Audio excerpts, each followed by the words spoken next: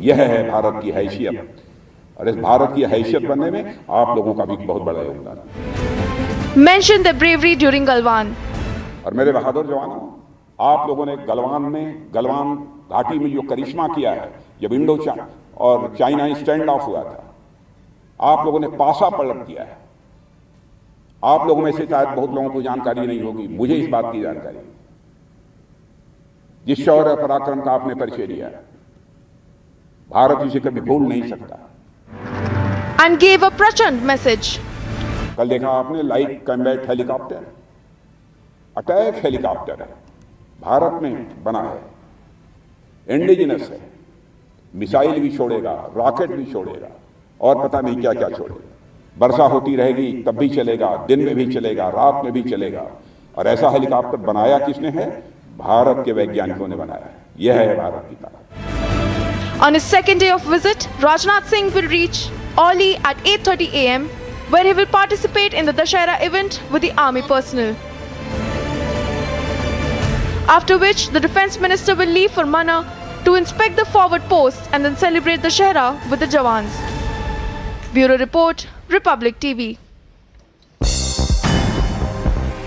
Here's also what's making news across the nation. Union Home Minister Amit Shah, during his visit to Jammu and Kashmir, tore into quote-unquote 3 families for looting Jammu and Kashmir. Commencing his speech at the rally, he hailed the PM and the abrogation of Article 370. जिन लोगों ने कश्मीर में राज किया, ये 3 परिवारों ने राज किया, मगर लोकतंत्र का मतलब उन्होंने अपने परिवारों में बना दिया। Amit Shah also announced that Prime Minister paved a way for reservation of numerous communities in Jammu and Kashmir after the abrogation of Article 370, receiving loud cheers from the crowd.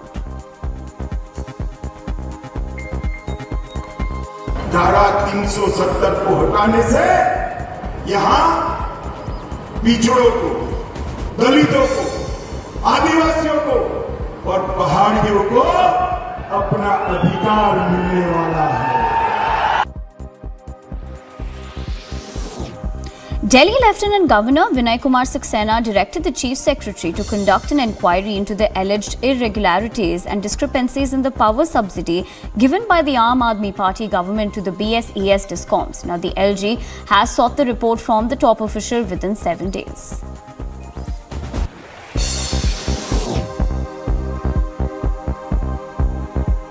Jammu and Kashmir's Director General of Prisons, Hemant K. Lohia, was found murdered at his residence here in Jammu, with police nabbing his domestic help as the main culprit and also ruling out the terrorism angle in the murder. The main accused in the case of the J&K DG's murder was arrested by the police between Ramban and Udhampur as multiple raids were undertaken in the 2 districts. However, the police has ruled out the terror angle and instead cited that the suspect's depression contributed to his act. ये कल शाम का वाकया है, बहुत ही दुखद घटना है। शुरुआती जांच में ऐसा लग रहा है कि एक लड़का जो डोमेस्टिक हेल्प के तौर पे उनके साथ काम करता था, 4-5 महीनों से काम कर रहा था, उसका हाथ है इस घटना में। CCTV फुटेजेस अवेलेबल है जिसमें वो भागता हुआ नज़र आ रहा है। जो हथियार इस कांड में इस्तेमाल हुआ है उसको बरामद कर लिया गया है। फिलहाल टेरर एंगल का कोई भी एविडेंस इसमें नहीं आया। In other news, the 90th IAF Day will be celebrated for the first time out of Delhi over the Sukna Lake in Chandigarh. Now, the fly-past rehearsal is scheduled to take place on October 8th. We get you more on this.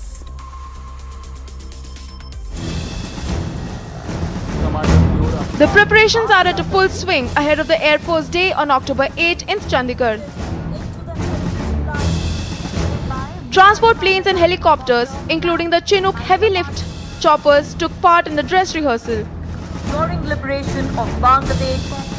In a historic first, the parade and fly past of the Air Force Day have been moved out of the National Capital Region by the IAF.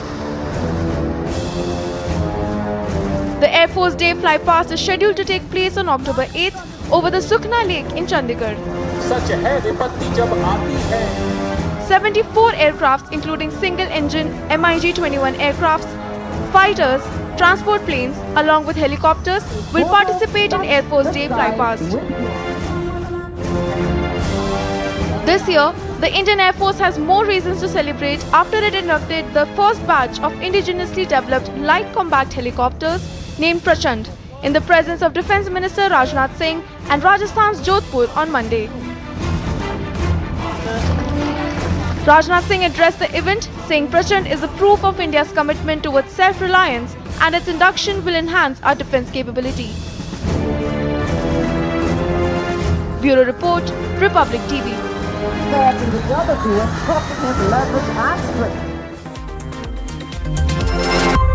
Slipping into a short break, but on the other side, Prime Minister Modi to visit Himachal today. Now, the Prime Minister will present aims to Himachal and he will also attend the Kullu Dussehra. And TRS likely to be renamed Bharata Rashtra Samiti as KCR preps for national foray. We'll get you the latest on that on the other side of the short break. Stay tuned.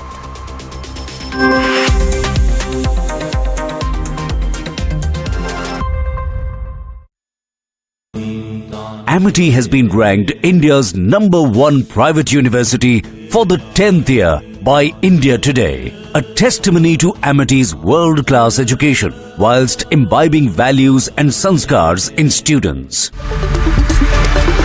Good evening and welcome, ladies and gentlemen. Union Home Minister Amit Shah's message during his ongoing visit to Jammu and Kashmir is simple, that Kashmir has totally changed. And he is absolutely right, there have been several changes. Amit Shah is 100% correct. And he's been at the forefront of these changes. And he's led it with conviction.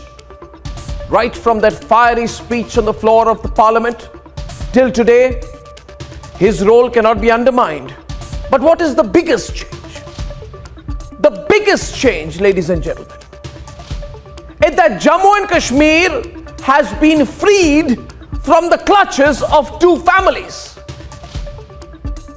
Two selfish families who have since 1965 contributed 2/3 of all chief ministers in Jammu and Kashmir and therefore run the state with a convenient family hold.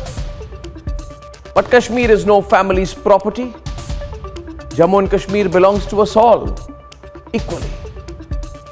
And the government, which through the Home Minister's much watched visit is sending a message of change, must ensure that never again in the future do an Abdullah or a Mehbooba Mufti rule Kashmir like it is their inheritance or their right. It is not.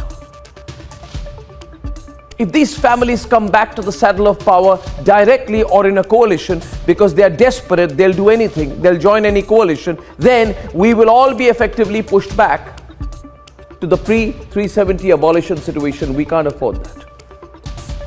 Because at their core, these two families want to scrape the last benefit for themselves.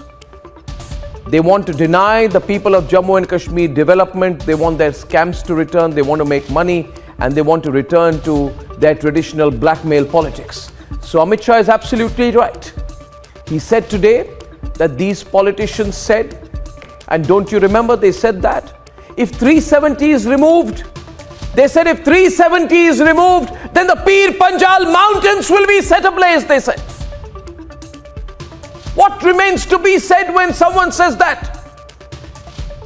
That the Pir Panjal mountains will be on fire. That was the kind of threat they put out. Now in the pursuit of power, these same parties, like the NC and the P.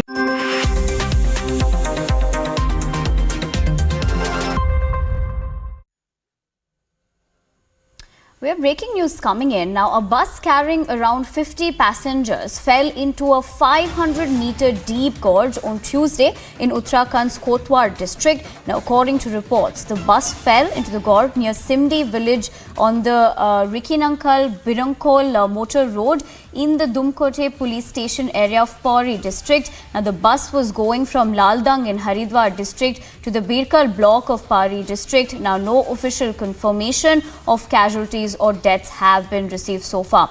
Now, the passengers were heading to a wedding in Pauri Now, police have informed that as many as 9 have been rescued so far. So that is the big breaking news where a bus carrying around 50 passengers fell into a 500 meter deep gorge. Now, for more information on this, we're joined in by our correspondent Ratan Negi. Ratan, अभी जो rescue operations है underway, अभी तक casualties according to the official, has there been any official statement as to how many rescue operation during this rescue operation कितने casualties है, अगर नहीं है, and also administration की तरफ से क्या statement आया है so far?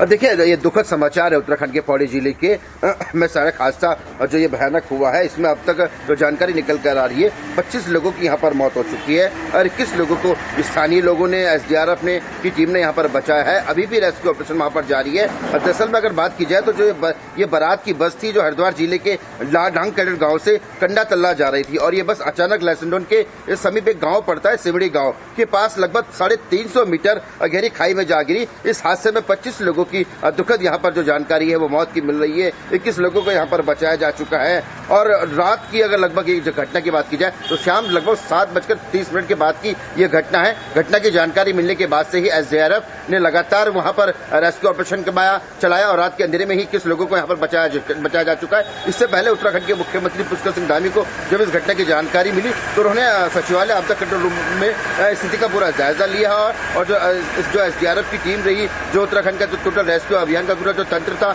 अमली जामा था, प्रशासनिक मची थी, उनको जल्द से जल्द राहत और बचाव कार्य करने के निर्देश दिए।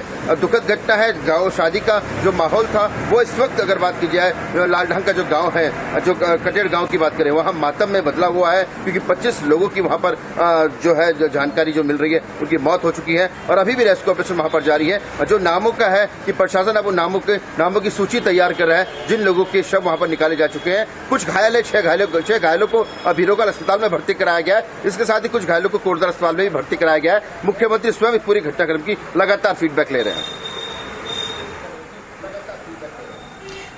ठीक है, thank you Ratan for joining us with the latest information on this, where a bus carrying around 50 passengers fell into a 500 meter gorge. Now what we're understanding so far is that the SDRF has also been deployed, and like Ratan told us as well, the Chief Minister has taken cognizance of this issue and the rescue operations are currently underway, and we will we will continue to track this particular story right here on Republic to get you the latest on that. But moving on to another news, a week after the government banned the Popular Front of India, the new information continues to emerge. Now, in the latest in Karnataka, the police have recovered the deleted data which has crucial information on PFI activities. Here are more details. It's a big breakthrough in Karnataka PFI members' arrest case.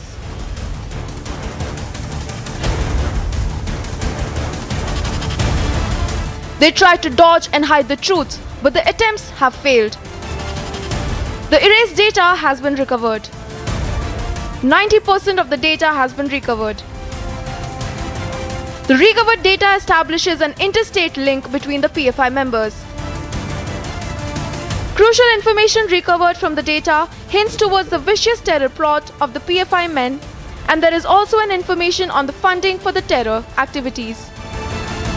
KG Cops have now got a massive breakthrough in the detention of the 15 PFI leaders who were taken into custody on the 21st of September.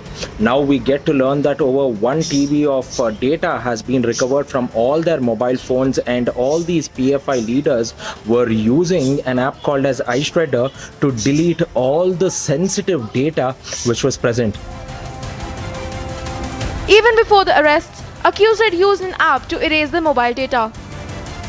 It is also now being learnt that the source of terror funding is also being known, and it is going ahead and pointing out to Middle Eastern countries from where the funds were transferred to the accounts of PFI leaders. Now there were also sensitive and crucial information regarding the communication between the interstate PFI leaders as well.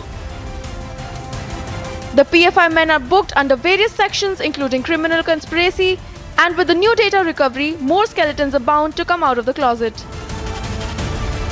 Bureau Report, Republic TV.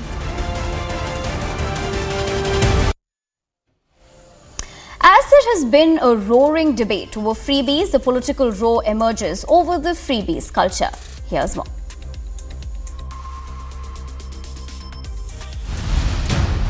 There has been a roaring debate over freebies. रेवड़ी culture वाले कभी आपके लिए नए expressway नहीं बनाएंगे, नए airport या डिफेंस कॉरिडोर नहीं बनवाएंगे। हमें मिलकर उनकी सोच को हराना है। But even today, watch how ahead of KCR's new party announcement, freebies, that is alcohol and live chickens, were distributed. Watch how brazen promises like this were made. భారతదేశ యావత్ రైతాంగానికి తెలంగాణ మాదిరిగానే ఉచిత కరెంట్ ఫ్రీ కరెంట్ ఇస్తామని చెప్పి Hear the unabashed defense of freebies. Delhi के गरीबों के बच्चे, मिडिल क्लास के बच्चों को मैं सरकारी स्कूलों में शानदार शिक्षा दे रहा हूँ, लेकिन फ्री में शिक्षा दे रहा हूँ। मैं लोगों से पूछना चाहता हूँ कि क्या मैं फ्री की रेवड़ियाँ बांट रहा हूँ? Last month, the Supreme Court already said a solution must be found. Now the Election Commission is proposing to bring in a disclosure form for all political parties on freebies. The idea is to rein in all poll promises that can have consequential and undesirable impact on financial sustainability. The fact is, mindless subsidies have cost us. बिजली बनाने से लेकर घर घर पहुंचाने तक का जिम्मा जिनका है, उनका लगभग 2.5 लाख करोड़ रुपए फंसा हुआ है इंफ्रास्ट्रक्चर पर, भविष्य की जरूरतों पर। निवेश हो पाएगा कि नहीं हो पाएगा? Will the fierce freebie defenders declare where the funding comes from?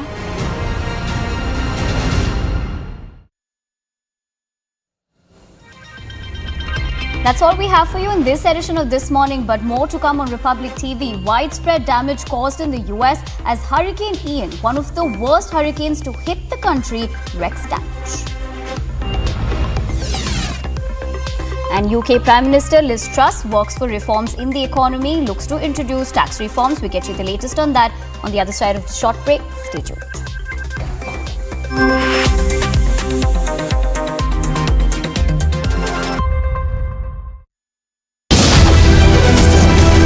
Steady amid recession.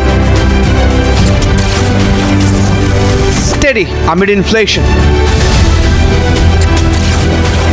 Goal is global dominance.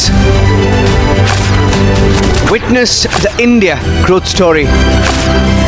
Republic Media Network brings you India's biggest economic summit. Time to once again action our destiny. Focus on mission superpower. Witness the India growth story. Republic Media Network brings you India's biggest economic summit. Time to once again action our destiny. Focus on mission superpower.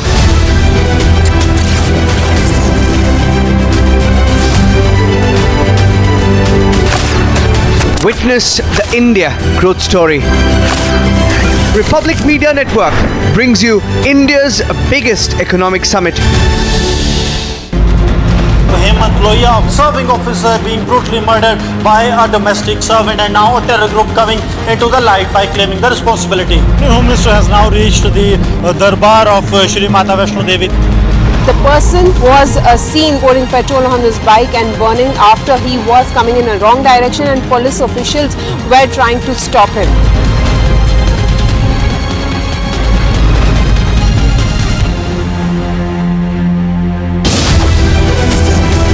Steady amid recession.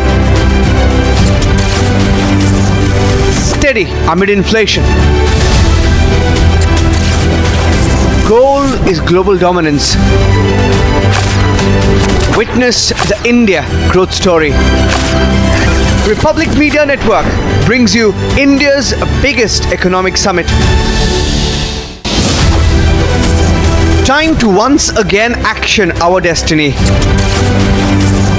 Focus on mission superpower. Witness the India growth story. Republic Media Network brings you India's biggest economic summit. Time to once again action our destiny. Focus on mission superpower. Mission superpower is the ultimate goal. There's no stopping the India story.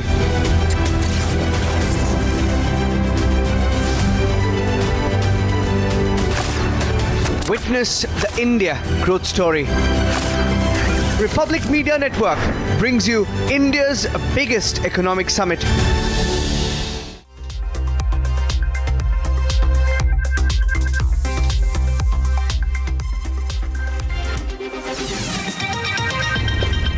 The headlines from across the globe: widespread damage caused in the United States as Hurricane Ian, one of the worst hurricanes to hit the country, wreaks severe damage.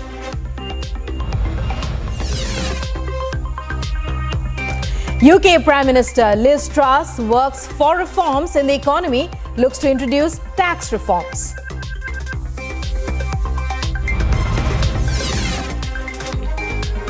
At least 2 lakh Russian recruits begin training as a partial mobilization is called for in Russia. 3 people jointly awarded Nobel Prize in Physics for work in quantum information.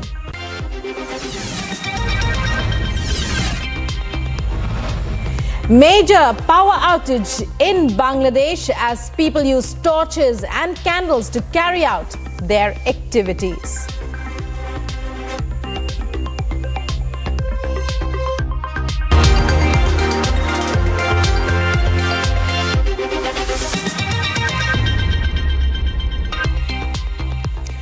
Hello and welcome. You're watching World This Morning here on Republic. I'm Rukma, and our top story: Hurricane Ian has wreaked havoc in the United States of America. As per authorities, nearly 1,900 people have been rescued so far. Search and rescue operations are still underway for those missing.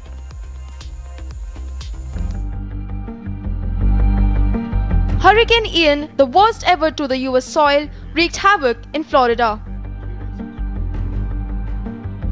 Watch how the hurricane destroyed lives in cities as danger continues to persist. People face another week without power, while others were being rescued from homes inundated with lingering floodwaters. So far, we've had more than 1,900 rescues, and the USAR teams with more than 1,000 personnel have gone door to door to 65 different structures to check on occupants. And those are mostly structures in the really hard-hit areas, the barrier islands and the like. This comes as the storm on shore, winds piled more water on an already inundated Chesapeake Bay. So far, at least 78 people have been confirmed dead, 71 in Florida itself. So today, more than 130 FDOT trucks deployed to begin working on the temporary bridge fix for Pine Island. And so they're going to be able to get that done relatively quickly. This is not necessarily going to be a bridge you want to go 45 miles an hour over maybe, but at least you have connectivity to the mainland. And their goal is to have it completed by the end of this week. Washed out bridges to barrier islands, flooded roadways, spotty cell phone service, and a lack of water, electricity, or the internet left hundreds of thousands isolated. However, authorities claim that the death toll could rise as crews continue searching homes in the hardest hit areas. We've had 4 incidents which has resulted in arrest. It saddens me, it sickens me that I'm going to say that people are looting at a time like this. But again, I wanted to get the message out clear. I mean, we're a law and order state. At every level, our attorney, Ashley General, does an amazing job. Our state attorney, Amira Fox. Our governor has made it clear we stand with our residents for law and order. You go in someone's house and you make that fatal error, you might walk in, okay, you'll be carried out. It is clear that the road to recovery from the last storm will be long and painful as search and rescue operations are underway. Agency report, Republic TV.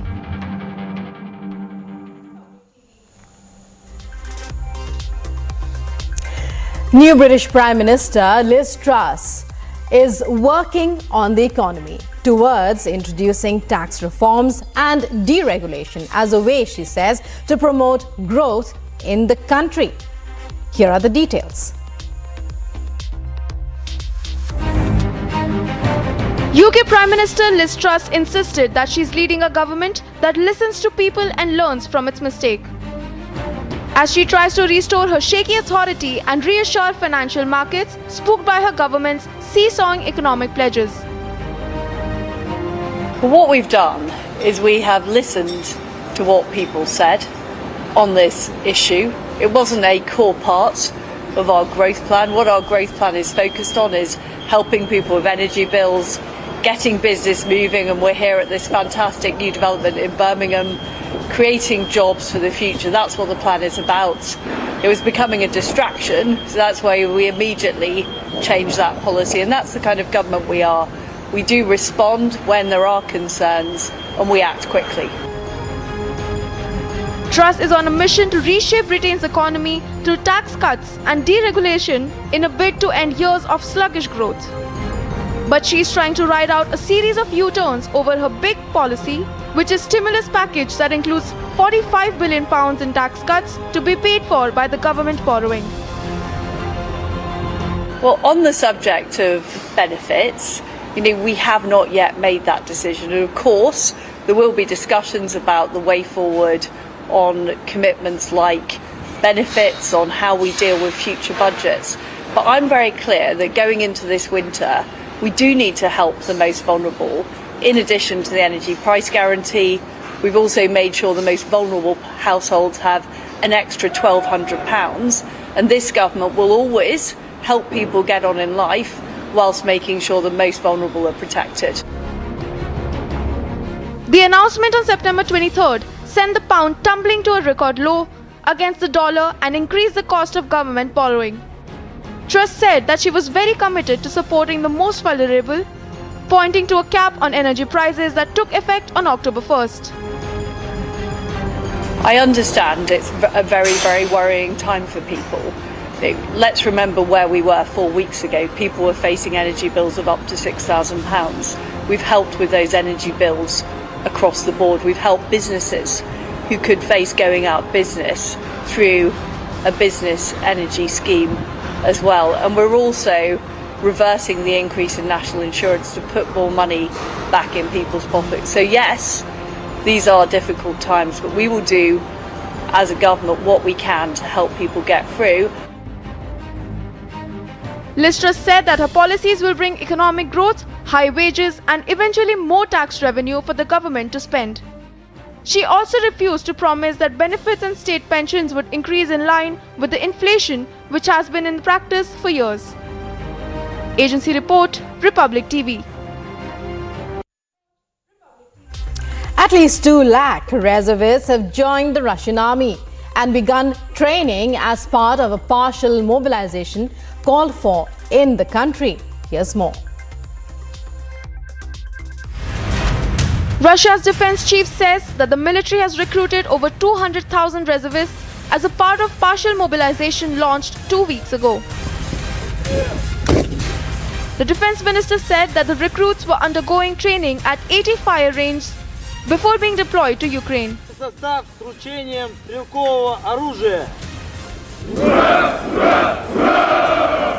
Recruits from the southern Russia were training in Russian-controlled Donetsk on Tuesday.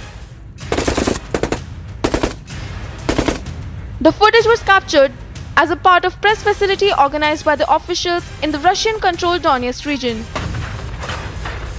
According to officials, recruits from the Rostov region were training on Tuesday before being sent to the front line.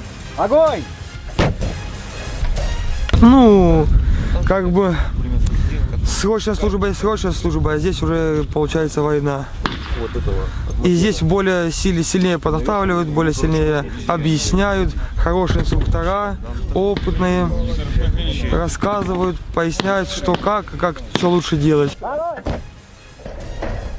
The footage shows recruits being instructed on how to hold, aim and load fire rifles, and one soldier was filmed firing a rocket-propelled grenade.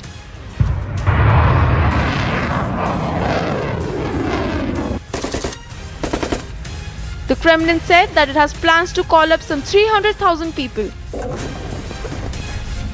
Russia's defense ministry has promised to only draft those who have combat or service experience.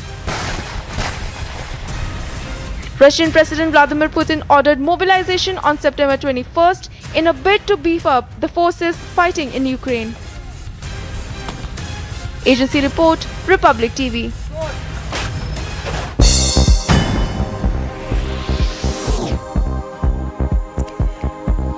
And in other top international stories, Russia's defense chief has informed that the military has recruited over 200,000 reservists as part of a partial mobilization launched 2 weeks ago. Defense Minister Sergei Shoigu said the recruits were undergoing training at 80 firing ranges before being deployed to Ukraine. German Chancellor Olaf Scholz, Dutch Prime Minister Mark Rutte and several ministers from both governments meet in Berlin, holding an exchange on key climate policy issues. A clash between inmates armed with guns and knives inside the Latacunga prison in central Ecuador on Monday left at least 15 dead and 20 injured. Officials attributed the fighting to national and international drug trafficking groups, which have turned the Andean nation's prisons into the scene of repeated massacres. Former Bulgarian Prime Minister Boyko Borisov, whose centre-right GRB party emerged as the winner in Bulgaria's parliamentary elections, has informed he had offered talks with his political opponents to form a government as an expression of goodwill. He stated he neither wants to be member of parliament, nor minister, nor prime minister. Motorcycle riding gunmen kill a long-time radio commentator in metropolitan Manila in a latest attack on a member of the media in the Philippines, considered one of the world's most dangerous countries for journalists. The matter is under investigation.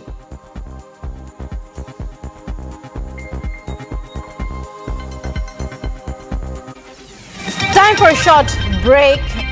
But coming up after that, 3 people jointly awarded Nobel Prize in Physics for work in quantum information.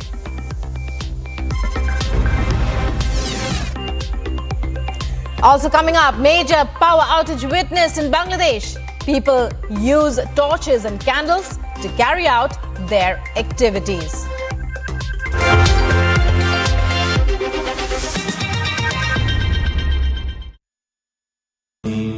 Amity has been ranked India's #1 private university for the 10th year by India Today, a testimony to Amity's world-class education whilst imbibing values and sanskars in students.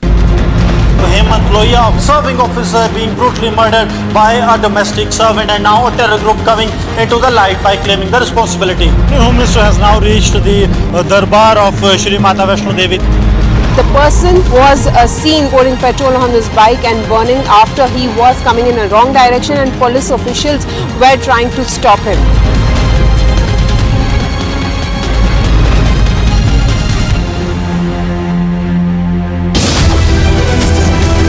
Steady amid recession. Steady amid inflation. Goal is global dominance. Witness the India growth story. Republic Media Network brings you India's biggest economic summit. Time to once again action our destiny. Focus on mission superpower. Witness the India growth story. Republic Media Network brings you India's biggest economic summit. Time to once again action our destiny. Focus on mission superpower.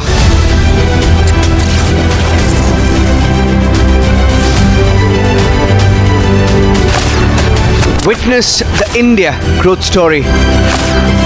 Republic Media Network brings you India's biggest economic summit.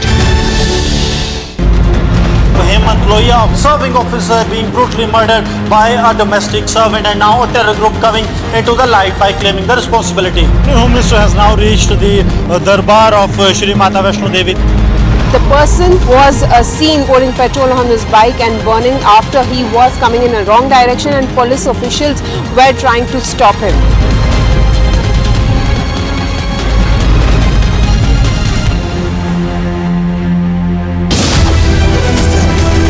Steady amid recession. Steady amid inflation. Goal is global.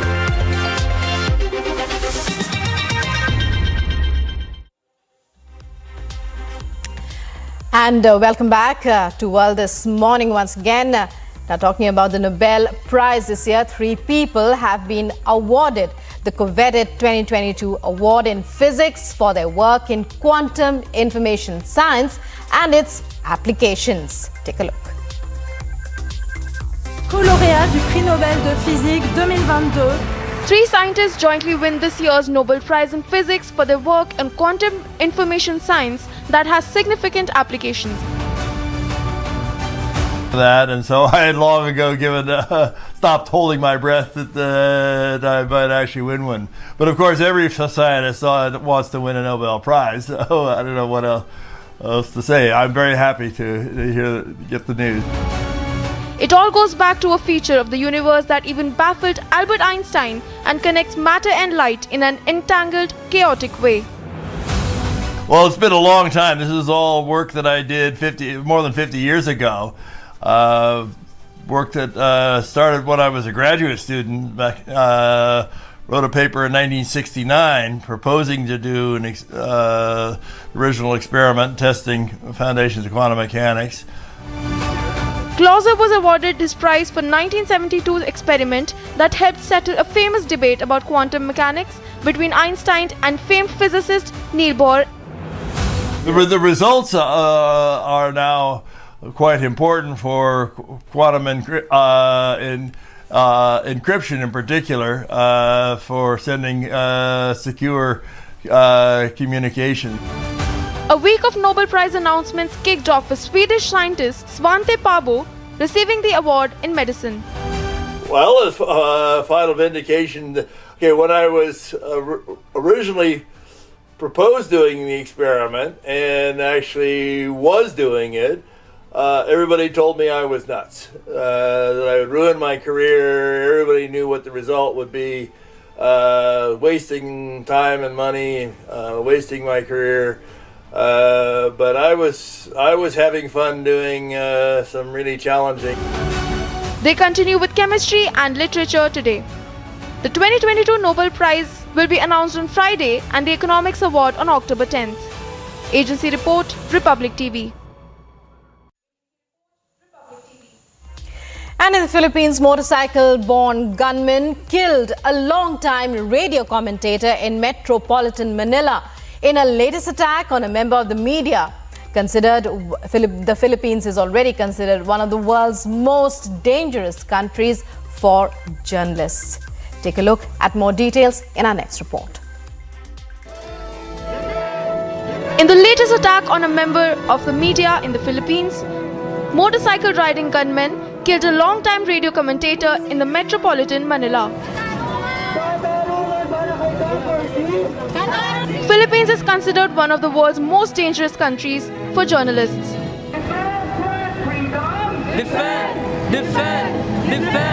Police said that Percival Mabasa was driving his vehicle at night when 2 men on the motorcycle approached him and shot him twice in the head. relations between media and the government were not that good under Duterte, and under a Marcos administration, we were hoping that it could be a fresh start. But this shows, this attack shows that the same conditions that existed under Duterte are still here, and this is a challenge for the new government to show that they do respect press freedom, that they understand the role of journalists, and that they will protect us while we do our jobs.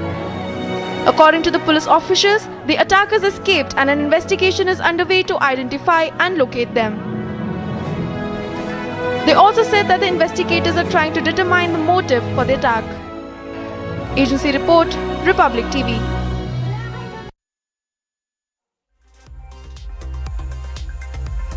And several areas in Bangladesh faced a power blackout with people across the country carrying out their work under torches and candles. Here's more.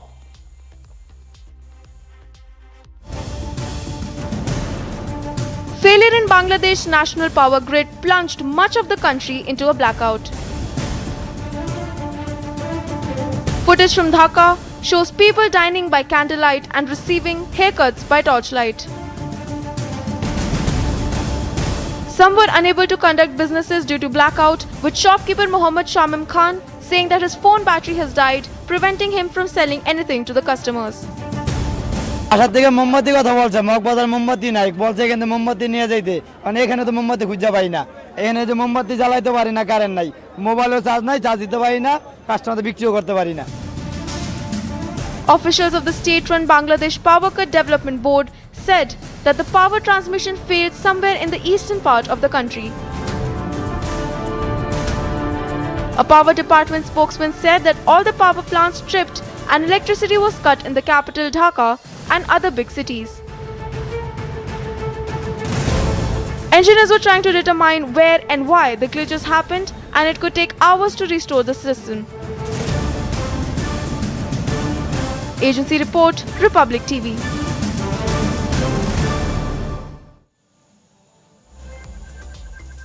In Ecuador, at least 15 prisoners were killed and about 20 were wounded in the latest riot to hit the country's troubled prison system. Here's more.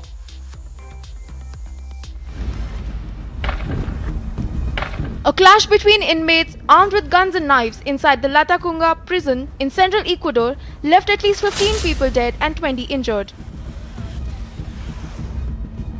Officials have attributed the fighting to national and international drug trafficking groups.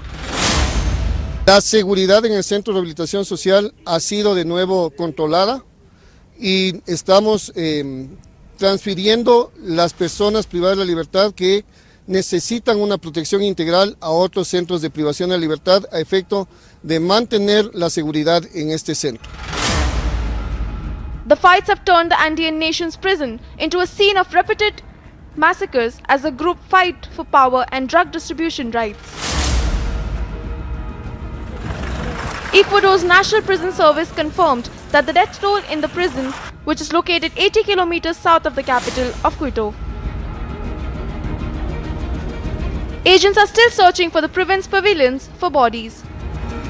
Salían bastante detenidos de ahí dentro de cárcel, parece que han hecho huecos por ahí y vimos que salía bastante y algunos creo que se escaparon.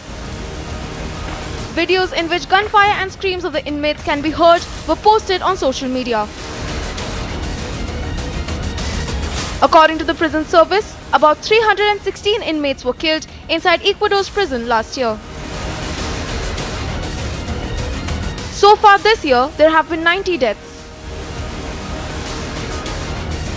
The worst massacre took place in September of last year in the literal prison in Guayaquil, where 125 prisoners were killed.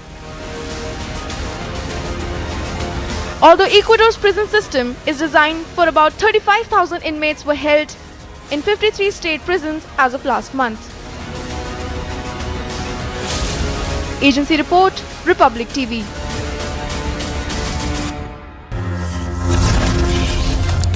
And that's all we have for you in this edition of World This Morning. But coming up in the Morning Express, Amit Shah's final leg of Jammu and Kashmir visit today. Home Minister set to address a rally in Baramulla. Also coming up, Prime Minister Modi to visit Himachal today to present aims to Himachal Pradesh. Will also attend Kulu Dussehra.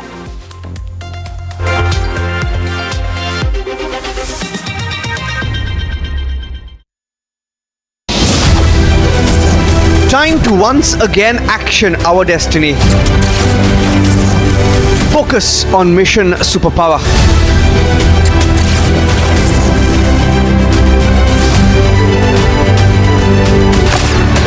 Witness the India growth story. Republic Media Network brings you India's biggest economic summit.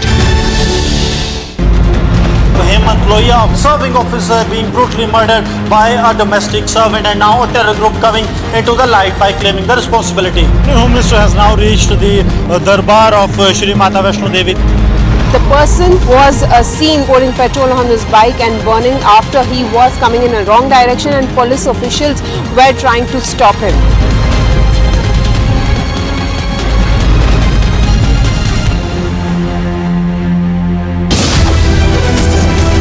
Steady amid recession. Steady amid inflation. Goal is global dominance. Witness the India growth story. Republic Media Network brings you India's biggest economic summit.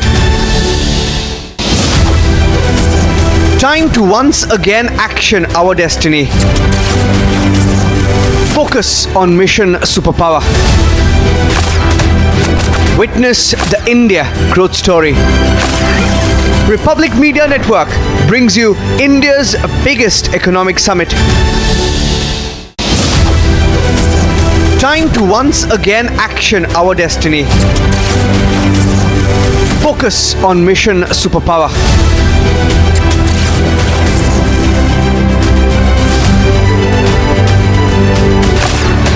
Witness the India growth story. Republic Media Network brings you India's biggest economic summit.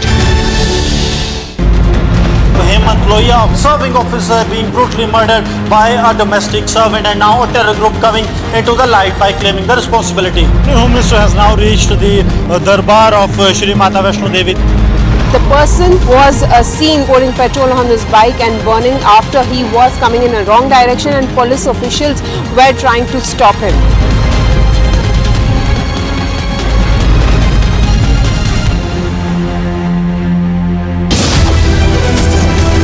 Steady amid recession. Steady amid inflation. Goal is global dominance. Witness the India growth story. Republic Media Network brings you India's biggest economic summit. Time to once again action our destiny. No longer on the fence anymore. A new India is empowering a paradigm shift.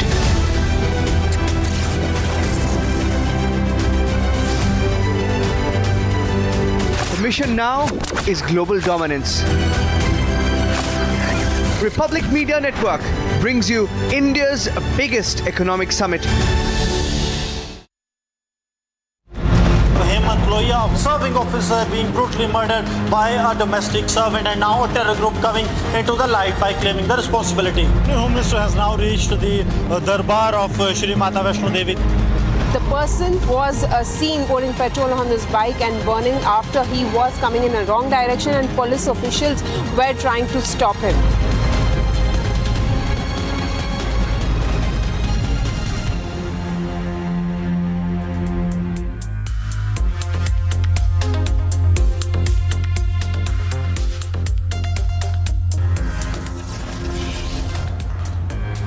Amit Shah's final leg of the Jammu and Kashmir visit today. Home Minister set to address a rally in Baramulla. Prime Minister Modi is to visit Himachal Pradesh, will inaugurate an AIIMS, will also attend the Kulu Dussehra.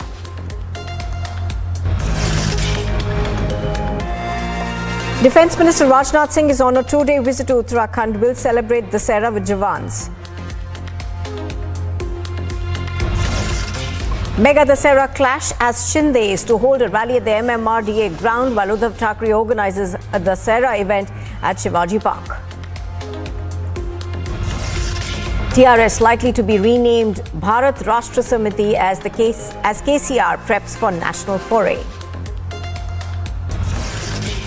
JDS leader HD Kumaraswamy jets off to Hyderabad with 20 MLAs to attend KCR's national party launch.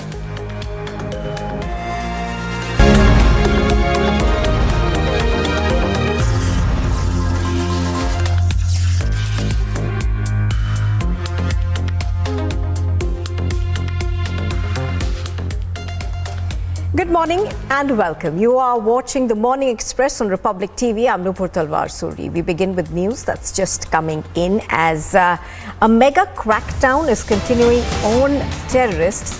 3 local terrorists linked with the proscribed terror outfit, the Jaish-e-Mohammed, have been killed in an encounter in the Drach area of Shopian. The second encounter is at Mulu and is currently still underway, and one terrorist there has been neutralized. So, one terrorist neutralized so far. Drach, there are also reports that seem to now suggest that cordon and search operations are on while 3 terrorists have been neutralized over there.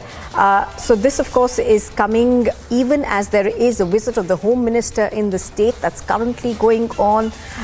Do remember that there has been a bit of a spike in these terrorist activities that have been reported from Jammu and Kashmir over the past week or so now. Zeenat is on the phone line. She joins us this morning. Good morning, Zeenat. Zeenat, to begin with, give us a sense of what's happening in both these operations. Now, one operation we understand that there is a cordon and search ops that's currently on. 3 terrorists neutralized over there, but there's another encounter that's happening. So give us a sense of what's happening there as well. Nupur, very good morning. The operation in Shopian district of South Kashmir is concerned.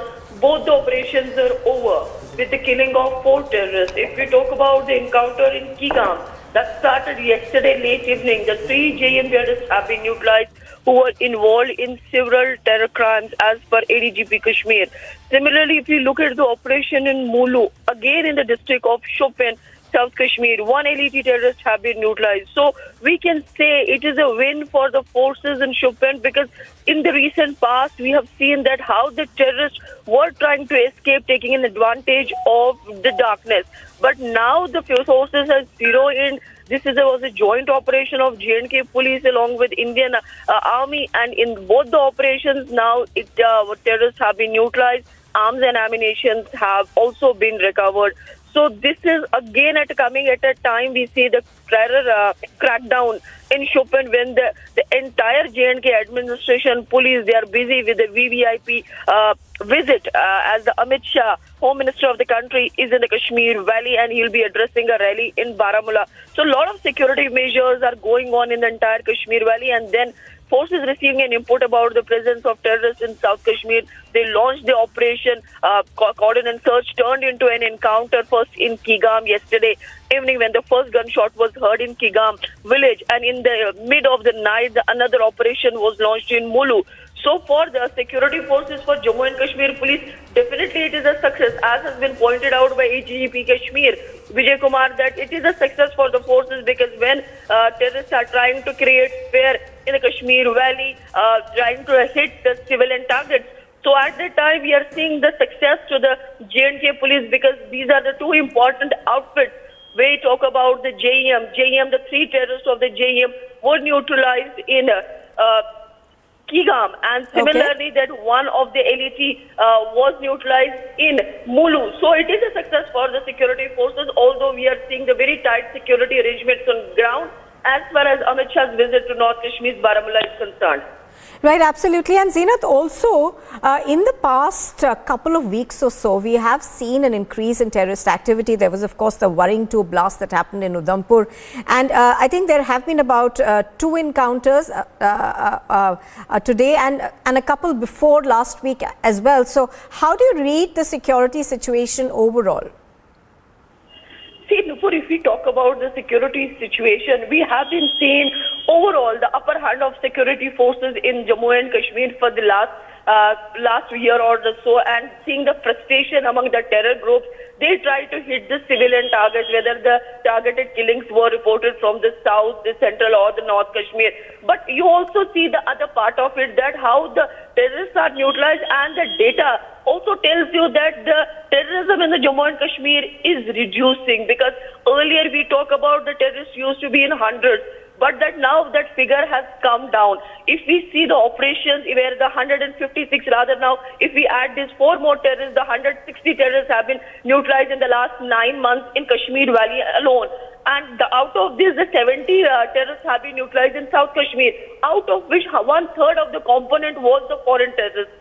So this tells you the figures are speaking. It is not we are discussing about it, we're reporting, but the figures that are on ground, Absolutely. that are quite available to the people, that see in these operations, and the bigger success for the forces in the operation was that there was no collateral damage, because which is more a bigger thing for the security forces, because when you kill a terrorist and then you suffer the civilian casualty or something, it doesn't make that way. It doesn't make any more sense, because then they say there are the people who say that they could not be able, security forces were not able to do the operations successfully because there is a collateral damage. But if we see the graph of the operations this year, single collateral damage, and that was also because the forces were trying to evacuate civilians, and when the Pakistani terrorists launched grenade attacks or the other thing, otherwise a very clean operation had taken place in the Kashmir Valley. This tells you that yes, people are not supporting the terrorism and the kind of input that the security forces now receive. Most of them are based on the human aid operations or launch. That means the people are coming out, they are giving information to the security forces. Absolutely. So large success over there for security forces. Once again, we're now learning that about 4 terrorists have been neutralized in the 2 areas, but an operation is currently on. Zenith, our Kashmir Bureau Chief, getting us those inputs. Thank you very much. Now moving on to some political news. Telangana's Chief Minister and the TRS leader K. Chandrasekhar Rao is all set to launch a national party ahead of the 2024 Lok Sabha elections. Now, after having failed to unite the opposition back in 2019, this move is the next step towards fulfilling his prime ministerial ambitions and unite opposition parties against the BJP. Telangana Rashtra Samiti is likely to be named as Bharata Rashtra Samiti as he prepares to emerge as a national force. TRS President and Telangana Chief Minister K. Chandrasekhar Rao is expected to announce the new name of the party today on the occasion of Vijay Dashmi. The exercise and the plan to reach out to people by pitching its Telangana good governance model is part of party's effort to foray into national politics. Following the change of name, the Election Commission would be apprised of the change as per the Representation of the People Act and relevant rules. Former Telangana Chief Minister H.D. Kumaraswamy reached Hyderabad along with 20 MLAs. However, BJP questioned the credibility of the National Party. People are really vexed up whether the KCR announces a regional party or national party or an international party also. People doesn't have any objection. It's a very, very trivial matter, and then Bharatiya Janata Party really sees no potential threat with the KCR announcing, it's supposed to be announcing the national party. Meanwhile, TRS leader Rajnath Srihari was seen distributing alcohol bottles and live chickens to labourers in Warangal. Ahead of the 2024 Lok Sabha election, KCR has time and again given a call for the united opposition in order to oust BJP from power. Notably, he has been meeting various political leaders in an effort to bring the opposition parties together. The question is, will all these national parties, will so many national parties, which, by the way, with a primary plank of being an anti-Modi stand, will they, by virtue of being anti-Modi, end up being strong opponents to the BJP, or will they end up cutting the votes of the BJP? Now that's the big question, and all eyes will be on Hyderabad. Republic TV, of course, will be live, and we are tracking every single update as the story develops in Hyderabad.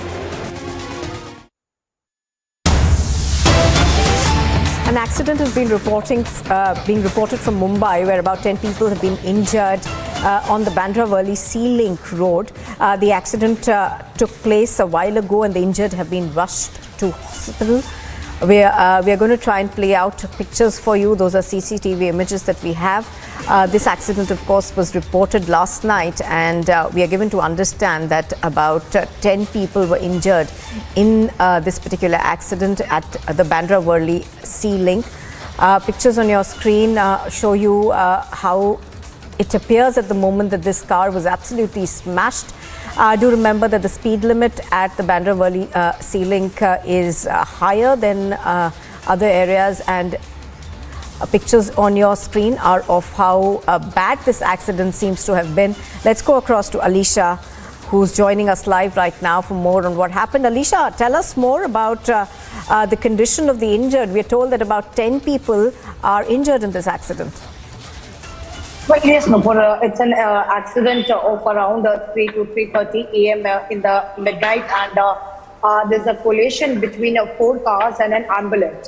What more we know that in this whole entire accident, where 10 people have been injured and they have been admitted to the nearest hospital. Moreover, from the hospital are also informed that there are 5 people who have been critically injured, and the treatment is till now underway. Even the accident when happened, there were the police officials and the authorities who reached to the spot, and the cars as of now has been towed and they have been taken to another side, but to avoid the traffic. But yes, it's sometime about in the midnight 3 to 3:30 a.m.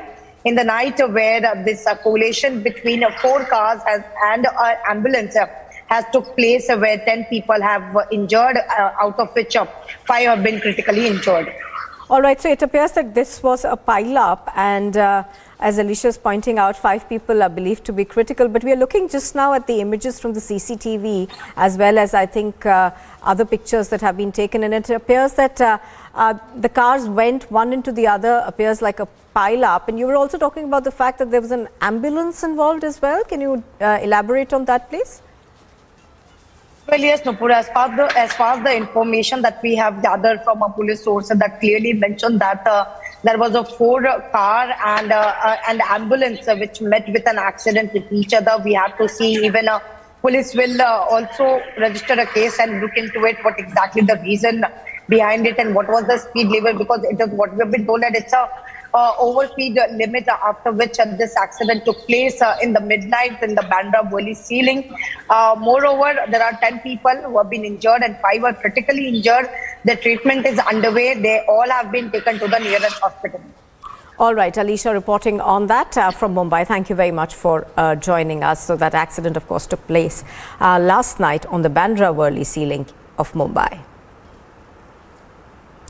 Now, the Union Home Minister Amit Shah, while addressing a rally in Rajouri in Jammu and Kashmir, said that the Prime Minister had paved the way for reservations for larger sections of society in Jammu and Kashmir after the abrogation of Article 370.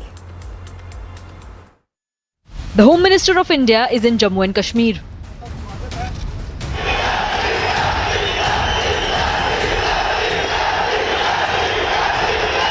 And he has come carrying a clear message for the Gupkar gang.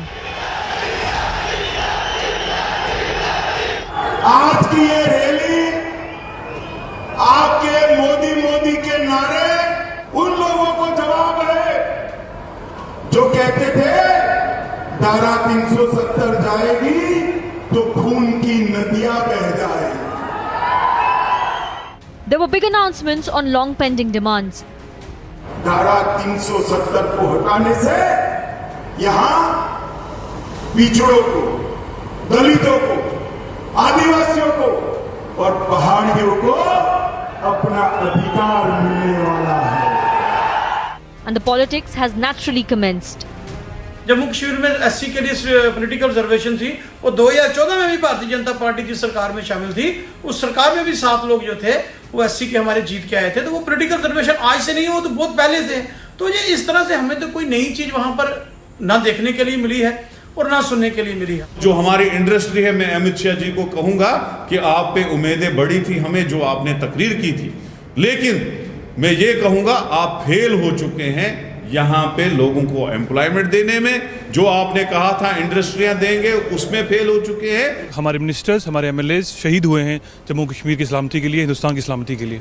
और अमित शाह साहब का ये बयान मैं इसको serious से नकारता हूँ और ये ज़रूर कहना चाहूँगा कि जिस डेवलपमेंट की वो बात कर रहे हैं वो ग्राउंड पे नज़र नहीं आ रही है। ऑन ग्राउंड जो सिचुएशन जो है, ग्राउंड रियलिटी बदली नहीं है। But what is undeniable is that the face of Kashmir is changing.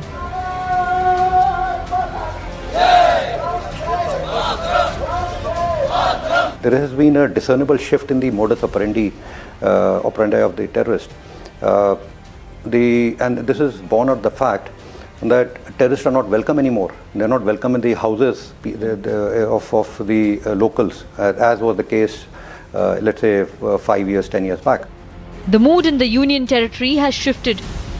People have started arriving for the mega rally of Union Home Minister Amit Shah to the Union Territory of Jammu and Kashmir. The people of the Pahari community, they have lined up here in large numbers. They are getting the security clearance to get inside, and they are very hopeful that this time they will be getting the ST status. The Home Minister is calling out those who held the region back.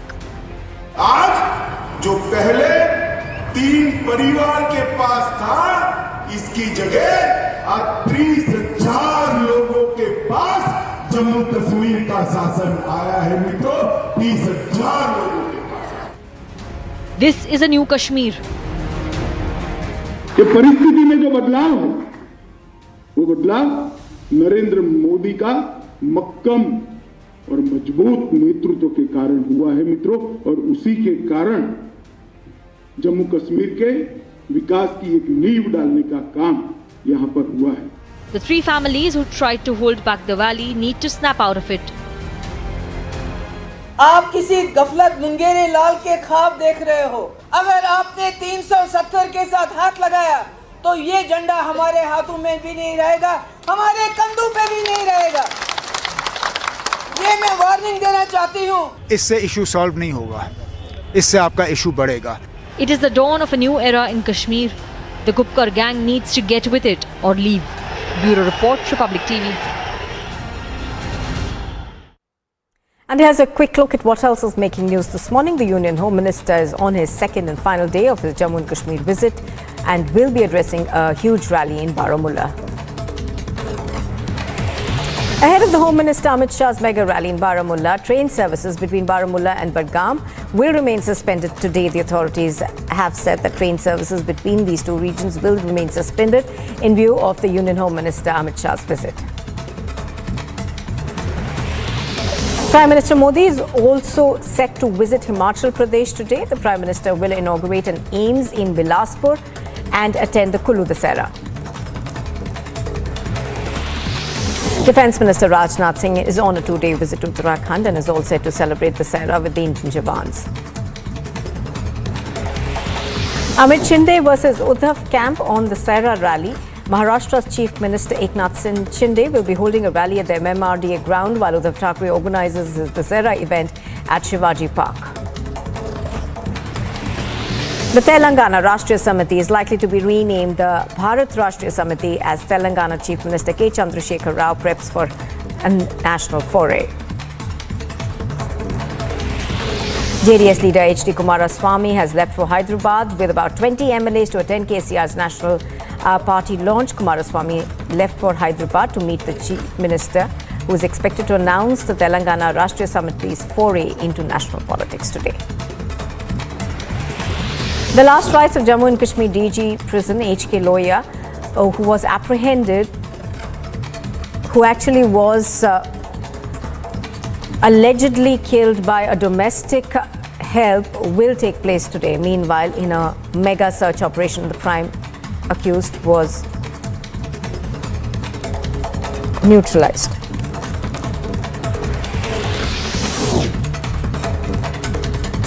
Rescue operations in Uttarakhand will resume today as massive avalanche hit the Dokriani Bamak Glacier. Meanwhile, a 5-member team of the SDRF and 3 instructors were dropped by helicopter at the glacier. Ahead of the Gujarat Assembly elections, a big setback to the Badra Congress as the Congress MLA Visavadar Harshad Ribadia resigned from the party. Meanwhile, soon after, speculation of him joining the ruling Bharatiya Janata Party has now begun.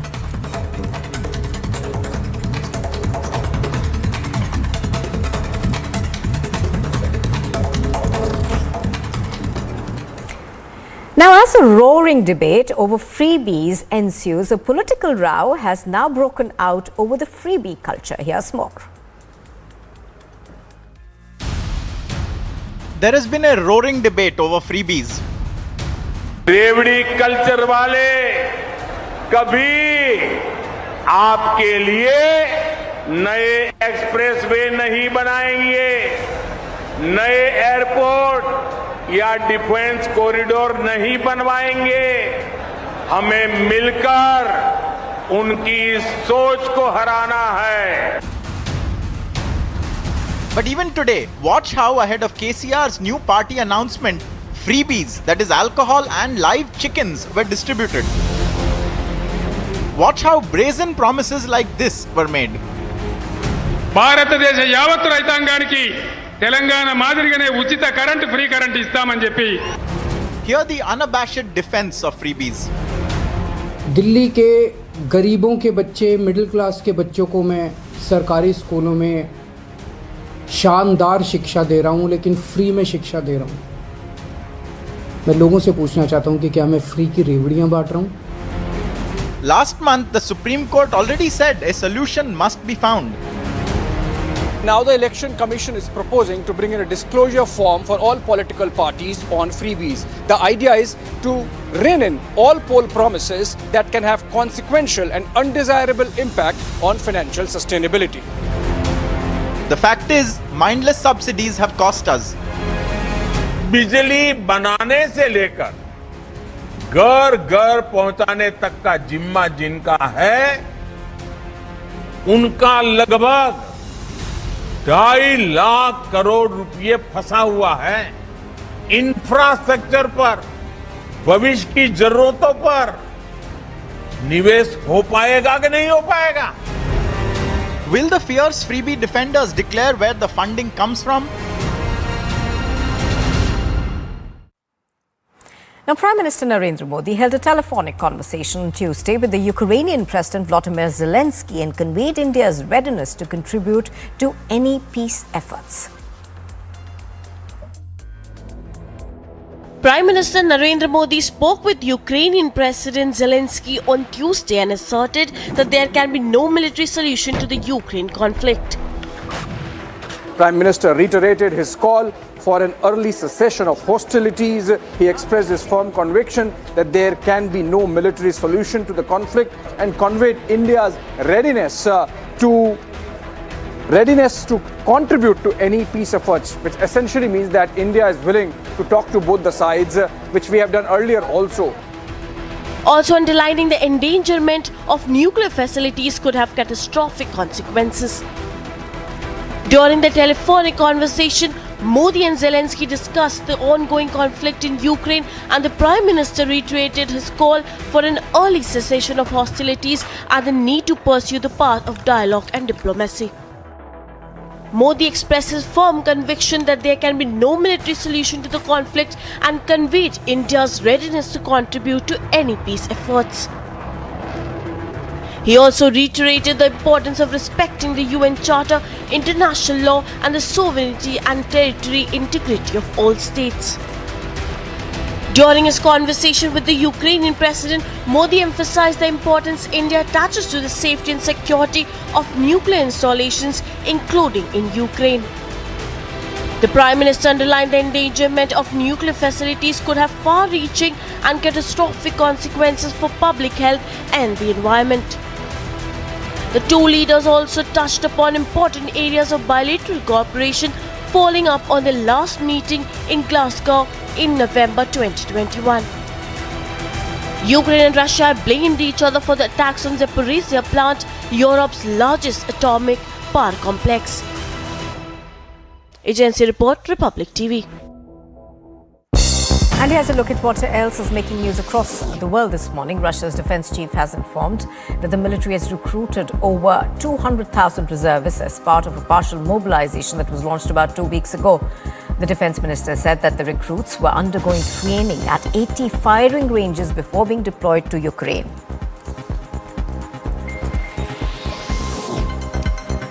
German Chancellor Olaf Scholz, the Dutch Prime Minister Mark Rutte and several ministers from both governments have met in Berlin. They are holding an exchange on key climate policy issues.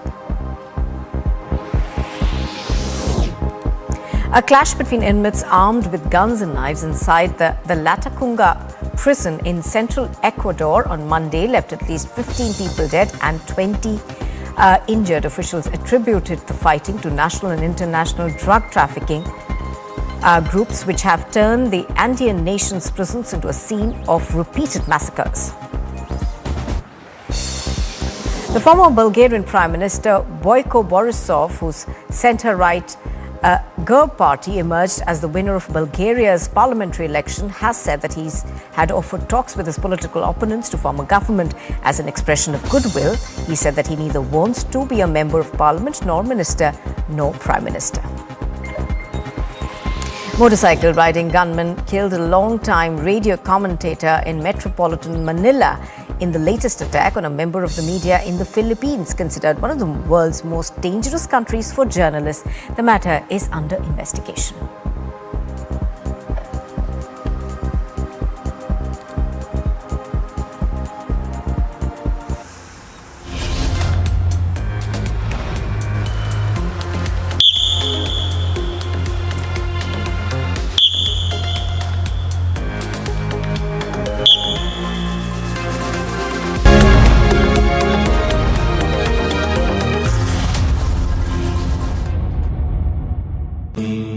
Amity has been ranked India's #1 private university for the 10th year by India Today, a testimony to Amity's world-class education whilst imbibing values and sanskars in students.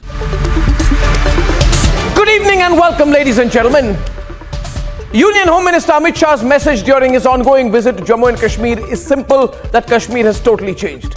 And he is absolutely right, there have been several changes. Amit Shah is 100% correct, and he's been at the forefront of these changes, and he's led it with conviction. Right from that fiery speech on the floor of the parliament till today, his role cannot be undermined. But what is the biggest change? The biggest change, ladies and gentlemen, is that Jammu and Kashmir has been freed from the clutches of two families. Two selfish families who have since 1965 contributed 2/3 of all chief ministers in Jammu and Kashmir and therefore run the state with a convenient family hold. But Kashmir is no family's property. Jammu and Kashmir belongs to us all equally. And the government, which through the Home Minister's much watched visit is sending a message of change, must ensure that never again in the future do an Abdullah or a Mehbooba Mufti rule Kashmir like it is their inheritance or their right. It is not. If these families come back to the saddle of power directly or in a coalition because they are desperate, they'll do anything, they'll join any coalition, then we will all be effectively pushed back to the pre-370 abolition situation. We can't afford that. Because at their core, these two families want to scrape the last benefit for themselves. They want to deny the people of Jammu and Kashmir development. They want their scams to return. They want to make money, and they want to return to their traditional blackmail politics. 2021, the Indian economy was all geared up. We are headed for greatness as a nation. We will be a superpower. If there's something that I want to see in our lifetime, it is to have our best living years as a citizen of a superpower. Now there's a new goal, Mission Superpower. Witness the India growth story. Republic Media Network brings you India's biggest economic summit.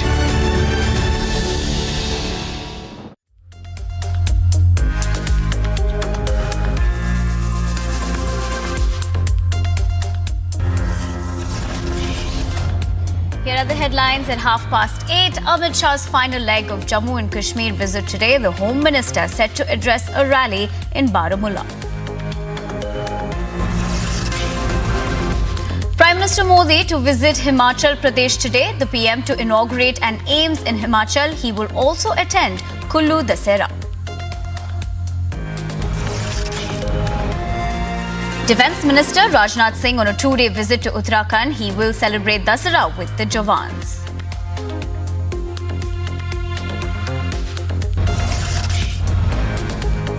Mega Dussehra clash as Shinde to hold rally at the MMRDA ground while Uddhav Thackeray organises Dussehra event at Shivaji Park. TRS likely to be renamed Bharata Rashtra Samiti as KCR preps for national foray. And mega crackdown on terror in Jammu and Kashmir. 4 terrorists gunned down in twin encounters in Shopian.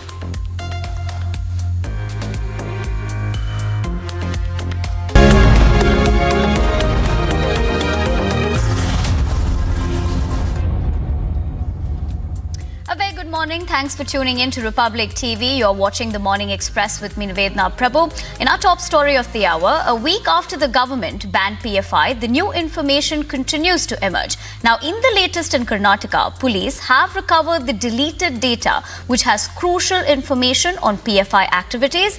Here are more details. It's a big breakthrough in Karnataka PFI members' arrest case.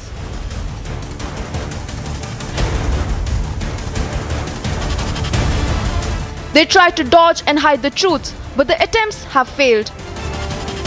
The erased data has been recovered. 90% of the data has been recovered. The recovered data establishes an interstate link between the PFI members. Crucial information recovered from the data hints towards the vicious terror plot of the PFI men, and there is also an information on the funding for the terror activities. KG cops have now got a massive breakthrough in the detention of the 15 PFI leaders who were taken into custody on the 21st of September. Now we get to learn that over 1 TB of data has been recovered from all their mobile phones, and all these PFI leaders were using an app called as iShredder to delete all the sensitive data which was present. Even before the arrests, accused had used an app to erase the mobile data. It is also now being learnt that the source of terror funding is also being known, and it is going ahead and pointing out to Middle Eastern countries from where the funds were transferred to the accounts of PFI leaders. Now there were also sensitive and crucial information regarding the communication between the interstate PFI leaders as well.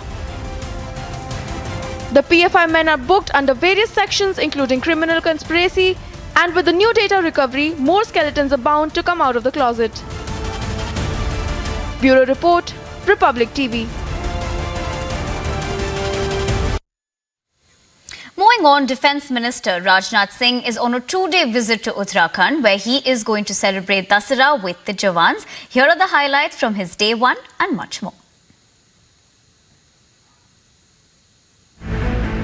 Defence Minister Rajnath Singh landed in Dehradun last evening.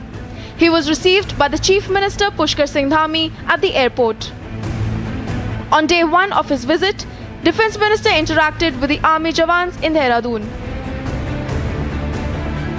Rajnath Singh lauded the courage of Indian soldiers. मित्रों, आप सब पर मैं कह सकता हूं कि मुझे बेहद नाज है। लेकिन आज यदि भारत बोलता है तो लोग कान खोलकर सुनते हैं कि भारत बोल क्या रहा है। यह है भारत की हैसियत, और इस भारत की हैसियत बनने में आप लोगों का भी बहुत बड़ा योगदान है। Mentioned their bravery during Galwan. और मेरे बहादुर जवानों, आप लोगों ने गलवान घाटी में जो करिश्मा किया है, जब इंडो और चाइना स्टैंड ऑफ हुआ था, आप लोगों ने पासा पलट दिया है। आप लोगों में से शायद बहुत लोगों को जानकारी नहीं होगी, मुझे इस बात की जानकारी, जिस शौर्य पराक्रम का आपने परिचय दिया, भारत इसे कभी भूल नहीं सकता। And gave a प्रचंड मैसेज। कल देखा आपने light combat helicopter, attack helicopter है, भारत में बना है, इंडिजिनस है, मिसाइल भी छोड़ेगा, रॉकेट भी छोड़ेगा, और पता नहीं क्या क्या छोड़ेगा। वर्षा होती रहेगी तब भी चलेगा, दिन में भी चलेगा, रात में भी चलेगा। और ऐसा हेलीकॉप्टर बनाया किसने है? भारत के वैज्ञानिकों ने बनाया। यह है भारत की ताकत। On his second day of visit, Rajnath Singh will reach early at 8:30 a.m. where he will participate in the Dussehra event with the army personnel. After which, the defense minister will leave for Manna to inspect the forward post and then celebrate the Dussehra with the Jawans. Bureau Report, Republic TV. Air Chief Marshal V.R. Chaudhary has spoken about the situation at the Indian border shared with the Chinese at the LAC. Now, he focused on about how the need of the hour was to maintain a status quo. Take a look. Annual customary pre-Air Force Day press conference, Air Chief V.R. Chaudhary has raised concerns, however mildly, about the process of theatrization of commands and the effect it could have on the Indian Air Force. He has said that every service has a doctrine and those doctrinal structures should not be tinkered beyond a certain. Air Chief Marshal V.R. Chaudhary made it clear that the Indian Air Force is not opposed to the Tri-Services theatrization plan, but asserted that the aspects of the force should not be compromised by the proposed structures. At a press conference ahead of the Air Force Day on October 8, he said the IF has recently updated and revised to keep it relevant, noting that no single service can win wars on its own. Air Power has the unique capacity of undertaking independent strategic operations as well as operations coordinated with sister services and other arms of the national security apparatus. We understand the imperatives of joint planning and execution in future wars and are keen on integrating the efforts of the three services. With General Anil Chauhan taking charge as the new Chief of Defence Staff last week, it is expected that the ambitious theatrization process of the three services will move forward. According to the plan, each of the theatre commands will have units of the Army, the Navy and the Air Force, and all of them will work as a single entity, looking after the security challenges in a specified geographical territory under an operational commander. At present, the Army, Navy and the Air Force have separate commands. A plan was formed up for initially creating an Air Defence Command and Maritime Theatre Command. He also added that the situation on the line of control in Ladakh can be considered normal only if there is a return to status quo ante and withdrawal of Chinese troops at all friction points. The Indian Air Force continues to be ever vigilant and deployed. Our air defense elements are deployed 24/7, 365 days of the year to prevent any violation or transgression of our national airspace. When asked about recent incidents of Chinese fighter jets flying close to the LAC, he said appropriate non-escalatory measures have been taken and a message was sent to neighbours' country. Bureau Report, Republic TV.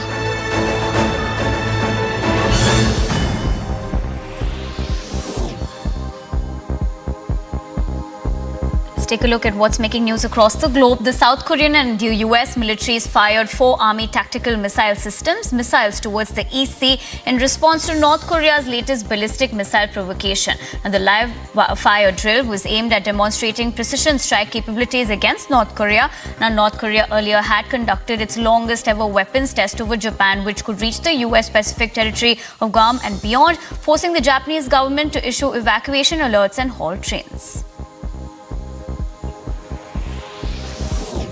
The shattered people of the recently retaken village of Chandriholwe village in the Donetsk region are struggling to put their lives back together post the damage caused in Russian occupation for almost half a year. Now, the village was reclaimed by Ukraine on September 26th, but its residents continue to live without electricity and running water. Frenchman Alain Aspect said that he was really taken by surprise when he found out about this year's Nobel Prize in Physics, which he shared with American John F. Clauser and Australian Anton Zillinger jointly. Now, the three scientists were cited by the Royal Swedish Academy of Sciences for proving that tiny particles could retain a connection with each other even when separated. Well, I think it shows that quantum, which is fantastic, has been here on the agenda for more than 1 century, and there is still a lot of mysteries, of strange things to discover in the quantum. It shows that the quantum is still alive. Because of course, this prize today, in my opinion, is anticipating one that will be one day on quantum technologies. The intense saga of Elon Musk's on and off purchase of Twitter finally took a turn towards a conclusion after he proposed to buy the company at the originally agreed price of $44 billion. The Tesla CEO made the surprising turnaround not on Twitter but in a letter which the company disclosed in a filing yesterday with the US Securities and Exchange Commission. Musk's move surfaced in less than 2 weeks before a trial between the two parties is scheduled to start in Delaware. After almost a month of the Haitian Prime Minister Ariel Henry announcing a rise in fuel prices, the country still finds itself in a state of chaos and near complete paralysis not seen in decades. Now, the price hike resulted in protests with roads blocked, scarce fuel and businesses shut down. Now, Haiti's most powerful gang even took to blocking access to country's largest fuel terminal, stating that they won't back down until Henry steps down. Brazil's presidential candidates reached out to the country's religious communities to draw voters of faith as a part of their campaign for what is expected to be an intense fight as far-right Jair Bolsonaro will face leftist Luiz Inácio Lula da Silva.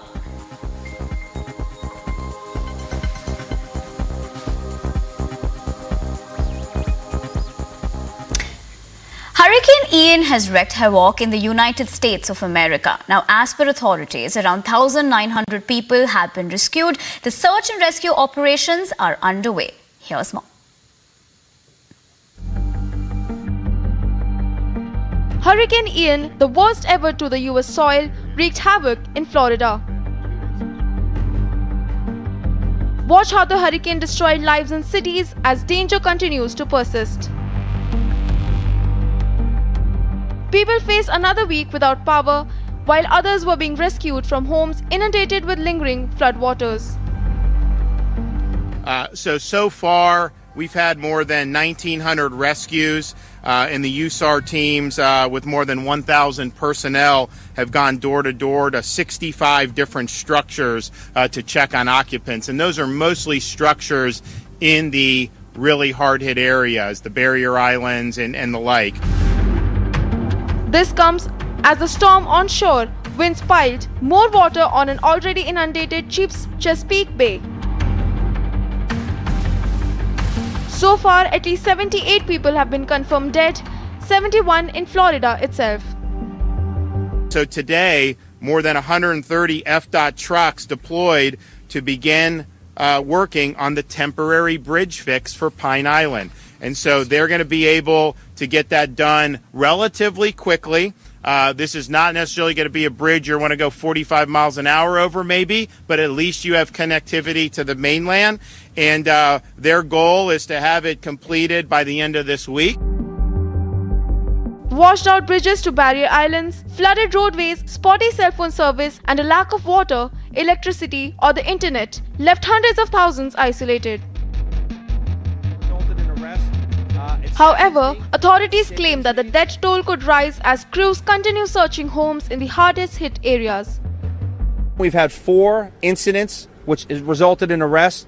It saddens me, it sickens me that I'm going to say that people are looting at a time like this. But again, I wanted to get the message out clear. I mean, we're a law and order state. At every level, our attorney, Ashley General, does an amazing job. Our state attorney, Amira Fox. Our governor has made it clear. We stand with our residents for law and order. You go in someone's house and you make you make that fatal error, you might walk in, okay, you'll be carried out. It is clear that the road to recovery from the last storm will be long and painful as search and rescue operations are underway. Agency report, Republic TV. Time for a short break now, but on the other side, mega Dussehra clash as Shinde to hold rally at MMRDA ground while Uddhav Thackeray organizes Dussehra event at Shivaji Park. TRS likely to be renamed Bharata Rashtra Samiti as KCR preps for national foray. We'll get you the latest on that only on the Morning Express after a short break. Stay tuned.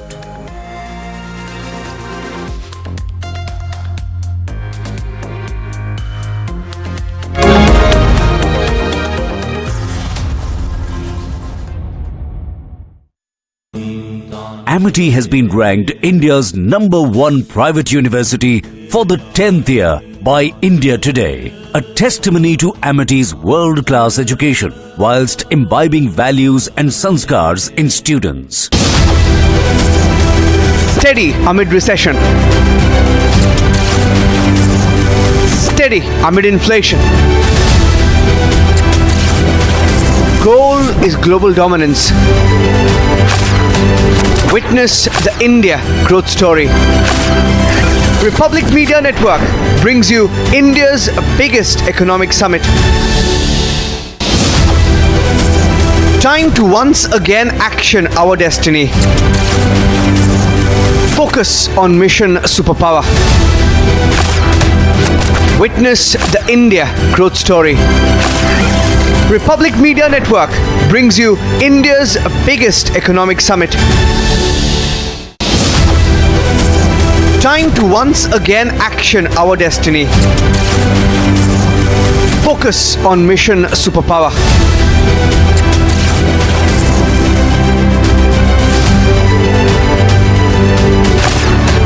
Witness the India growth story. Republic Media Network brings you India's biggest economic summit. Hemant Loya, serving officer, being brutally murdered by a domestic servant, and now a terror group coming into the light by claiming the responsibility. The Home Minister has now reached the Darbar of Shri Mata Vaishno Devi. The person was seen pouring petrol on his bike and burning after he was coming in a wrong direction, and police officials were trying to stop him.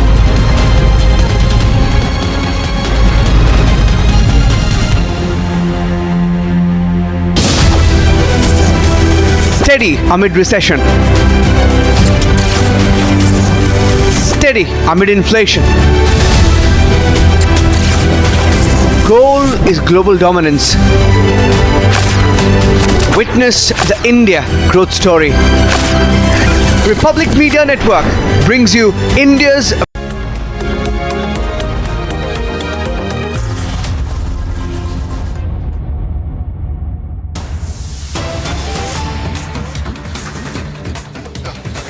Breaking news, a bus carrying around 50 passengers fell into a 50-meter deep gorge on Tuesday in Uttarakhand's Kotwar district.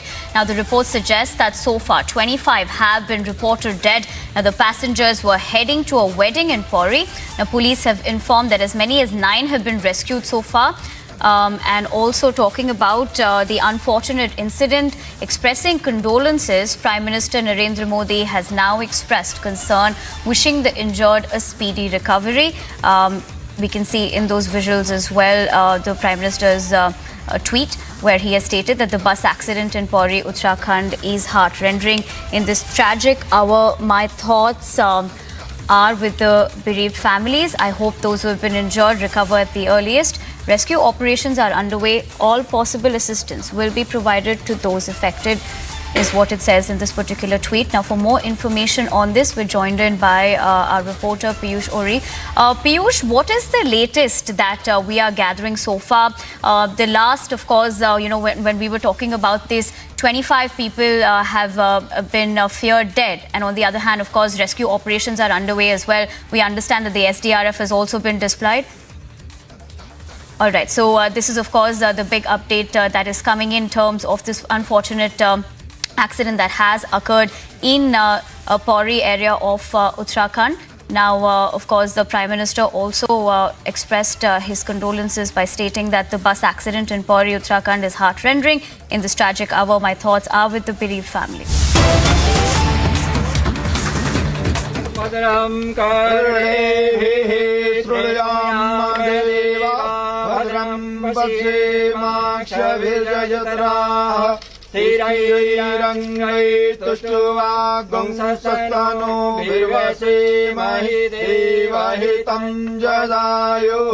शतमिन्नु सरदो अन्तिदेवा चित्रानशकराजरसन्तनो नाम भूर्भुवस्मदेवदेवताभ्यो नमः ध्यानाद्यासनाथैमानस्तान् पुष्पाणि समर्पयामि अस्ते अष्टान् पुष्पाणि गृहीत्वा सङ्कल्पं कुर्यात् ओम विष्णु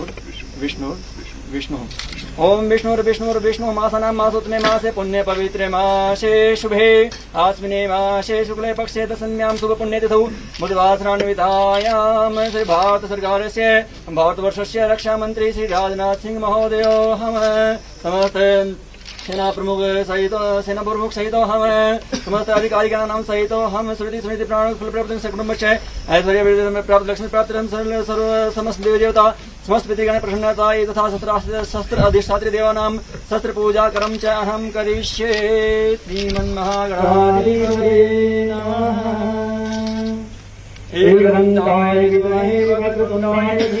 तन्नो दन्ति प्रचोदयात् ओम नमो गणेभ्यो गणपतिभ्यश्च वो नमो व्रातेभ्यो व्रातपतिभ्यश्च वो नमो गृत्सेभ्यो गृत्सपतिभ्यश्च वो नमो भूर्भुवस्वगणपतिने गणेशाम्बिकाभ्यां नमस्ते नमः गन्धाक्षपुष्पाणिं समर्पयामि ओम ओखधीः प्रतिमोदतं पुष्पवतीः प्रशुवरीः अस्वैव सजित्वरीर्विरुधः पारैष्णवः माल्यादीनि सुगन्धीनि मालित्यादीनि वै प्रभो मयाष्टानि पुष्पाणि पूजार्थं प्रतिगृह्यतां भूर्भुवस्वं गणपतिने गणेशाम्बिकाभ्यां नमः अपां पते वरुणदेवाय न पुष्पमालां समर्पयामि पुष्पमालान्ते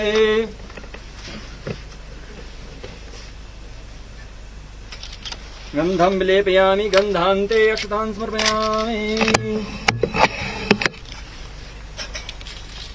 पुष्पाणि समर्पयामि नैवेद्यं निवेदयामि समस्तदेवताभ्यो नमः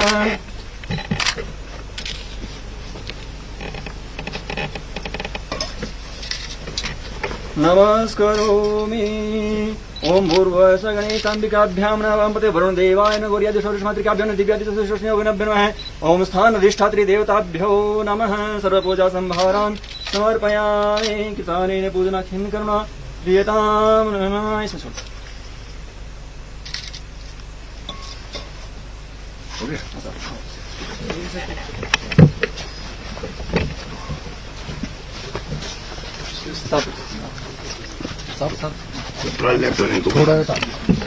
थोड़ा सा पीछे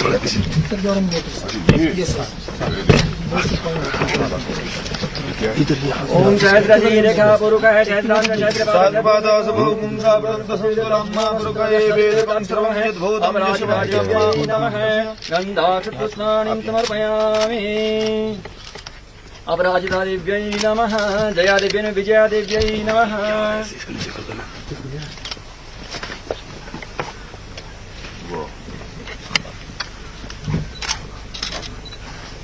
काम क्या होगा ये सर ओम तत्र गोला 5 किलोमीटर तक 5 किलोमीटर ओम सुजातो ज्योतिघातः सर्वमावरोधः सहवाशो वस्त्रं समर्पयामि ऋतुफलं समर्पयामि अनेकेन पूजनाख्यं क्रियतां नमः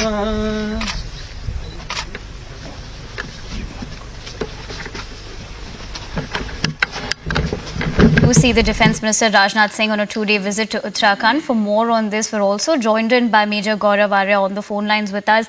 Good morning, Major Gaurav Arya. How do you look at this visit? Obviously, we're getting in those visuals as well.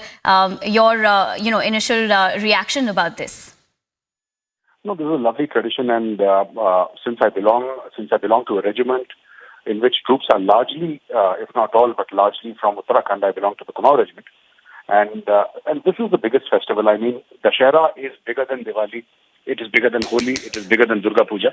It is bigger than any other festival in the Uttarakhand region, Garhwal and Kumaon included. And that Mr. Rajnath Singh, the Honorable Defence Minister of India, has chosen to go there and spend time with the troops. I think it's great. It will mean a lot to the troops. We have Shastra Puja, and in which the weapons are worshipped, and also equipment is placed there, and a lot of things are done. There was a time when we used to have sacrifices also, but now that is prohibited, so that does not happen. And then there is this thing of, in my regiment, there is Kalratri, which happens one night prior, and then the entire celebration of Dussehra takes place. Biggest festival in Uttarakhand is Dussehra, and all I can do is convey my congratulations and compliments. I think the Defence Minister has found the right place to go to on the occasion of Dussehra. Right. Also, we understand that he would be visiting the Ratcon post of the Indian Army along with the Indo-China border as well. In your point of view, you could shed some light on that visit as well? No, absolutely. See, visiting a forward post on the occasion of Dussehra is also messaging, because Chinese understand subtle messaging very well. Today is Dussehra. Dussehra is basically the victory of good over evil. And the Defence Minister with Indian Army senior officers visiting a forward post on the line of actual control facing the Chinese gives a message to the Chinese that this is what we are thinking about. This is the victory of good over evil. And finally, even the darkest days, one must never lose hope. Good will always win. Evil will always lose. That is the reason why we celebrate Dussehra. And this is perhaps the reason why the Honorable Raksha Mantri is visiting a forward post. Right. Thank you so much, Major Gaurav Arya, for joining us on Republic TV and sharing your thoughts with us. This, of course, are the visuals that we're getting in right now, where Defence Minister Rajnath Singh is on a 2-day visit to Uttarakhand, and he will, of course, be celebrating Dussehra with the Jawans, where we're getting those visuals as well exclusively on Republic TV for you. We'll continue to get the latest on this, but we're slipping into a short break right now. Stay tuned.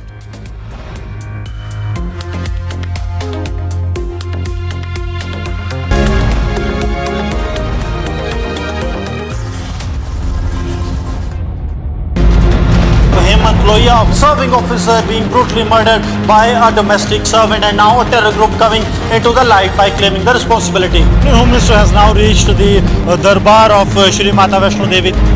The person was seen pouring petrol on his bike and burning after he was coming in a wrong direction, and police officials were trying to stop him.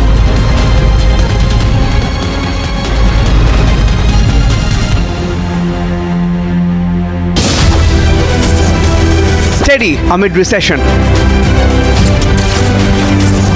Steady amid inflation. Goal is global dominance. Witness the India growth story. Republic Media Network brings you India's biggest economic summit. Time to once again action our destiny. Focus on mission superpower. Witness the India growth story. Republic Media Network brings you India's biggest economic summit. Time to once again action our destiny. Focus on mission superpower.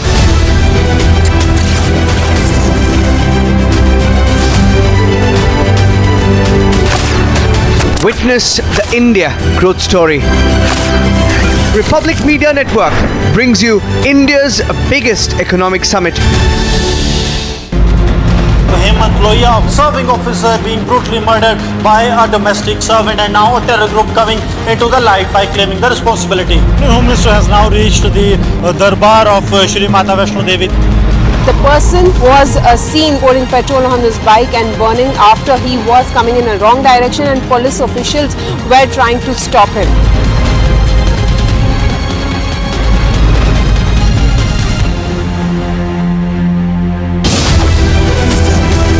Steady amid recession. steady amid inflation. Goal is global dominance. Witness the India growth story. Republic Media Network brings you India's biggest economic summit.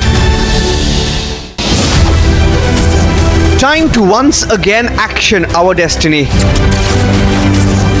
Focus on mission superpower.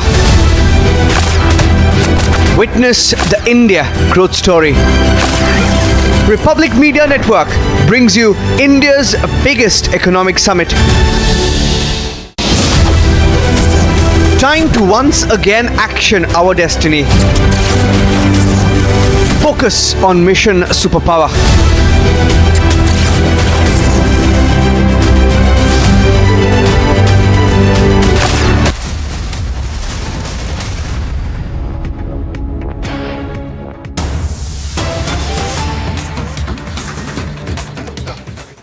दूसरों के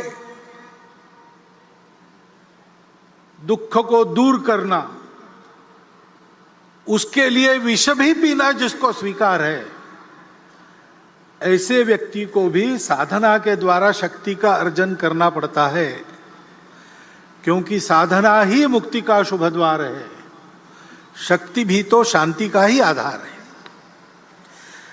ऐसे शक्ति उपासना का यह उत्सव है, विजय का यह उत्सव है, और संयोग है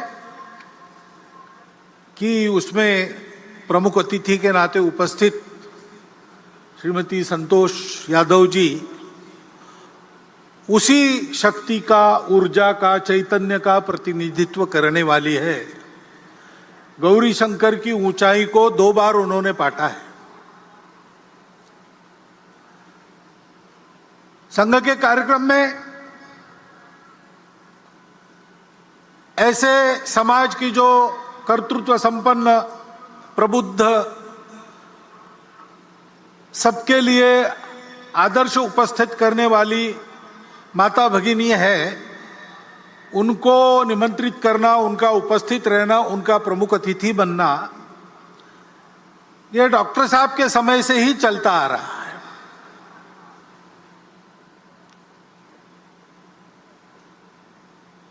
श्रीमती अनुसुयाबाई काले हमारे कार्यक्रम में आ चुकी है। उस समय भारतीय महिला परिषद, इंडियन वुमेन्स कॉन्फ्रेंस की उस समय की अध्यक्षा राजकुमारी अमृत कौर भी यहाँ के शिविर में आ चुकी है। दिसंबर 34 में शिविर हुआ था, उसमें भी अध्यक्षता ऐसी एक महिला ने की थी, और तब से चलता आ रहा है।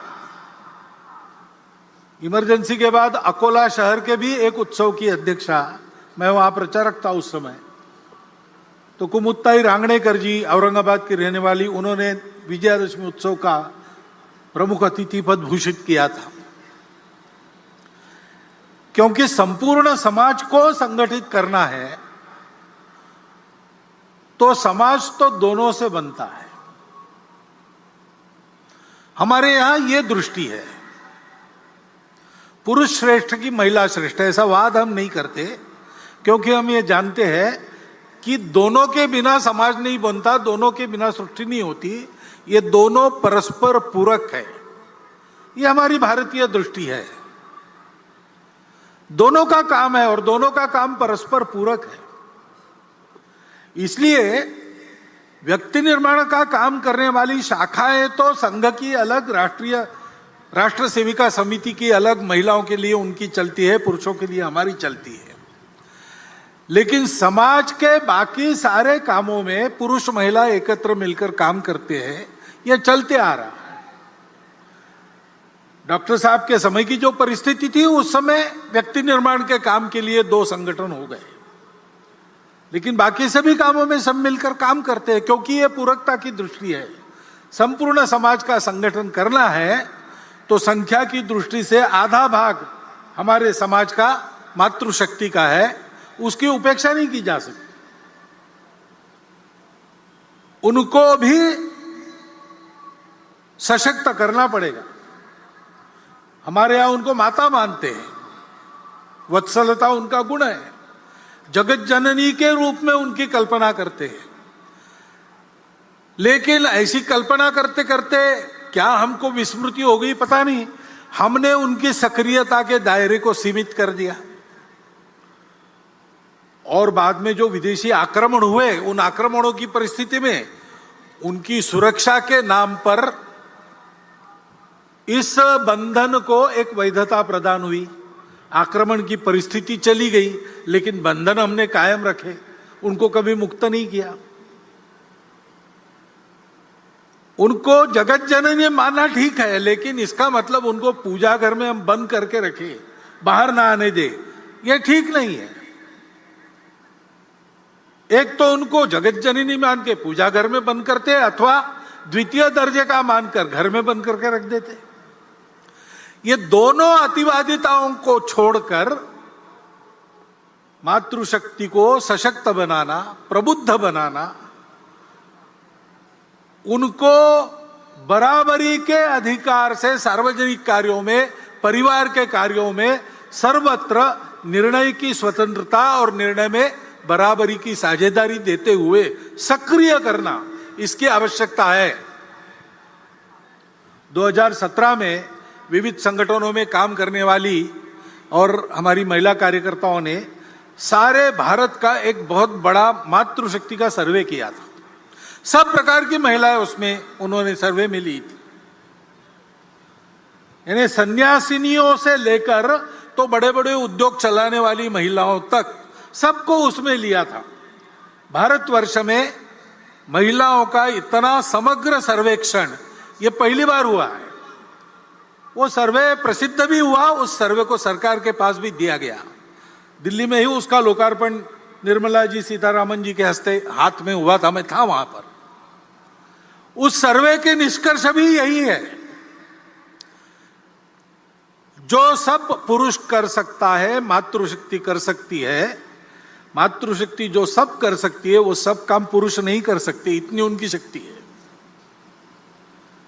और इसलिए उनको इस प्रकार प्रबुद्ध बनाना, सशक्त बनाना, उनका सशक्तिकरण करना, उनको काम करने की स्वतंत्रता देना और कार्यों में बराबरी की सहभागिता देना। दुनिया भर में जो व्यक्तिवादी और स्त्री मुक्तिवादी आंदोलन चलते हैं, उनके 5वें फेज के बाद अब 6वां फेज चल रहा है, उसमें वो भी अपने दृष्टिकोण को अनुभवों से मोड़कर इसी रास्ते पर आ रहे हैं। और इसलिए उस मातृशक्ति के जागरण का महत्वपूर्ण काम अपने परिवार से प्रारंभ करते हुए सार्वजनिक कार्यों में, संगठन संस्थाओं में भी उसको लागू करते हुए हमको समाज के पास ले जाना पड़ेगा, क्योंकि बिना उनके सहभाग से पूर्ण समाज की संगठित शक्ति खड़ी नहीं होगी। और पूर्ण समाज की संगठित शक्ति जब काम करने लगेगी, तब अपने देश के नवोत्थान के सारे प्रयास पूर्ण सफल होंगे, तब तक नहीं होंगे। आज हम उस नवोत्थान की आहट देख रहे हैं। हमारी प्रतिष्ठा दुनिया में बढ़ गई है, हमारी विश्वासार्हता बढ़ गई है। जिस प्रकार से हमने श्रीलंका के संकट में उसकी सहायता की, यूक्रेन के भूमि पर अमेरिका और रशिया की जो लड़ाई हो रही है, उसमें अपने देश के हित को ध्यान में रखते हुए और जागतिक मानवता के हित को भी कम न करते हुए जिस प्रकार की भूमिका हमने रखी, हमारी बात सुनी जा रही है, हमारा वजन बढ़ रहा है, हमको बड़ा आनंद होता है। राष्ट्रीय सुरक्षा के मामले में हम उत्तरोत्तर सफल होते चले जा रहे हैं और स्वावलंबी होते चले जा रहे हैं। कोरोना की विपदा से बाहर आने के बाद अब हमारी अर्थव्यवस्था धीरे धीरे पूर्व स्थिति पर आ रही है और वो आगे जाएगी, ऐसी भविष्यवाणी दुनिया के सभी अर्थतज्ञ कर रहे हैं। खेल के क्षेत्र में भी नीतियों में जो अच्छा परिवर्तन आया है वो तो है ही, लेकिन हमारे खिलाड़ी ओलंपिक्स में और पैरा ओलंपिक्स में भी अपनी कर्तृत्व को दिखा रहे, विजय प्राप्त करके देश का नाम रोशन कर रहे। अभिमान से हमारा सीना फूल जाता है। अभी अभी दिल्ली में कर्तव्य पथ का उद्घाटन हुआ, लोकार्पण हुआ।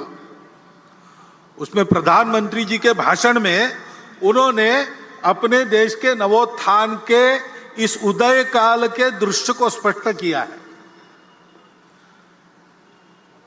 सांस्कृतिक प्रतीक, आर्थिक प्रगति के प्रतीक, हमारे देश के स्वाभिमान के प्रतीक, स्वतंत्रता के लिए जिन्होंने अपना प्राणार्पण किया, उनके गौरव के प्रतीक कैसे कैसे खड़े हो रहे, उसके पीछे अपने समाज का कर्तृत्व कैसे दौड़ रहा है, इस सारा वर्णन आपने भी सुना है। इस नवोत्थान की आहट को सुनकर हम भी प्रसन्न होते हैं और हम भी कदम से कदम मिलाकर आगे बढ़ने की इच्छा करते हैं। लेकिन इस दिशा में आगे बढ़ना है तो आत्मनिर्भर, ऐसा शब्द उपयोग करते हैं हम। आत्मनिर्भर भारत की आहट हो रही है, लेकिन हमारी आत्मा क्या है,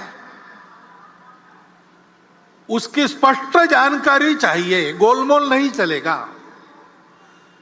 क्योंकि आत्मनिर्भरता के पथ का प्रकाश वो आत्मा ही देती है।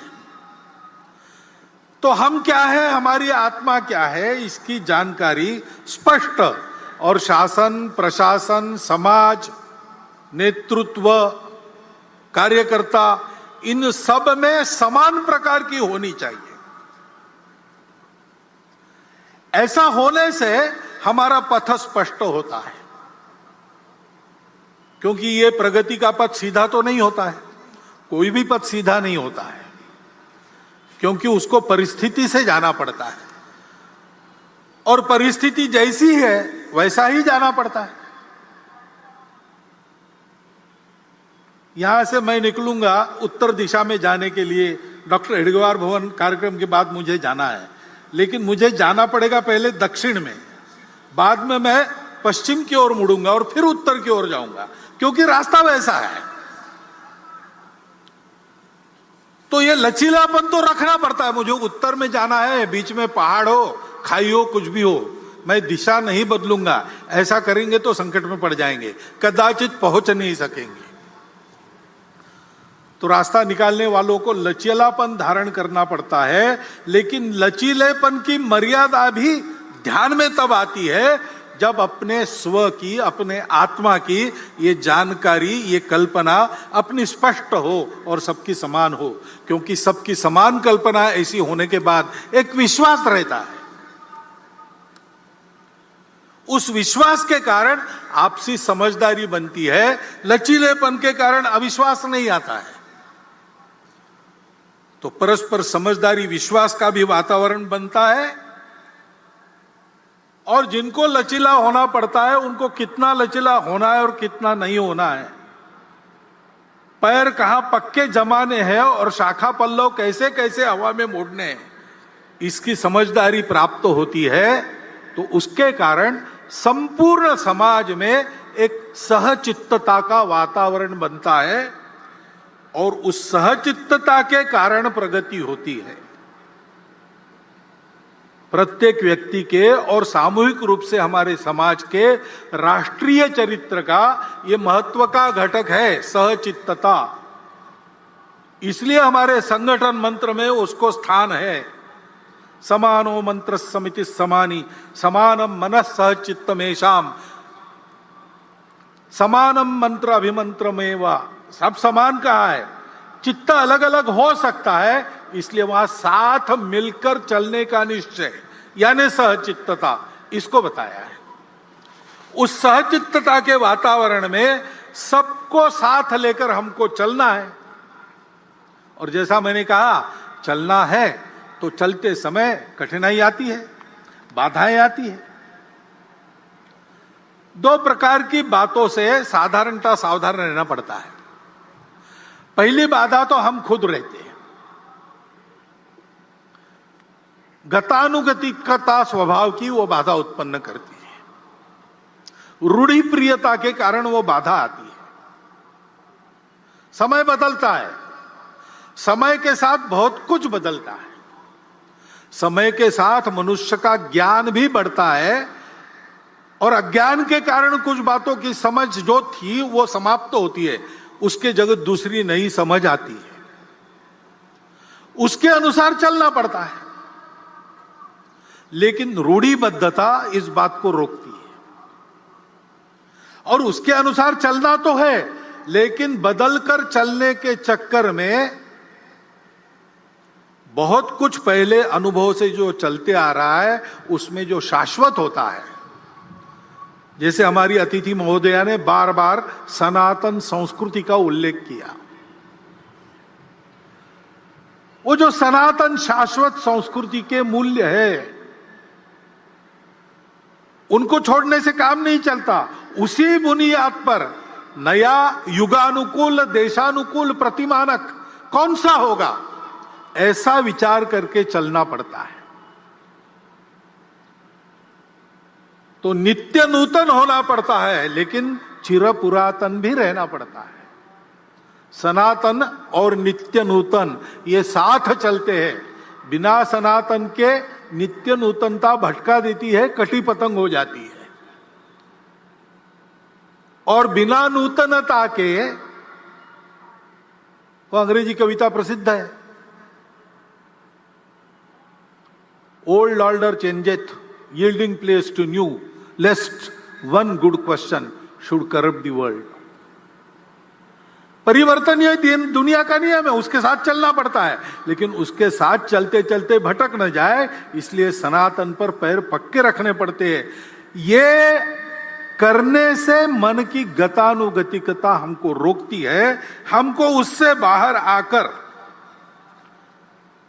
अपने उस सनातन संस्कृति के मूल्यों का युगानुकूल देशानुकूल अभिव्यक्ति करने वाला रूप क्या है, संपूर्ण दुनिया से जो आता है उसमें भी लेने लायक क्या है, उसको देशानुकूल कैसे बनाते, ऐसा विचार करना पड़ेगा। दूसरे प्रकार की जो बाधा है, सनातन मूल्यों का क्षरण न हो ये देखकर चलते समय, और भी एक बाधा है वो बाहर से आती, जो भारतवर्ष की प्रगति को होने नहीं देना चाहते। उसलिए भारतवर्ष के समाज में किसी प्रकार का सद्भाव सामंजस्य जो नहीं चाहते, जिनके स्वार्थों को मार मिलेगी ऐसा उनको डर लगता है, ऐसा होने से वो सारी शक्तियां बाधा उत्पन्न करती है। अब उनके साधन भी होते हैं, अपना स्वार्थ साधने के लिए असत्य विमर्श पैदा करते हैं, गलत विमर्श पैदा करते हैं, हमको भटकाने के लिए, हमारे मन में द्वेष उत्पन्न करने का प्रयास करते हैं, हमारे बीच दूरियां बढ़ाने का प्रयास करते हैं। ऐसे सतत उनके प्रयास चलते हैं जिससे इस देश में एक आतंक का वातावरण हो, कलह बढ़े, देश में एक प्रकार से अराजकता हो जाए, नियम कानून के प्रति सम्मान न रहे, किसी को और कोई बंधन न रहे, डर न रहे, अनुशासन न रहे। इस प्रकार की कार्रवाइयां उनकी चलती रही है, वर्णन करने का जरूरत नहीं, हम सबको पता है, हम सब उसको अनुभव कर रहे हैं। और हम उनको पैठ दे इसलिए वो हमसे नजदीकी जताते हैं, जाति के नाम पर, पंथ संप्रदाय के नाम पर, अपने निहित स्वार्थों के नाम पर भी हमारे हमदर्द बनकर आते हैं। उनके इस चंगुल में फंसना नहीं। राष्ट्र विरोधी ऐसी बातों का निर्भयता पूर्वक और निर्मोही होकर अपने पराये का विचार न करते हुए हमको निषेध ही करना पड़ेगा, प्रतिकार भी करना पड़ेगा। शासन प्रशासन इनको नियंत्रित या निर्मूल करने का जो प्रयास करता है उसमें उनके सहयोगी बनना पड़ेगा। ये कार्रवाइयां चल रही है, भोलेपन से समाज उसमें फंसे नहीं।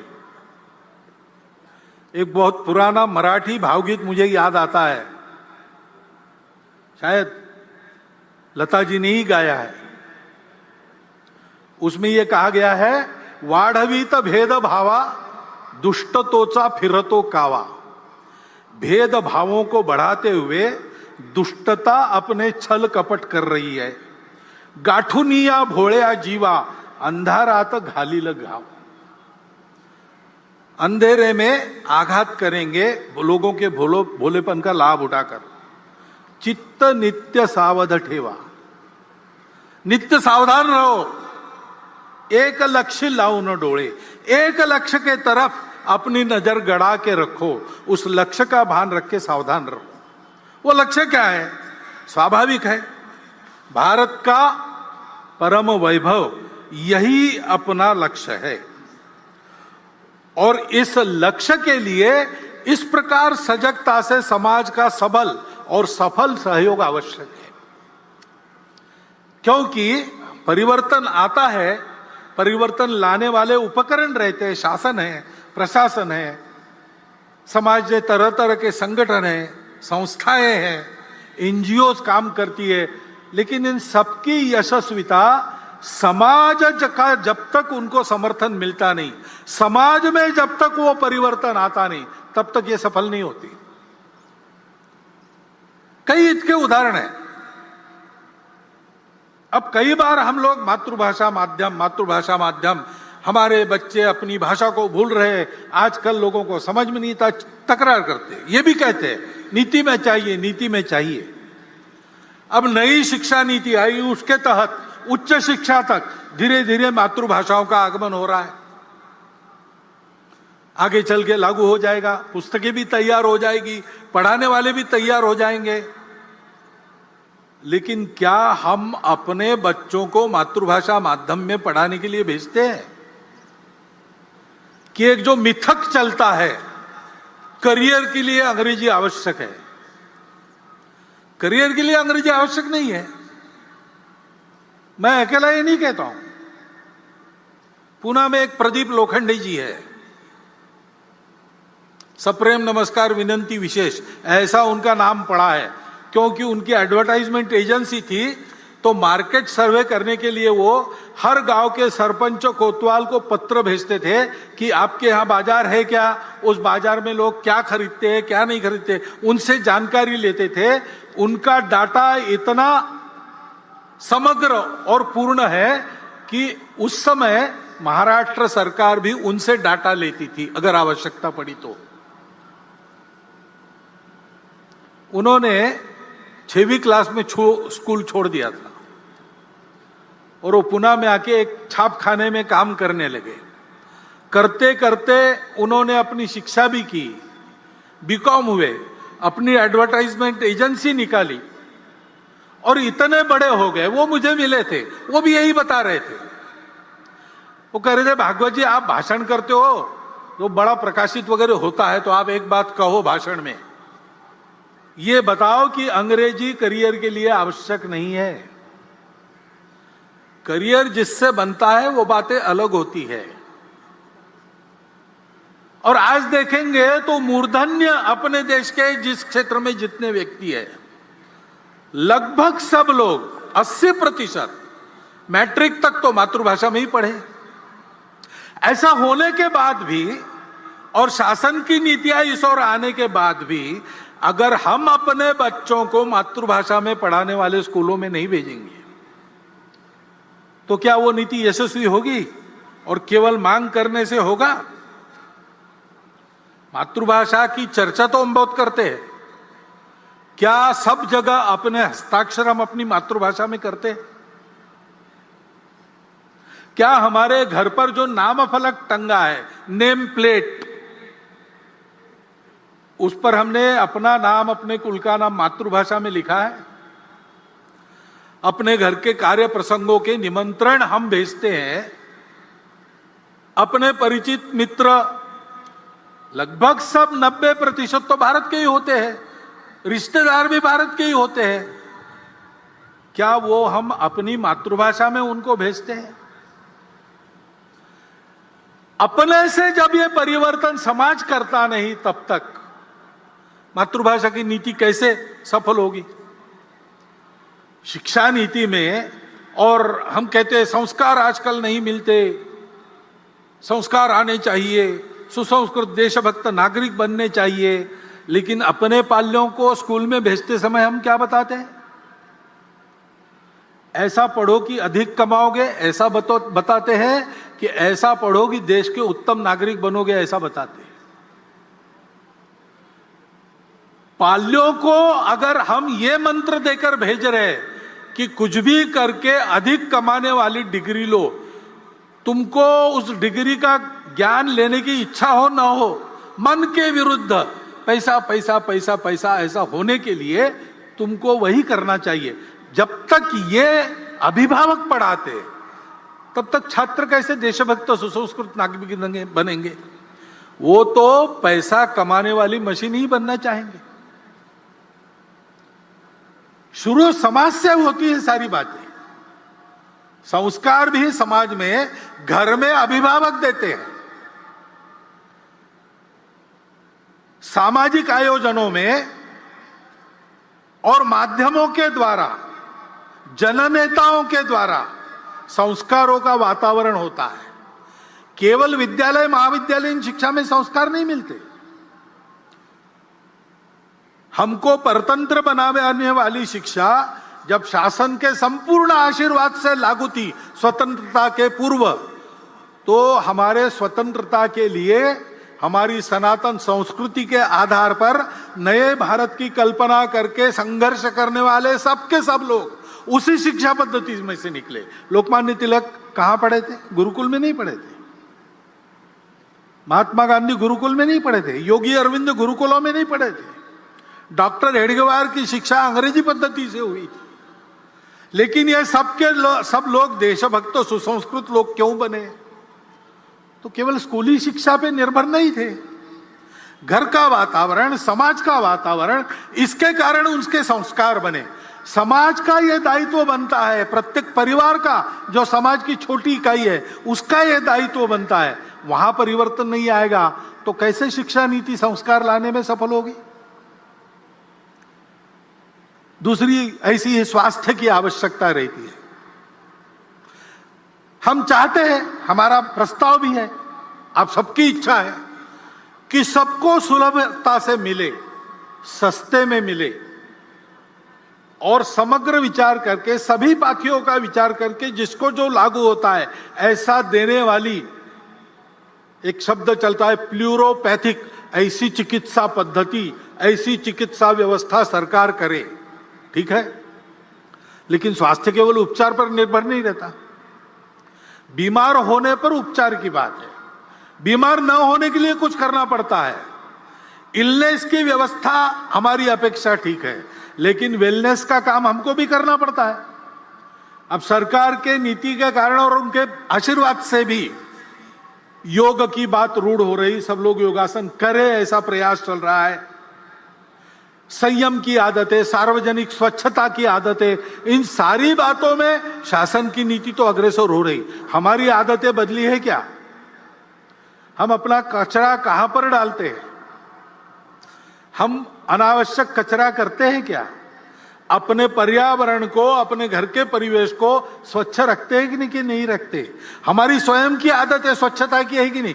कितनी बातें सोचनी पड़ेगी। समाज जब तक सहयोग नहीं करता, व्यवस्था यशस्वी नहीं होती। केवल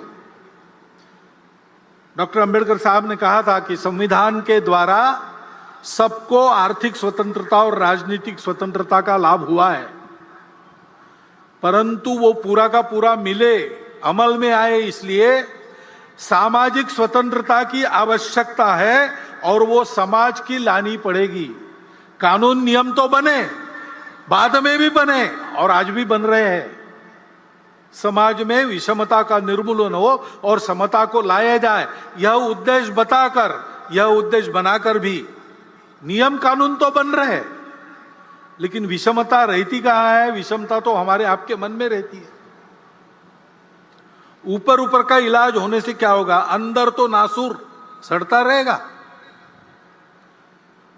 और इसलिए मन से उसका निर्मूलन होना चाहिए। समाज मन से विषमता चली जानी चाहिए। उसके लिए हम सबको काम करना पड़ेगा। मैं और मेरा कुटुंब, इसके मित्र, हमारे आसपास समाज में जितने प्रकार बाकी लोग मानते हैं, जाति मानते होंगे, भाषा मानते होंगे, पंथ संप्रदाय मानते होंगे, सब में मेरे अपने मित्र रहेंगे, जिनका मेरे घर और मेरा उनके घर आना जाना रहता है। सब वर्गों में ऐसे कुटुंब हमारे कुटुंब के मित्र रहेंगे, जिनके यहाँ हमारा आना जाना, उनका हमारे यहाँ आना जाना, उठना बैठना, खाना पीना, ऐसे संबंध है। और सामाजिक स्तर पर कम से कम मंदिर, पानी, स्मशान सबके लिए एक हो। छोटी मोटी बातों को लेकर आपस में झगड़ा ना हो। ये घोड़ी चढ़ सकता और वो घोड़ी नहीं चढ़ सकता, ऐसी मूर्खतापूर्ण बातें अब समाज के आचरण से चली जाए, इसका प्रयास करना पड़ेगा। यह प्रयास समाज में होगा, हम सब लोग करेंगे, संघ के स्वयंसेवक करेंगे, समाज के सुबुद्ध नागरिक करेंगे, तब तो विषमता का निर्मूलन होगा और आर्थिक और राजनीतिक स्वतंत्रता प्रत्येक व्यक्ति तक पहुंचाने वाली सामाजिक स्वतंत्रता का लाभ हमको होगा। यह हम सबको करना पड़ेगा। आर्थिक उन्नति के लिए भी रोजगार की बात आती है। बहुत सारी बातें चल रही है, स्किल ट्रेनिंग हो रहा है, उद्यमिता को बढ़ावा देने वाली नीतियां आ रही है, और हम सब लोग चाहते हैं हमारी अर्थव्यवस्था कैसी हो, रोजगार उन्मुख हो, रोजगार बढ़ाने वाली हो, उपभोगवाद रहित हो, शोषण मुक्त हो, पर्यावरण की मित्र हो। सारी दुनिया आजकल ऐसा ही विकास चाहती है, हम भी चाहते हैं, परंतु हमारे जीवन से भोग वृत्ति को हमने निकाल दिया कि हमारे जीवन में संयम है। हम अपने परिवार में रहन सहन में सादगी बरतते हैं, जितना आवश्यक उतना ही खर्चा करते हैं कि अपने वैभव का प्रदर्शन करने के लिए लुटाते हैं। हमारी प्रवृत्ति क्या है?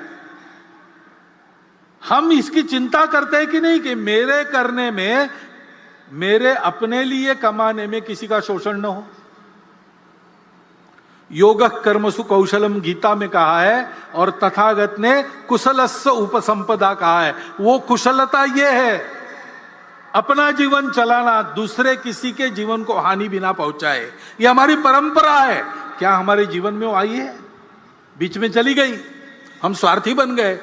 उस स्वार्थ को अपने मन से हटाकर हमने इस आचरण को अपनाया नहीं, तो शोषण मुक्त अर्थव्यवस्था कहां से आनी है? रोजगार यानी केवल नौकरी, और नौकरी के पीछे ही भागेंगे, और वो भी सरकारी हो, और बने तक मेरे घर के पास हो ऑफिस।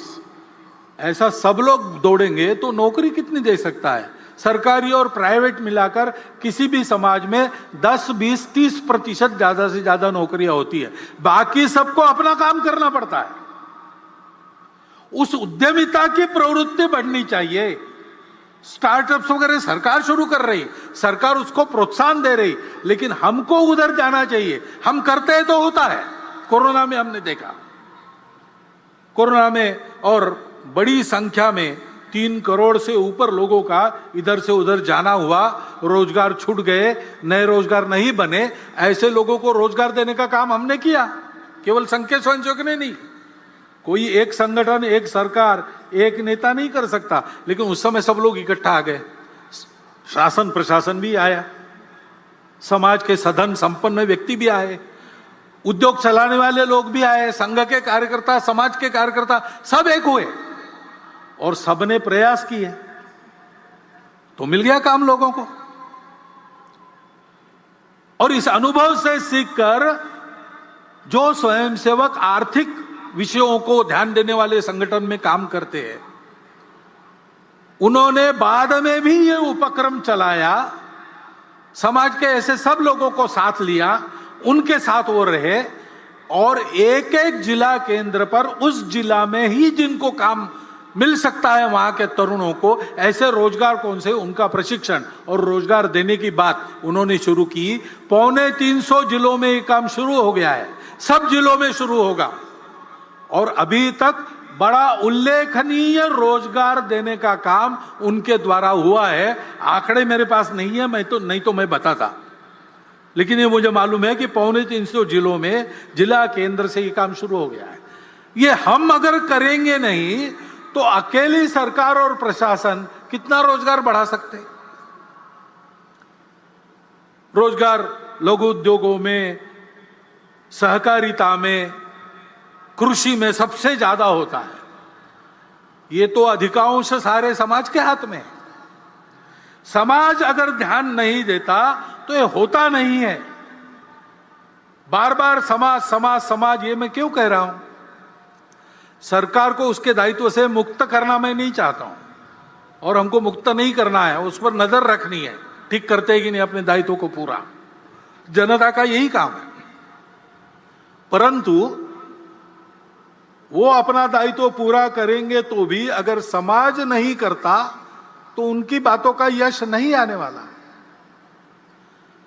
क्योंकि सब बातों का कारण समाज है। उस समाज में ये परिवर्तन लाना पड़ेगा। समाज बड़ा विशाल है, कुछ लोग उससे भी डरते। इतनी बड़ी जनसंख्या है, पहले उसको कम करो नहीं तो कुछ नहीं होगा। ये वाक्य पूर्ण सत्य नहीं है। ये बात सही है, जनसंख्या जितनी ज्यादा उतना बहुत ज्यादा, लेकिन यही एक बात नहीं है, क्योंकि जनसंख्या जैसे एक बोझ के रूप में देखी जा सकती है, वैसे जनसंख्या का ठीक से उपयोग किया तो एक साधन बनता है, एसेट बनता है। आज अपनी इतनी ज्यादा जनसंख्या है तो जैसे उसका वर्णन बोझ के रूप में हो सकता है, वैसे हम ये भी कह सकते हैं कि हम आज डेमोग्राफिक डिविडेंड की स्थिति में है। 57 करोड़ युवाओं की संख्या किसी दुनिया के देश में नहीं है। चीन हमारा पड़ोसी बूढ़ा हो चुका है, हम जवान रहने वाले 30 साल तक। जनसंख्या का विचार दोनों रूप से हो सकता है, वो एक साधन भी है, और एक परिस्थिति में विचार करता है तो एक बात लगती है, दूसरे परिस्थिति में विचार करता है दूसरी बात लगती है। चीन की इतनी ज्यादा जनसंख्या थी, उनको बोझ लगने लगा, उन्होंने एक परिवार में एक संतान और बाद में नहीं संतान, ऐसी नीति अपनाई। बड़े कड़े प्रयास से उन्होंने उसको लागू किया। हुकुमशाह है वहां, डिक्टेटरशिप है, यशस्वी हो गए। लेकिन फिर उनके ध्यान में आ गया अब सब बूढ़े ही बूढ़े हैं, काम करने के लिए जवान कहां से आएंगे? तो अब उन्होंने 2 संतति को प्रोत्साहन देना शुरू कर दिया। हमारे यहां क्या है, हमको भी विचार करना पड़ेगा। हमारा देश 50 वर्षों के बाद कितने लोगों को खिला सकता है? उस समय समाज में काम करने वालों की कितनी संख्या चाहिए? काम न कर सकने वाले उस समय कितने रहेंगे? आज के 57% युवा 50 साल के बाद काम करने की स्थिति में रहेंगे क्या? अपने देश का पर्यावरण कितने लोगों को खिला सकता है, कितने लोगों को झेल सकता है? इतने लोगों के शिक्षा की, स्वास्थ्य की क्या व्यवस्था हम कर सकेंगे? इतने लोग काम करेंगे, रहेंगे भी, क्या क्या करना पड़ेगा? और केवल देश का प्रश्न नहीं है, जन्मदात्री तो माता होती है, वो हमारी मातृशक्ति का सशक्तिकरण हमने कितना किया है? उनका स्वास्थ्य कैसा है? उनको, उनकी इच्छा क्या है, उनकी आवश्यकता क्या है? परिवार की भी आवश्यकता होती है, परिवार का भी विचार क्या है? ये एक समग्र विचार करके एक नीति बनानी पड़ती है।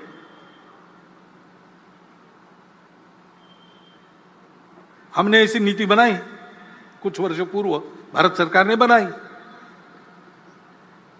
और 2.1 ऐसा एवरेज संतान, हमने उसको इतनी अच्छी तरह लागू किया, दुनिया को भी ये उम्मीद नहीं थी, वो आश्चर्य कर रही है। उससे भी नीचे हम आ गए 2 तक।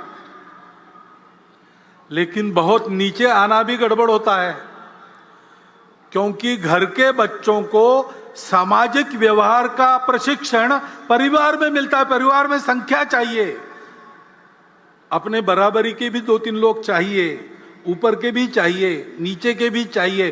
तो सबसे बात कैसे करना, सामाजिक संस्कार कैसे होता है, अपने अहंकार को कैसे संयमित करना पड़ता है, ईगो मैनेजमेंट कैसी करनी पड़ती है, ये सारी बातें सीखनी पड़ती है, उसके लिए परिवार की संख्या भी चाहिए।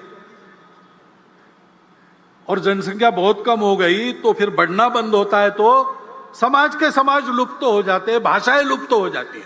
कितनी भाषाएं दुनिया की, बोलने वाले नहीं रहे, भाषाएं समाप्त हो गई। और इसलिए ऐसा समग्र विचार करना चाहिए। और ये भी हम देखते हैं कि जनसंख्या में प्रमाण का भी संतुलन चाहिए। हम भुगते हैं, जनसंख्या का असंतुलन हुआ तो 50 साल पहले उसके गंभीर परिणामों को हमने भुगता।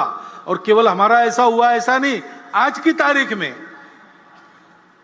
पूर्व तिमोर नाम का एक नया देश बना, दक्षिण सूडान नाम का नया देश बना, कोसोवो बना।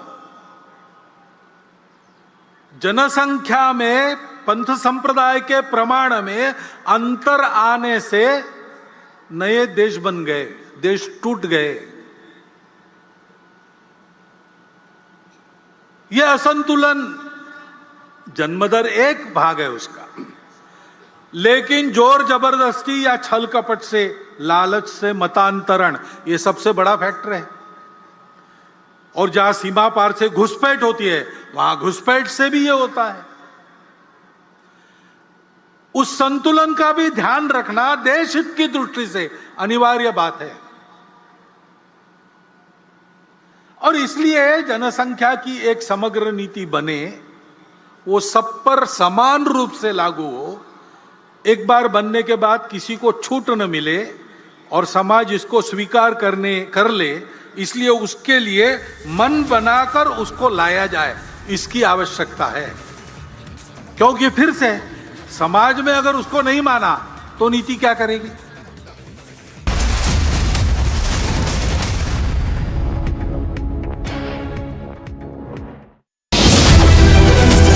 Time to once again action our destiny. Focus on mission superpower.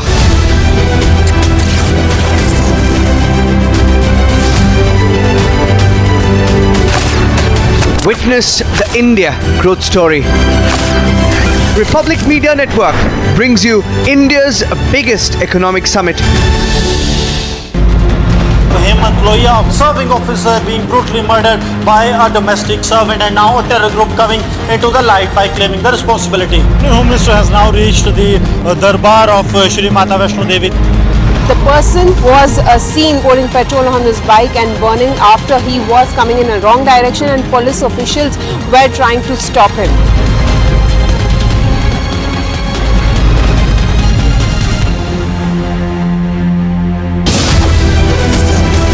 Steady amid recession. Steady amid inflation. Goal is global dominance. Witness the India growth story. Republic Media Network brings you India's biggest economic summit. Time to once again action our destiny. Focus on mission superpower. Witness the India growth story.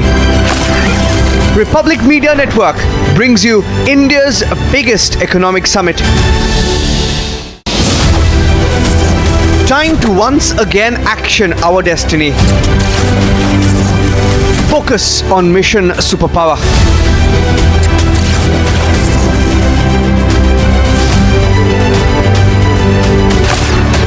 Witness the India growth story.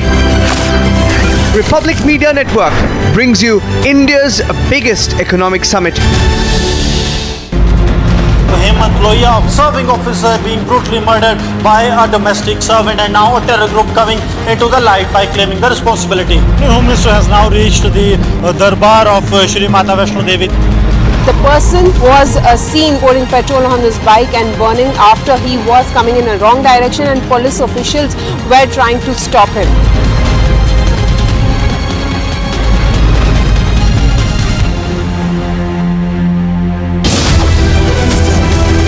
Steady amid recession. Steady amid inflation. Goal is global dominance. Witness the India growth story.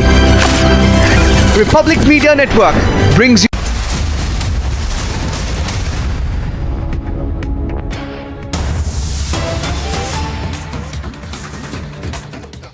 सब अपना है क्योंकि सब एक से, मैं जिससे बना हूं, मैं जिसको व्यक्त करता हूं, दूसरे जगह, दूसरे रूप में, दूसरे प्रकार से, दूसरे नाम से, दूसरे रूप में कोई और उसको वही प्रकट करता है और इसलिए वो दिखता अलग है लेकिन मेरे से अलग नहीं है, वो मैं ही हूं। उसका सुख मेरा सुख, उसका दुख मेरा दुख। ये हमारे पूर्वजों ने पहचाना, संपूर्ण पृथ्वी को एक कुटुंब माना और संपूर्ण विश्व एक घर बने, इस प्रकार का लक्ष्य लेकर जीवन कैसे जीना, इसका आदर्श संपूर्ण दुनिया को देने के लिए एक समन्वय की संस्कृति बनाकर स्व के आधार पर इस राष्ट्र का निर्माण किया। वो संस्कृति, वो हमारे पहचान का पहला आधार है, वो हमारे राष्ट्रीयता का पहला आधार है, जिसको बार बार सनातन सनातन कहा हमारे प्रमुख अतिथि महोदया ने। वह हमारी चलती हुई भारतीय संस्कृति, खान पान, रीति रिवाज वगैरह ऊपर की बात है, आचार धर्म है, वो बदलते रहता है लेकिन मूल्य समान है क्योंकि इस सत्य के वो है, वो कोई कल्पना नहीं है, थियरी नहीं है। उस सत्य को साक्षात किया, वो सत्य सदा विद्यमान रहता है। उसके आधार पर हमने कहा कि धर्म से चलो। क्या धर्म है? सत्य, करुणा, शुचिता, तपस, बस 4 बातें। बाकी किसकी पूजा करना, किधर पैर करके सोना, कौन सा कपड़ा पहनना, कब क्या खाना पीना, आचार धर्म है। देश काल परिस्थिति के अनुसार बदलता है। जो चलता है वो रखो, जो बदलना है वो बदलो, परंतु जो भी करोगे, जिस किसी नाम रूप से करोगे, वो सत्य होना चाहिए, सत्य से मेल खाने वाला होना चाहिए। उसमें सबके प्रति करुणा चाहिए, संवेदना चाहिए, अंतर्बाह्य शुचित्व धारण करके तुम ये विचार करोगे तो ये करुणा संभव है, ये सत्य संभव है और उसके लिए तुमको तपश्चर्या करनी पड़ेगी। ये 4 जिसमें नहीं है, इस 4 में से एक का भी अधिक्षेप या तिरस्कार जिस बात में होता है वो अधर्म है, चाहे वो चलता आया हो। इसलिए अस्पृश्यता अधर्म है, जात पात की विषमता भेद अधर्म है। कहीं भी लिखा हो इसमें सत्य हम सब एक है, इसका अधिक्षेप होता है। इसमें परस्पर संवेदना करुणा का अधिक्षेप होता है, इसमें तन मन की शुचिता का अधिक्षेप होता है और इसमें तपस की प्रतिष्ठा कम हो जाती है। और कुछ नहीं, बस इतना चाहिए, बाकी आपकी मर्जी, इसके बाहर नहीं जाना।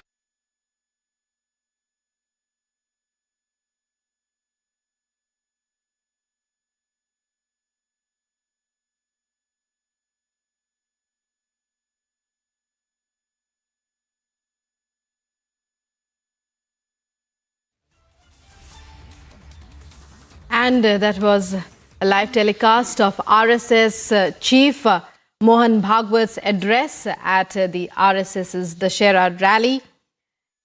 And Mohan Bhagwat, Sir Sangchalak, spoke on matters of importance in the current day and expressed his vision on them.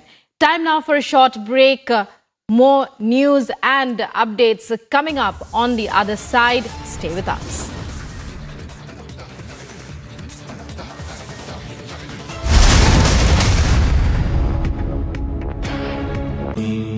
Amity has been ranked India's #1 private university for the 10th year by India Today, a testimony to Amity's world-class education whilst imbibing values and sanskars in students.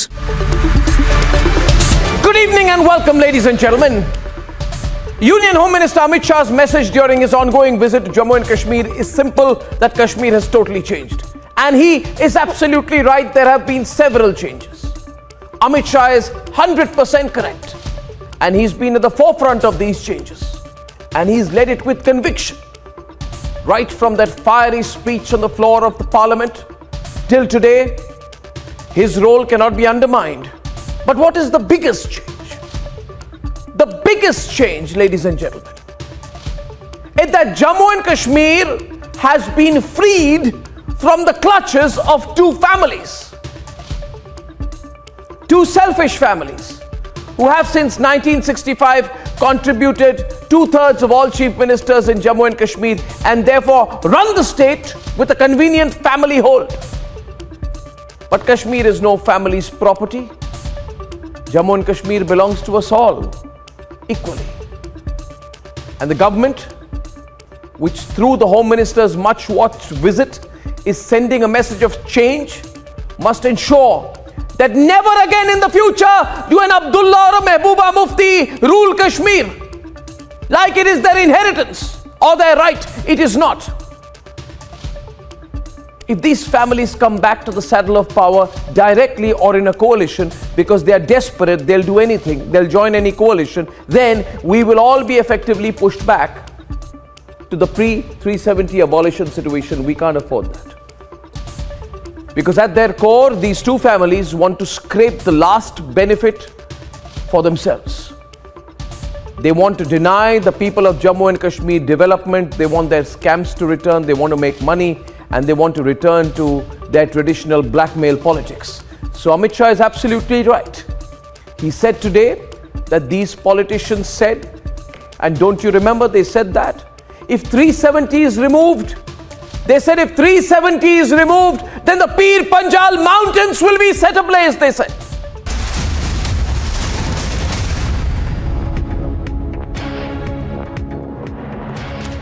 Welcome back. You're watching Live and Breaking and the top stories we are tracking at this hour. Union Home Minister on his second and final day of a Jammu and Kashmir visit will address a mega rally in Baramulla.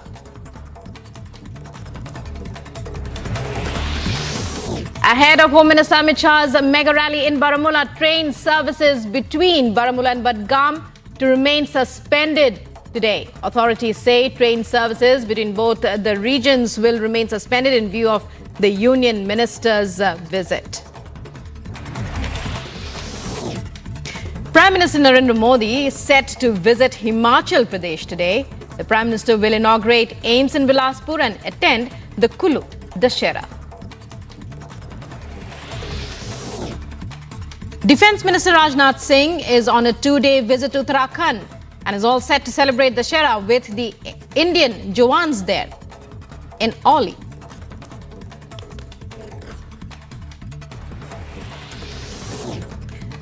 Amid Shinde versus Uddhav camp face-off on the Dussehra rally, Maharashtra Chief Minister Eknath Shinde will hold a rally at the MMRDA grounds while Uddhav Thackeray organizes the Dussehra event at Shivaji Park, sparking a clash. And Telangana Rashtra Samiti likely to be renamed Bharat Rashtra Samiti as Telangana Chief Minister K. Chandrasekhar Rao prepares for his foray into national politics. JDS leader H.D. Kumarasamy leaves for Hyderabad with 20 MLAs to attend KCR's national party. Kumarasamy has left for Hyderabad to meet the Chief Minister KCR Rao, who is expected to announce the Telangana Rashtra Samiti's foray into national politics today.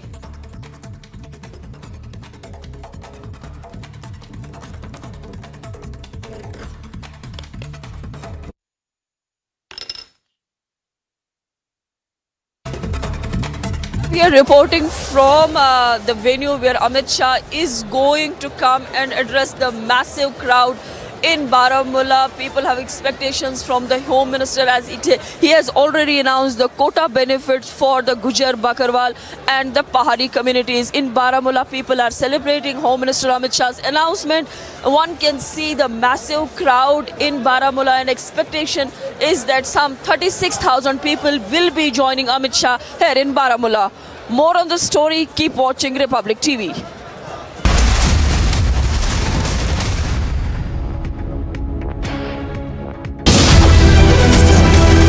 Steady amid recession. Steady amid inflation. Goal is global dominance. Witness the India growth story. Republic Media Network brings you India's biggest economic summit. Time to once again action our destiny. Focus on mission superpower. Witness the India growth story. Republic Media Network brings you India's biggest economic summit. Time to once again action our destiny. Focus on mission superpower.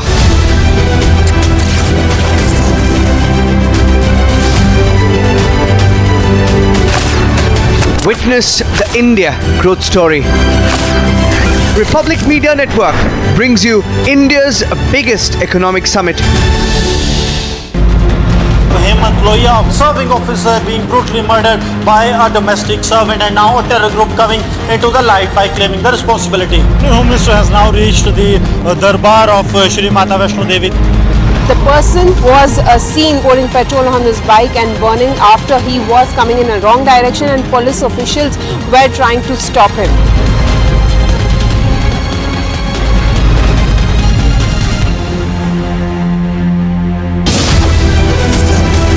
Steady amid recession.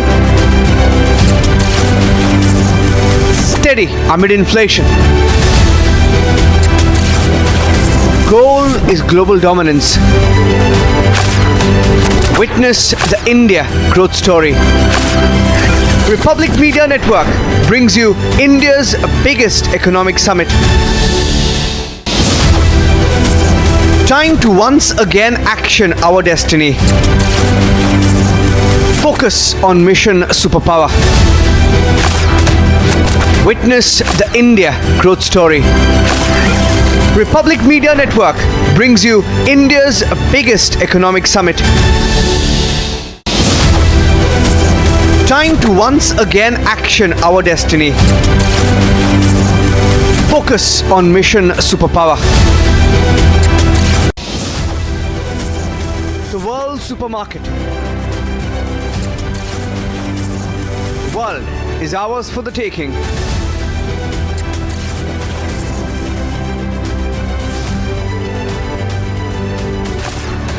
Witness the India growth story. Republic Media Network brings you India's biggest economic summit.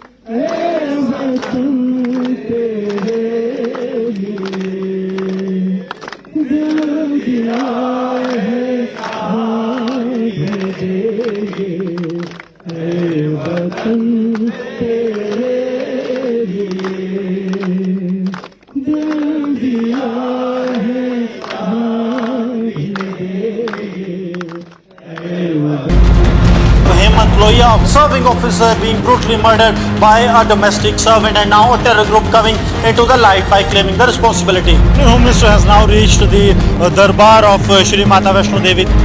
The person was seen pouring petrol on his bike and burning after he was coming in a wrong direction, and police officials were trying to stop him.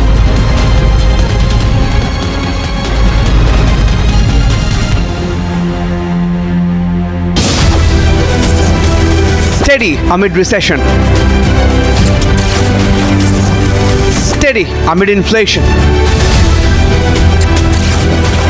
Goal is global dominance. Witness the India growth story. Republic Media Network brings you India's biggest economic summit. Time to once again action our destiny. Focus on mission superpower. Witness the India growth story. Republic Media Network brings you India's biggest economic summit. Time to once again action our destiny. Focus on mission superpower.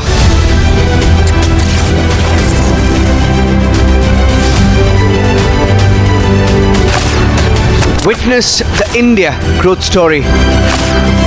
Republic Media Network brings you India's biggest economic summit.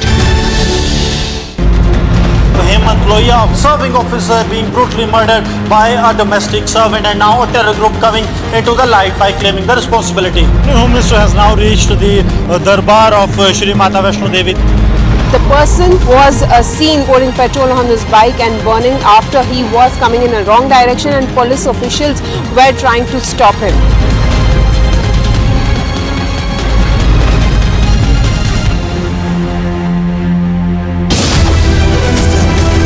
Steady amid recession. Steady amid inflation. Goal is global dominance. Witness the India growth story. Republic Media Network brings you India's biggest economic summit. Time to once again action our destiny. Focus on mission superpower. Witness the India growth story. Republic Media Network brings you India's biggest economic summit. Time to once again action our destiny. 2021, the Indian economy was all geared up. We are headed for greatness as a nation. We will be a superpower. If there's something that I want to see in our lifetime, it is to have our best living years as a citizen of a superpower. Now there's a new goal, mission superpower. Witness the India growth story. Republic Media Network brings you India's biggest economic summit.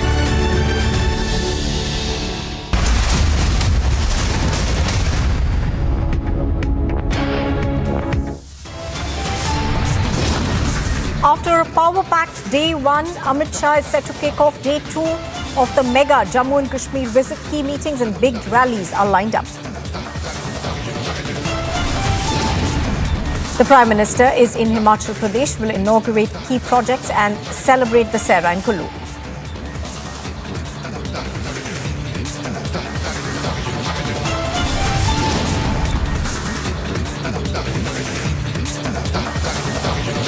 It is the biggest tribute to the forces. Defence Minister Rajnath Singh celebrates Dussehra with the forces in Uttarakhand.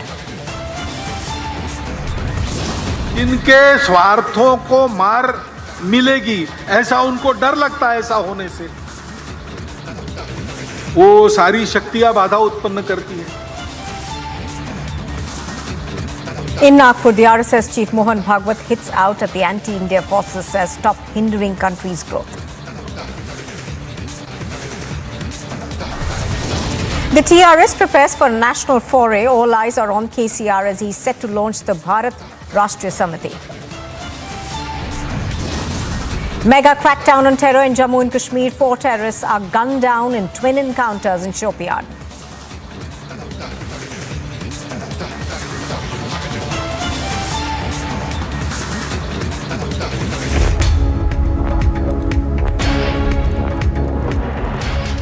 Good morning and welcome. You are watching Republic TV and we'd like to wish all our viewers a happy Dussehra. In fact, on the occasion of Dussehra, the Raksha Mantri Rajnath Singh has reached Oli's military station. Rajnath Singh is celebrating Vijay Dashmi with the armed forces personnel.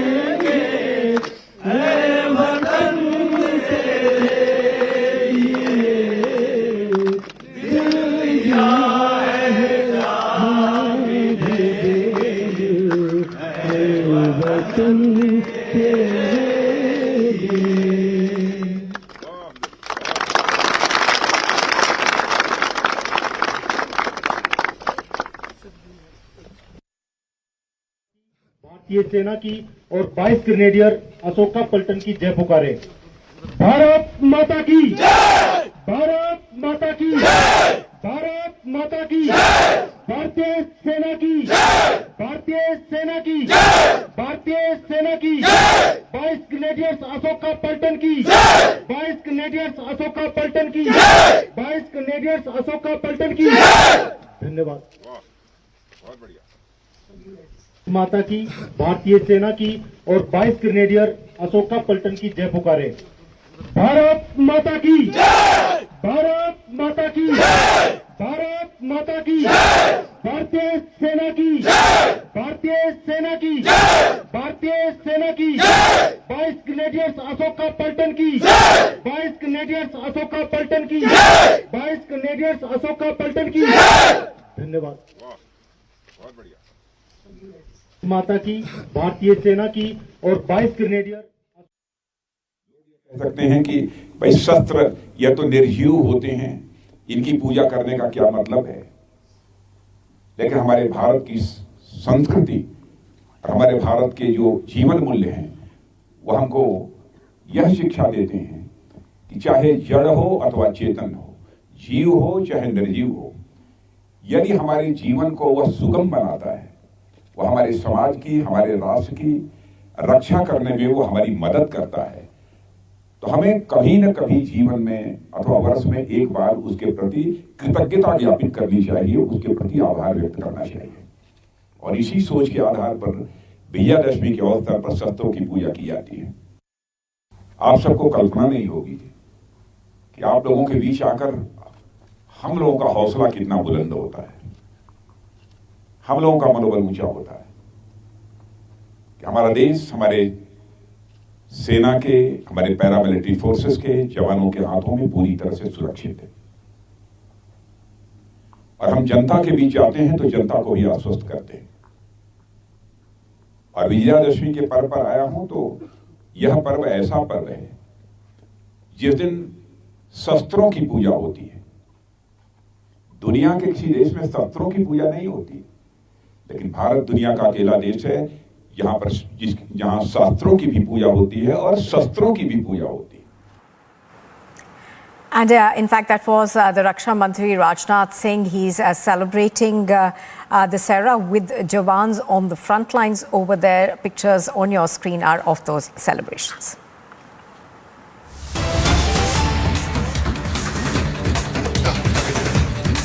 Well, news just coming in. We are learning that a terror attack has been reported in Kashmir's Pulwama. Terrorists have opened fire in the Hal area, where one civilian succumbed to his injuries. The civilian has been identified as Wasif Ahmed Padru. So Wasif Ahmed Padru is a civilian who has been unfortunately killed by terrorists. They opened fire in the Pulwama area. Now, since last night, there have been three encounters, in fact, that have been reported in Jammu and Kashmir. One where 3 terrorists were neutralized. There was another one in which 1 terrorist was neutralized earlier this morning. And unfortunately, 1 civilian has now succumbed to his injuries after terrorists opened fire at him in Pulwama. I'm going to try and go across to our correspondents on the ground to give us more details. But earlier this morning, of course, there were 2 more encounters that were reported. And in both those encounters, we're given to understand that terrorists belonging to the Jaish-e-Mohammed were essentially killed in one of the encounters. Zeenath is live. She's reporting from Baramulla on this. Zeenath, give us more details of this latest encounter. Nupur, this is a terror attack that has taken place in Hal area of Pulwama, South Kashmir, and this time the terrorists targeted a civilian, Asif Ahmed Padru. He was on his motorbike when targeted by the terrorists. He was taken to the hospital, but he succumbed to the injuries. So this is coming from the South Kashmir, which also had witnessed early morning and yesterday evening the encounters in which the 4 terrorists as of now have been interested. Although the encounters are over, but forces do got success as far as the encounters is concerned, because the 3 Jaish-e-Mohammed terrorists and 1 LET terrorist was neutralized by J&K police along with Indian Army. The operation was launched after getting specific leads by coming from the SOG Shopian. But now we are seeing a terror attack in Pulwama. Although Home Minister Amit Shah is in the Kashmir Valley chairing the security meet. Meanwhile, the action has come from Pulwama, where terrorists targeted a civilian. We are seeing that the CASO has been launched in Pulwama and the adjoining places in Pulwama to see and to nab those who are behind the attack. Terrorists trying to disrupt the situation on ground. Although security forces and also the Amit Shah has maintained yesterday that the situation post abrogation of Article 370 has tremendously increased, because the kind of number that is coming as far as the data for the anti-terror operations are concerned, the number of terrorists were neutralized. There are no stone pelting incidents were reported, or for that matter, hartal calls were not given by the separatist leaders, because all the oxygen that was supporting the terror outfit has been taken out by the government of India. All right, Azina bringing us the latest on this targeted killing that has taken place. One civilian unfortunately has lost his life in a terrorist attack over there. Thank you very much, Zenat, for joining us with those details.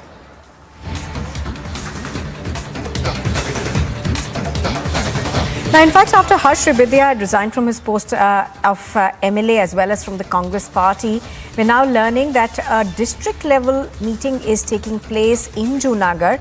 And the decision over who to field from the Visawadar constituency will be taken. Now, the Congress party is in a huddle, I beg your pardon, over this assembly seat. Sources seem to suggest that Harsh Ribidia is also all set to join the BJP. Priyanka is reporting on this. She joins us from Ahmedabad. Priyanka, give us more details. Of course, this will be another setback essentially for the Congress. It definitely is a setback, Nupur. We had seen yesterday that Harsh Ribidia, in fact, had gone to Badrinath and he had met with the Speaker, Nimaben Acharya, and had tendered in his resignation. Those visuals are on your screen right now. And in fact, while leaving from the place as well, he had stated that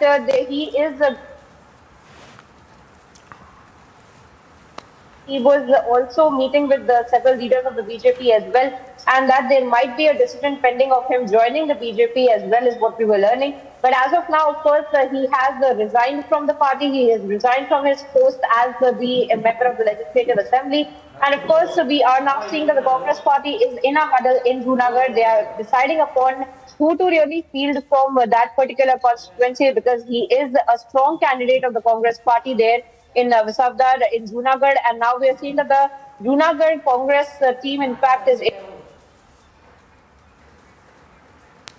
they be fielding from that particular constituency as well. But apart from that, of course, a major setback is this as well, Nupur, that this is a sitting MLA who has tendered in his resignation just a month before the elections that are all set to take place in the state of Gujarat. And he is already talking about how there is a lot of infighting in the Congress party and that there are no decisions that are being made, and that he is already talking about how there are other parties as well who are in the fray, and that this of course also means that he has given a hint that he might be joining another party, which only leads for us to understand that it's either going to be the BJP or the Aam Aadmi party. The BJP is most likely, but that of course we will have to wait and watch for. But as of now, we do see that back-to-back setback that the Congress party is really facing, even as we see that the Priyanka, level leadership and try to decide on how the strategy will be formed for the upcoming elections. Yes. Right, absolutely. You know, Priyanka, as you're pointing out, of course, this is just one setback. But for the Congress party, it's been really difficult heading into these elections in Gujarat. There has been talk for some time now that the party will face a lot of desertions. Well, that's exactly right, Nupur. If we look at it in the broader perspective of what's really happening in this election, a new addition in this election and challenging the bipolarity of the Gujarat politics is the Aam Aadmi Party that has thrown their hat in the ring for all 182 constituencies. In fact, the Congress Party this time is going to be struggling for their entire identity in the state of Gujarat because the Aam Aadmi Party very clearly wants to position themselves as a major opposition party in the state of Gujarat that can challenge the BJP. And it seems as though the Congress has also come on a back foot because we do see that a lot of strategy meetings that have been going on with the Delhi leadership that has been descending upon it on the Gujarat Pradesh Congress committee offices, and there have been meetings with the state level leadership as well with respect to how they will be fighting the upcoming elections. But time and time again, we do see that the senior leaders of the Congress party have been resigning from the party and then saying the same thing in an echo, claiming that there's no planning in the party, that there's no leadership in the party, and that the Congress party is in itself not very serious about fighting the Gujarat elections altogether.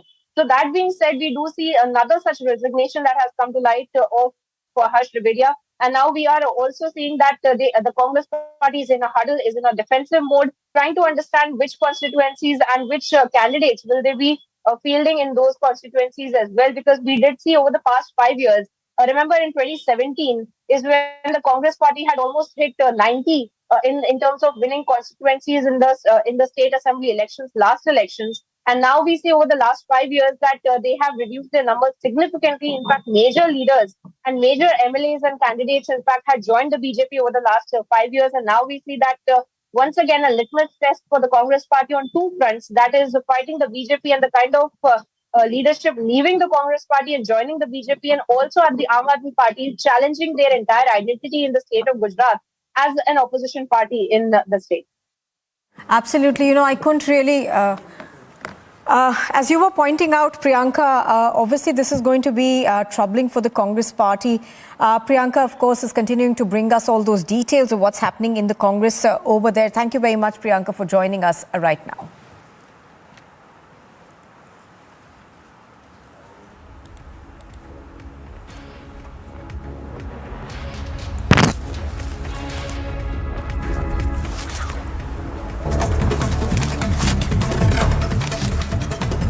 And here's a look at what else is making news this morning. The Union Home Minister is on the second and the final day of his Jammu and Kashmir visit, and he will be addressing a mega rally in Baramulla today.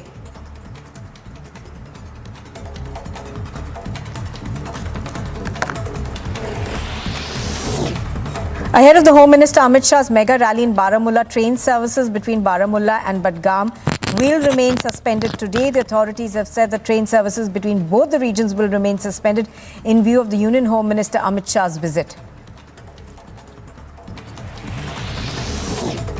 The Prime Minister Narendra Modi is all set to visit Himachal Pradesh today. Prime Minister will inaugurate the AIIMS in Bilaspur and attend the Kullu Dussehra.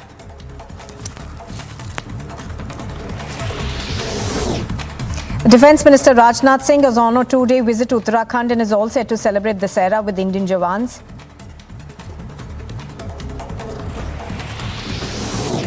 Amit Shinde and the Eknath Shinde versus Uddhav camp fight on the Dussehra rally. The Maharashtra Chief Minister Eknath Shinde will hold a rally at the MMRDA ground, while Uddhav Thackeray organised a Dussehra event at Shivaji Park.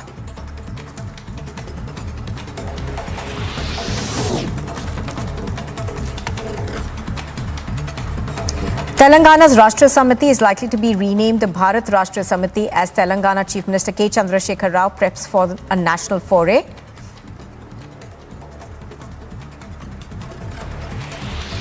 JDS leader H.D. Kumaraswamy has left for Hyderabad with 20 MLAs to attend the KCR's national party launch. Kumaraswamy left for Hyderabad yesterday.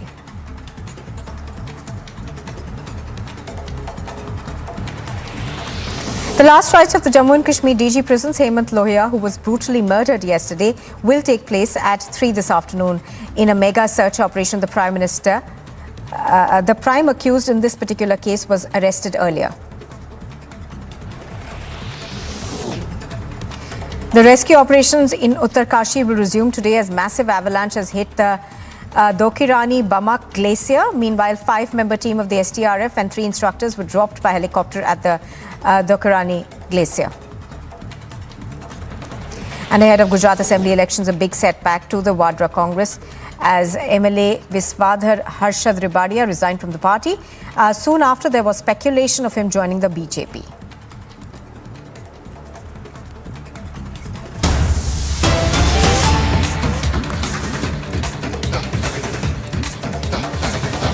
And we are now getting an update on the road accident in Mumbai, where a total of 13 people were injured on the Bandra-Worli Sea Link. 5 people unfortunately have succumbed to their injuries and 8 continue to be in critical condition. Now, pictures on your screen are of the accident that took place yesterday. This appears to be a pile-up that has taken place inside on the Bandra-Worli Sea Link. Pictures on your screen are coming to you from a CCTV camera that was installed, and this appears to be a pile-up that took place. Now, 13 people were injured. Unfortunately, we're getting to know right now that about 5 people succumbed to their injuries. 8 of them are believed to be in critical condition still.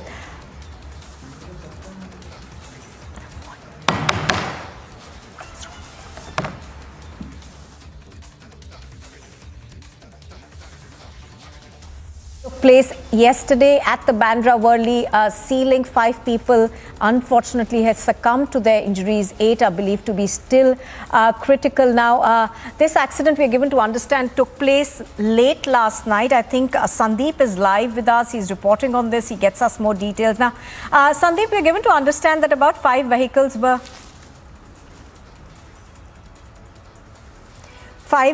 were involved in this accident. One of them, of course, was an ambulance. Yes, 5 vehicles involved. You're watching Republic TV, and still to come, mega Dussehra clash as Eknath Shinde is to hold a rally at the MMRDA grounds while Uddhav Thackeray organizes a Dussehra event at Shivaji Park.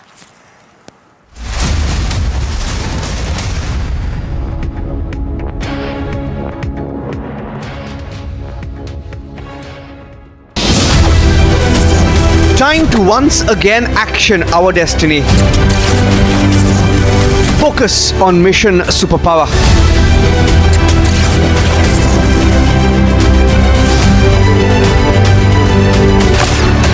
Witness the India growth story.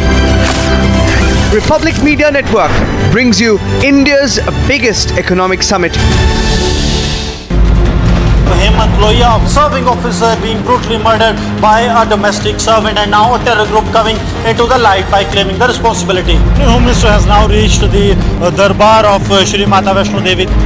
The person was seen pouring petrol on his bike and burning after he was coming in a wrong direction, and police officials were trying to stop him.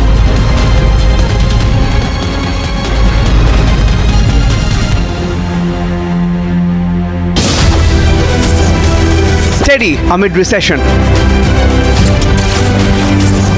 Steady amid inflation.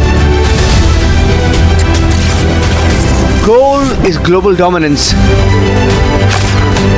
Witness the India growth story.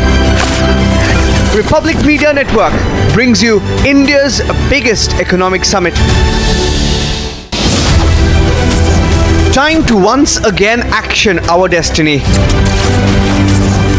Focus on mission superpower. Witness the India growth story. Republic Media Network brings you India's biggest economic summit. Time to once again action our destiny. Focus on mission superpower.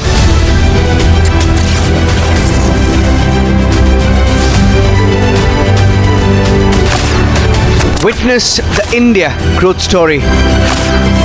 Republic Media Network brings you India's biggest economic summit. Serving officer being brutally murdered by a domestic servant, and now The world supermarket. The world is ours for the taking.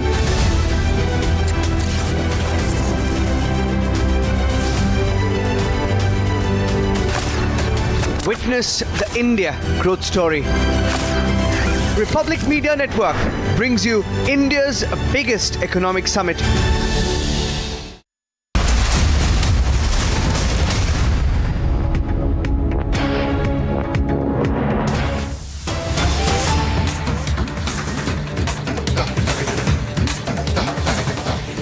A massive fire has been reported at a hospital in Agra.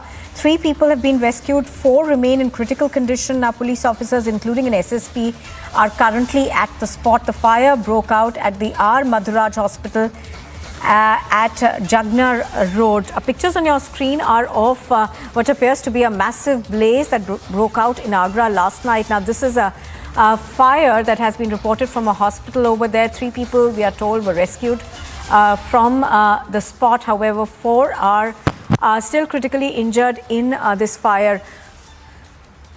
This fire broke out at the R. Madhuraj Hospital, and we are told that even though fire tenders rushed to the spot immediately, there were cases of critical fire injuries that have been reported. 4 people still in critical condition.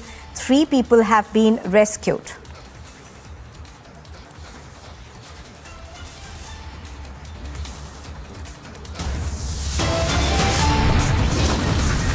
You are watching Republic TV, and we'll continue to bring you more details of this fire that took place at a hospital in Agra.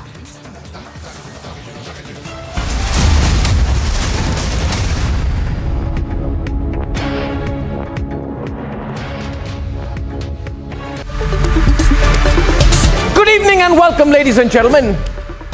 Union Home Minister Amit Shah's message during his ongoing visit to Jammu and Kashmir is simple, that Kashmir has totally changed. And he is absolutely right, there have been several changes. Amit Shah is 100% correct. And he's been at the forefront of these changes. And he's led it with conviction. Right from that fiery speech on the floor of the parliament till today, his role cannot be undermined. But what is the biggest change? The biggest change, ladies and gentlemen, is that Jammu and Kashmir has been freed from the clutches of 2 families. 2 selfish families who have since 1965 contributed 2/3 of all chief ministers in Jammu and Kashmir, and therefore run the state with a convenient family hold. But Kashmir is no family's property. Jammu and Kashmir belongs to us all equally. And the government, which through the Home Minister's much watched visit is sending a message of change, must ensure that never again in the future do an Abdullah or a Mehbooba Mufti rule Kashmir like it is their inheritance or their right. It is not. If these families come back to the saddle of power directly or in a coalition because they are desperate, they'll do anything, they'll join any coalition, then we will all be effectively pushed back to the pre-370 abolition situation. We can't afford that. Because at their core, these 2 families want to scrape the last benefit for themselves. They want to deny the people of Jammu and Kashmir development. They want their scams to return. They want to make money, and they want to return to their traditional blackmail politics. So Amit Shah is absolutely right. He said today that these politicians said, and don't you remember they said that? If 370 is removed, they said if 370...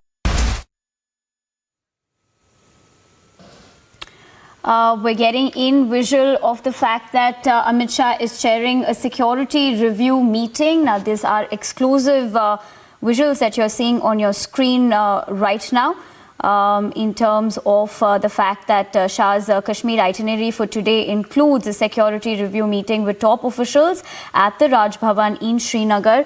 Now, the focus on the meeting will be on tackling the attacks on the non-locals in the Kashmir Valley. Now, Lieutenant Governor Manoj Sinha, top officials of the army, paramilitary forces, state police and civil administration will take part in the high-level meeting where we can see, of course, the visuals on our screens right now where all of them are present, where Amit Shah, of course, is chairing the security review meeting currently in Kashmir. Now, of course, the Union Home Minister is on a 3-day visit to Jammu and Kashmir. We did see him conducting a rally yesterday. Now, there will be a rally today as well, but before that, of course, he's chairing this security review meeting where, of course, top officials of the army, paramilitary forces, we're also seeing the Lieutenant Governor Manoj Sinha as well, and state police and civil administration will take part in this high-level meeting, which we can see in our visuals right now on our screens, which Republic is getting to you exclusively in terms of the visuals as well. He, of course, the Union Home Minister is on a 3-day visit to Jammu and Kashmir, and he did... For more information on this, cutting across to our Kashmir Bureau Chief, Zeenat, joining us on our phone lines. Zeenat, what is the agenda of the security review meet that Amit Shah is currently holding? We do understand that top officials of the army, paramilitary forces, state police and civil administration, as well as the Lieutenant Governor Manoj Sinha as well are present. But if you could give us more details about this security review meet that is happening currently.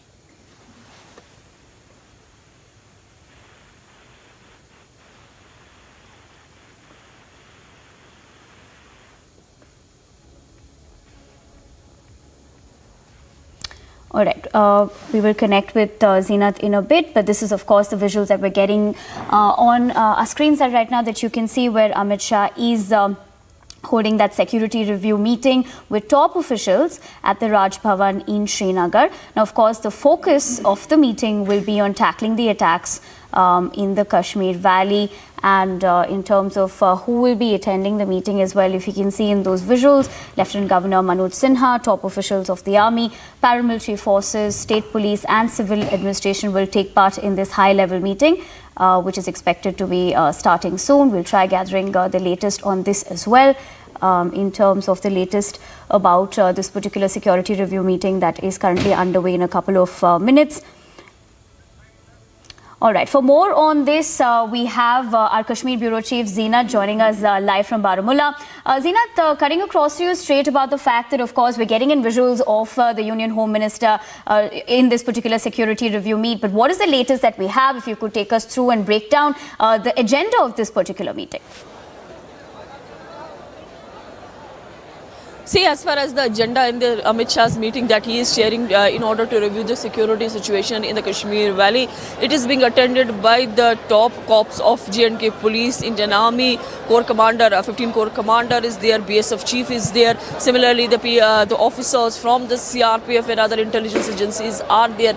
He is reviewing the security situation, although he has himself admitted yesterday that the situation in the Jammu and Kashmir has improved post-abrogation of Article 370. More number of encounters have been reported, and also the forces are neutralized the terrorists who are trying to infiltrate. So borders are quite active, and we are seeing the Indian Army quite alert as far as the line of control is concerned. When we talk about the hybrid terrorist threat, or for that matter the targeted civilian casualties, he is taking note of it also, because just a few minutes back there has been a casualty in Shopian of South Kashmir where the terror attack has taken place and a civilian has been hit by the terrorists. We have been seeing the anti-terror operations. He has been briefed about the anti-terror operation and how the terror funding is being choked after getting the directions from the central government, because in order to choke the funding of terrorism in the Kashmir Valley, he is reviewing the situation and also briefing how more steps further can be taken so that the peace is established in the Kashmir Valley. As has already pointed out earlier, that the Modi government does not believe in buying peace, but they are trying to establish peace in the Kashmir Valley. Security review at Raj Bhavan, which is being chaired by the Home Minister Amit Shah, and from after this security meet, Home Minister Amit Shah will be coming here at Baramulla, where he is expected to address some massive crowds. A gathering of some 36,000 people is going to be here at the Shaukat Ali Khan Stadium in Baramulla. Zeenat, of course, you did point out with the fact that the encounter also that we've been seeing, in fact, in the past, we saw 2 encounters as well last night and today as well. In terms of that, overall the security situation, this is coming at a very crucial point of time. So if you could shed light on that as well for us. See, as far as the encounters in South Kashmir is concerned, the two encounters were reported since yesterday, last evening, until morning. The two encounters were reported in which Jaish-e-Mohammed 3 terrorists were neutralized, the local terrorists were neutralized in the key gam of Shopian, and similarly the another anti-terror operation was launched in Molu of Shopian, where again a one LET terrorist was neutralized. As per ADGP Kashmir Vijay Kumar, all these terrorists were involved in the terror crime. It is seen as a force's success when it comes to crackdown on terror in the Kashmir Valley. 4 terrorists neutralized in less than 12 hours in South Kashmir, and now in North Kashmir, Amit Shah is going to address a rally. Also, Zenat, of course, you are reporting, live from Baramulla. Yesterday, we did see the grand welcome that Amit Shah had in Rajouri in terms of that mega rally that he did address. But tell us a little bit about what is the itinerary, for the Union Home Minister. He will be, of course, addressing this particular rally. But apart from that, if you could talk to us about the developmental projects also, and of course, what else is expected for the Union Home Minister in terms of his plans in Baramulla today? See, Home Minister's visit to Jammu and Kashmir is concerned, he has already announced the benefits for the Pahari community, Gujars and Bakarwals, as far as the ST benefits are concerned. So the people are quite happy about the move coming from the central government. And similarly, now in the Kashmir Valley, we are seeing that the rally will be addressed by the Amit Shah, and then also he's chairing a security review meet at the Raj Bhavan, where he is taking the review of the security in the Kashmir Valley because of the encounters, anti-terror operations, and also how the situation can be more peaceful, as Delhi has already pointed out that Delhi believes in establishing peace, not buying peace. Then also he has been told that the kind of developmental initiatives that have been implemented after getting directions from the central government. Recently, Kashmir witnessed reopening of cinemas almost after 3 decades. As far as the itinerary of the Amit Shah goes, Amit Shah, after addressing a massive rally here in Baramulla, he will be going back to the Raj Bhavan for the lunch, and then also he is planning to visit one of the Gurdwaras in Srinagar. Still later he will be again going back to the Raj Bhavan, because most of his itinerary is planned at Raj Bhavan. He will be laying foundation of some developmental projects, and then in the evening around 6:30 he will be heading back to Delhi. But this is very a successful tour that we are seeing of the Home Minister Amit Shah. Earlier also last year he visited Kashmir Valley, where he spent a few nights with the CRPF and by staying in their camp. And now then he went to Jammu also this year, and now this is a 3-day tour of the Home Minister Amit Shah, where he is visiting where he visited the parts of the Jammu as well as now in the Kashmir Valley. He's at present in Srinagar. My VJ can show you also the visuals, the crowd that has gathered to get the glimpse of Home Minister Amit Shah. Some 36,000 people are expected to be here, so one can also hear the sloganeering that is going on, and the kind of response that the BJP is getting in Kashmir just tells you that yes, this is Naya Kashmir. The Modi's Naya Kashmir Home Minister also appealed the people of Jammu and Kashmir that they should strengthen Modi's vision for the development, because it is Modi government, Prime Minister Modi, who handed over laptops to the misguided youth who were pelting earlier stones on road, but now they are well equipped with the laptop. And he also talked about the vision of Prime Minister Modi, and also how Government of India strengthened the grassroots democracy in Jammu and Kashmir. Now J&K is ruled by 30,000 people who were elected as Panch and the Sarpanch in the Jammu and Kashmir. Expected is that the elections, the assembly elections, can be any time from by next year. That is how the Amit Shah planned his yesterday's visit, and the kind of hints that he was giving in yesterday's rally. It's very important to see what he will talk here in Baramulla as far as his vision for the development of Jammu and Kashmir is concerned. He also talked about the security situation, how it has improved post abrogation of Article 370. By announcing the quota benefits to Gujar, Bakarwals and the Paharis, he said that it is because of the abrogation of the Article 370 that paid way to these communities. That is why these people are now able to get the benefits which earlier were not possible. So hailing the decision and the announcement coming from the Home Minister, we today witnessed a massive support for BJP here in Baramulla, because Pahari Forum is also staying here in this stadium, and everybody is waiting when the Amit Shah will come and what kind of announcements will be made by the Home Minister in Baramulla. Of course, as you're of course pointing out about the fact that there is anticipation among people to see, you know, what exactly the Home Minister is going to be talking at this particular rally. We did see the atmosphere yesterday when he did address the rally, but now of course in Baramulla we'll have to, you know, wait and watch how that's going to pan out. But Zeenat, coming back to you in terms of talking about the security arrangements as well ahead of this particular rally, if you could talk to us about that. We do understand a multi-tier security has been lined up, but the latest on that front.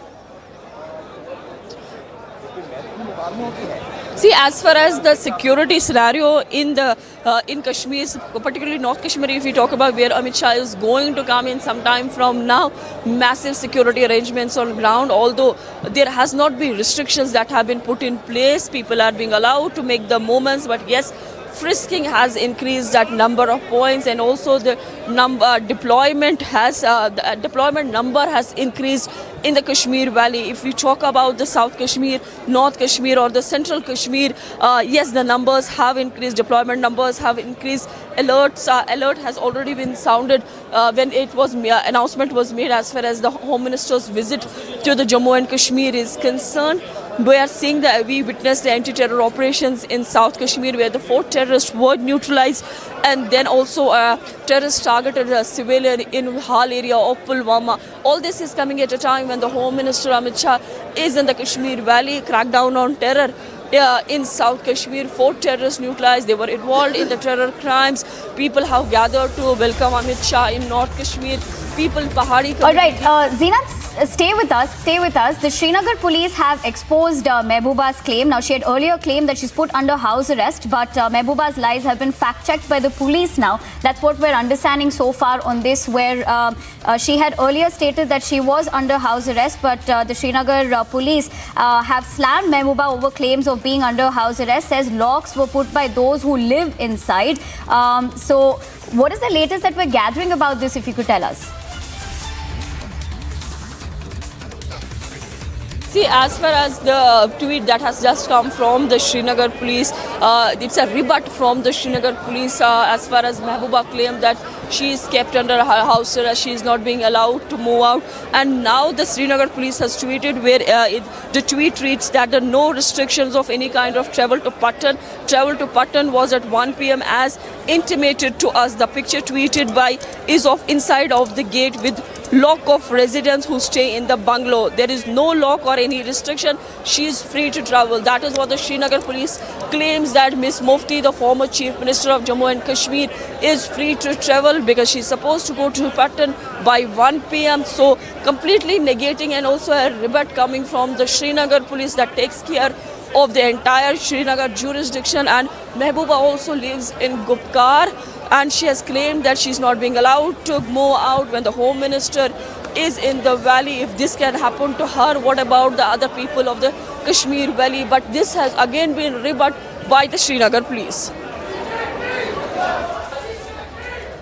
Right, that's absolutely right, because she had tweeted earlier about the same, where she said that in that particular tweet, and I quote, "I was informed last night by the SP Baramulla that I wouldn't be allowed to travel to Patan today." And now, of course, the reaction that is coming in from the Srinagar police, where they have tweeted and rather exposed the lies by Mehbooba Mufti, where they have gone on to tweet saying that it is clarified that no restriction of any kind of travel to Patan. Travel to Patan was at 1 p.m. as intimidated to us. The picture tweeted by her of inside is from the gate with the own lock of residents who stay in the bungalow. So there's no lock or any restriction. She's free to travel. Of course, it's the latest coming, but have we heard, on her front after this fact that the police have, busted those lies of Mehbooba Mufti, or any political reactions also coming in, Zeenat, if you could tell us that? See, after Srinagar police tweeted about the actual situation, and there are no travel restrictions, there is no restriction if somebody wants to go out from the bungalow. No further reaction has come from the Mehbooba Mufti, because the first tweet had come from Miss Mufti, where she claimed that she is not being allowed because the restrictions have been put in place just outside her residence in Gupkar. But police claims that there are no restrictions. She is free to travel. She is free to go anywhere. Right, like you're pointing out, of course, the first tweet that she had earlier tweeted was the fact that while the Home Minister is going around Kashmir beating drums of normalcy, I'm under house arrest for simply wanting to visit Patan for a worker's wedding. So obviously, she had gone on to have two different tweets, which the Srinagar police has now, called out her lies for, where they've, of course, slammed Mehbooba over claims of being house arrest. But talking about this, she also connected it with the fact that when this was in tandem with the Home Minister's visit to Kashmir as well. So how do you see that? Because she's also stated in that particular tweet, if an ex-Chief Minister's fundamental rights can be suspended so easily, one can't even imagine the plight of a commoner. But now clearly the Srinagar police have busted the claims that she has made. So what do we make of this right now, Rajnath? See, the picture that Mehbooba Mufti tweeted with the police vehicles outside and the lock outside the home where she resides at present, but Srinagar police has claimed that the lock belongs to them only, belongs to the residents of the house. There is no restrictions as far as Mehbooba Mufti's travel itinerary, or if she wants to go. Mehbooba is free to travel anywhere. The lie busted by Jammu and Kashmir police. Srinagar police claims that Mehbooba Mufti is free to travel. She can go anywhere, and whatever Mehbooba is claiming is absolutely false. Stay tuned to Republic TV. More on Miss Mufti claims.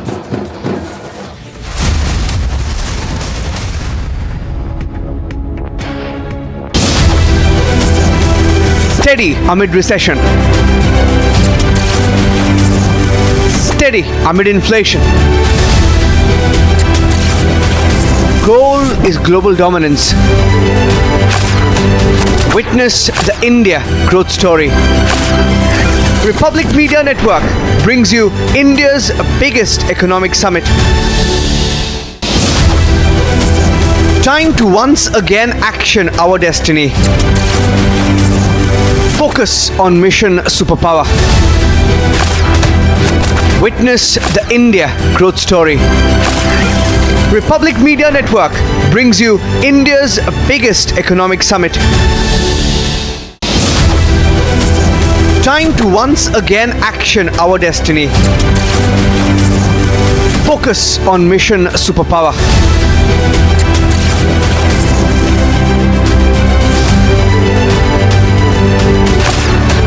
Witness the India growth story. Republic Media Network brings you India's biggest economic summit. Serving officer being brutally murdered by a domestic servant, and now a terror group coming into the light by claiming the responsibility. The Home Minister has now reached the Darbar of Shri Mata Vaishno Devi. The person was seen pouring petrol on his bike and burning after he was coming in a wrong direction, and police officials were trying to stop him.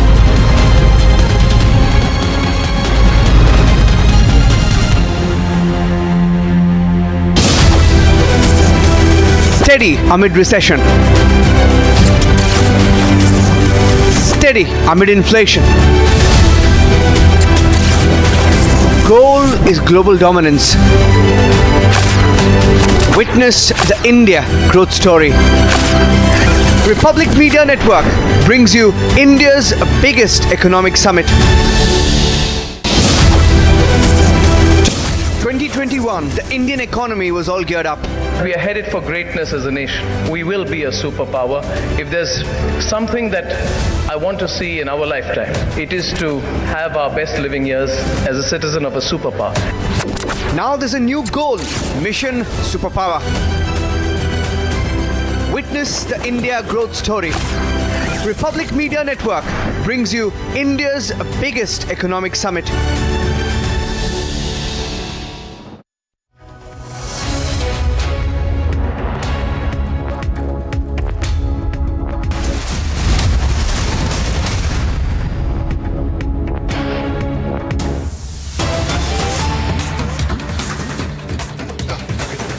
breaking news coming in. HD Kumaraswamy, along with other JDS leaders, arrived at the Chief Minister camp office and they met Telangana Chief Minister KCR ahead of the TRS General Body meeting. Now remember, HD Kumaraswamy along with 20 MLAs had arrived with the fact that of course the KCR is planning to launch his national party ahead of the 2024 Lok Sabha elections, and of course notably the development comes after the fact that the TRS President and Telangana Chief Minister KCR discussed his national ambitions with HD Kumaraswamy and HD Deve Gowda as well, which we did see a few days ago as well. But right now we're getting in the visuals of this key meeting where HD Kumaraswamy and other JDS leaders as well are seen along with KCR in this particular meeting. We're getting those exclusive visuals for you right here on Republic. And for more information on this, we're cutting across to Aneri. Aneri, this of course, the fact that this particular plan of the national, there's anticipation, number one. Number two, of course, hurry to be making this national party. How do, what are the reactions that are coming in? And of course, in terms of this particular meeting, if you could shed light about that with the fact that Kumaraswamy has now met KCR. Well, that's right, Nivedna. We have been seeing how since a long time the Telangana Chief Minister K. Chandrasekhar Rao has been hinting out that he would go national, and also he has been hinting out that there is a need for an alternative in the country to push out BJP. But also at the same time, will he? What would be the announcement also remains to be seen, because the cards are very close. He has not revealed anything. We have also seen how the city is all decked up. As you can see, as we continue to report from outside the Telangana Bhavan, you see there are banners, huge banners of Telangana Chief Minister K. Chandrasekhar Rao, which have been put up, and also at many places there are banners of BRS, that is Bharatiya Rashtra Samiti. So will the Telangana Chief Minister K. Chandrasekhar Rao rename the TRS, that is Telangana Rashtra Samiti, to BRS? Also is a larger question. All eyes on the announcement which is expected to happen at 1:19 p.m. because that is said to be an auspicious time accordingly. And so, but before that also there is a TRS General Body meeting which is going to take place here at the Telangana Bhavan. But also we have been seeing that coming in support of the Telangana Chief Minister K. Chandrasekhar Rao is the JDS leader Kumaraswamy along with 20 other leaders of JDS.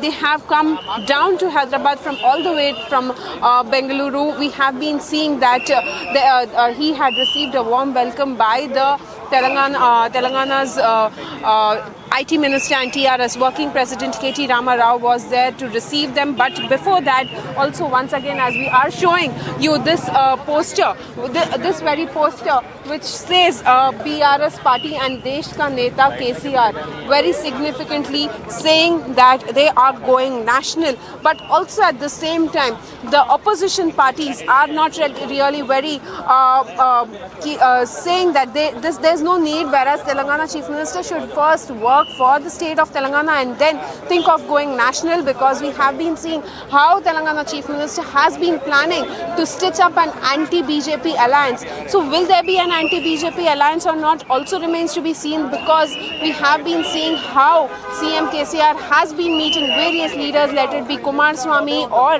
MK Stalin, Arvind Kejriwal and various other leaders in the recent past.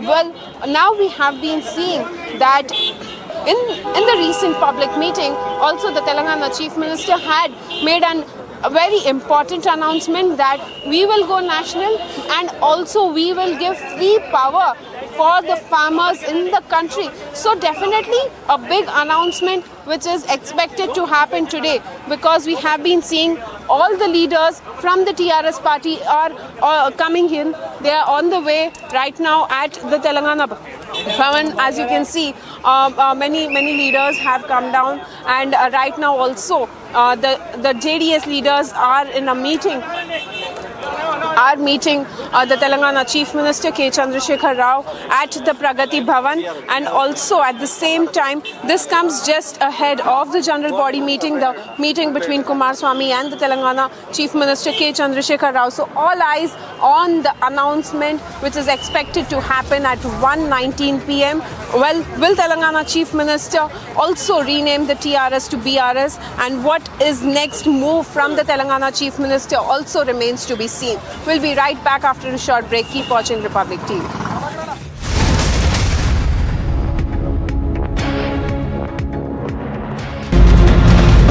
Loya, serving officer being brutally murdered by a domestic servant, and now a terror group coming into the light by claiming the responsibility. The Home Minister has now reached the Darbar of Shri Mata Vaishno Devi.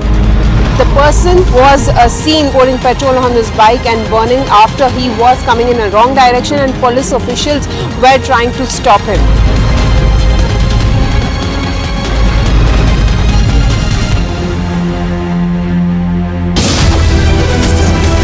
Steady amid recession. Steady amid inflation. Goal is global dominance. Witness the India growth story. Republic Media Network brings you India's biggest economic summit. Time to once again action our destiny.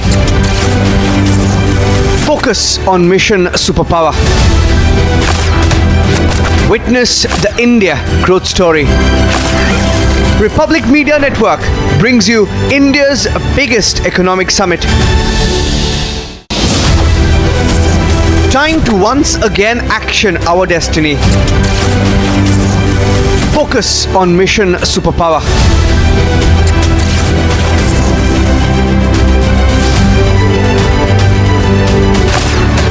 Witness the India growth story. Republic Media Network brings you India's biggest economic summit. Loya, serving officer being brutally murdered by a domestic servant, and now a terror group coming into the light by claiming the responsibility. The Home Minister has now reached the Darbar of Shri Mata Vaishno.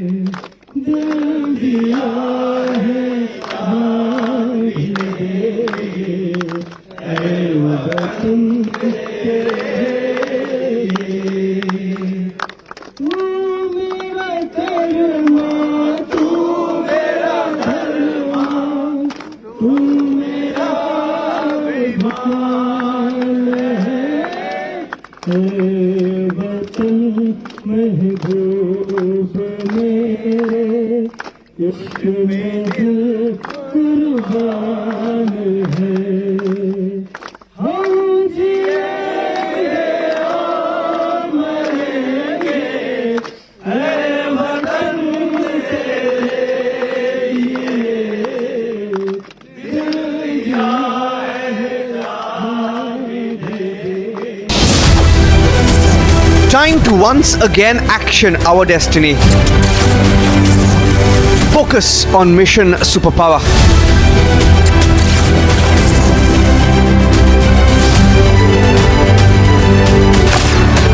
Witness the India growth story.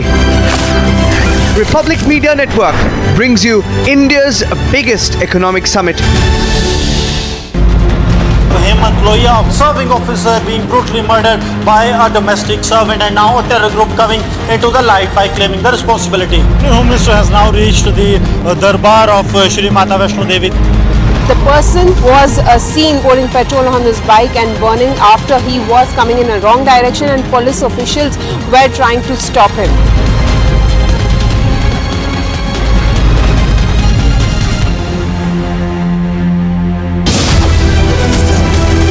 Steady amid recession. Steady amid inflation. Goal is global dominance. Witness the India growth story. Republic Media Network brings you India's biggest economic summit. Time to once again action our destiny. Focus on mission superpower. Witness the India growth story. Republic Media Network brings you India's biggest economic summit. Time to once again action our destiny. Focus on mission superpower.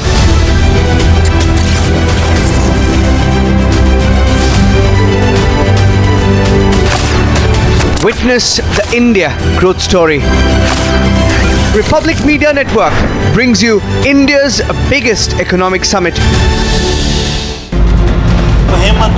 Serving officer being brutally murdered by a domestic servant, and now a terror group coming into the light by claiming the responsibility. The Home Minister has now reached the Darbar of Shri Mata Vaishno Devi. The person was seen pouring petrol.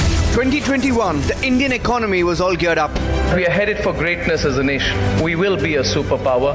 If there's something that I want to see in our lifetime, it is to have our best living years as a citizen of a superpower. Now there's a new goal, mission superpower. Witness the India growth story. Republic Media Network brings you India's biggest economic summit.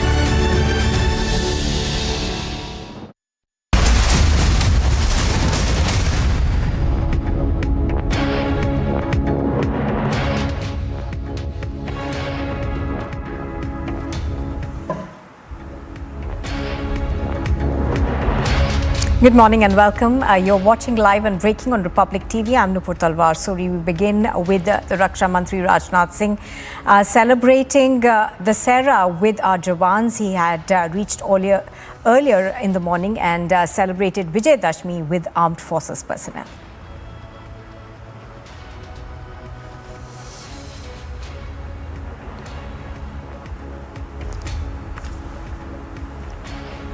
Well, in fact, he is currently, I think, at Badrinath.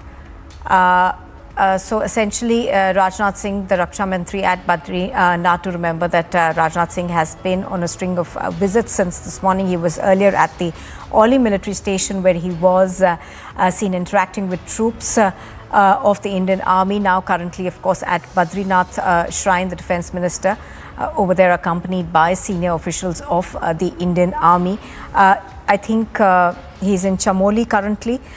We have, of course, seen his interaction since this morning with defence personnel. And this is something that's been a hallmark essentially of this defence minister, that on every big event you can see him with the forces celebrating with the Jawans on the ground. And currently, of course, the defence minister is in Chamoli. He's making his way to the Badrinath shrine, I think. Earlier this morning, we saw the defence minister in Oli, where he was interacting with the Jawans. Let's listen in to how that interaction was.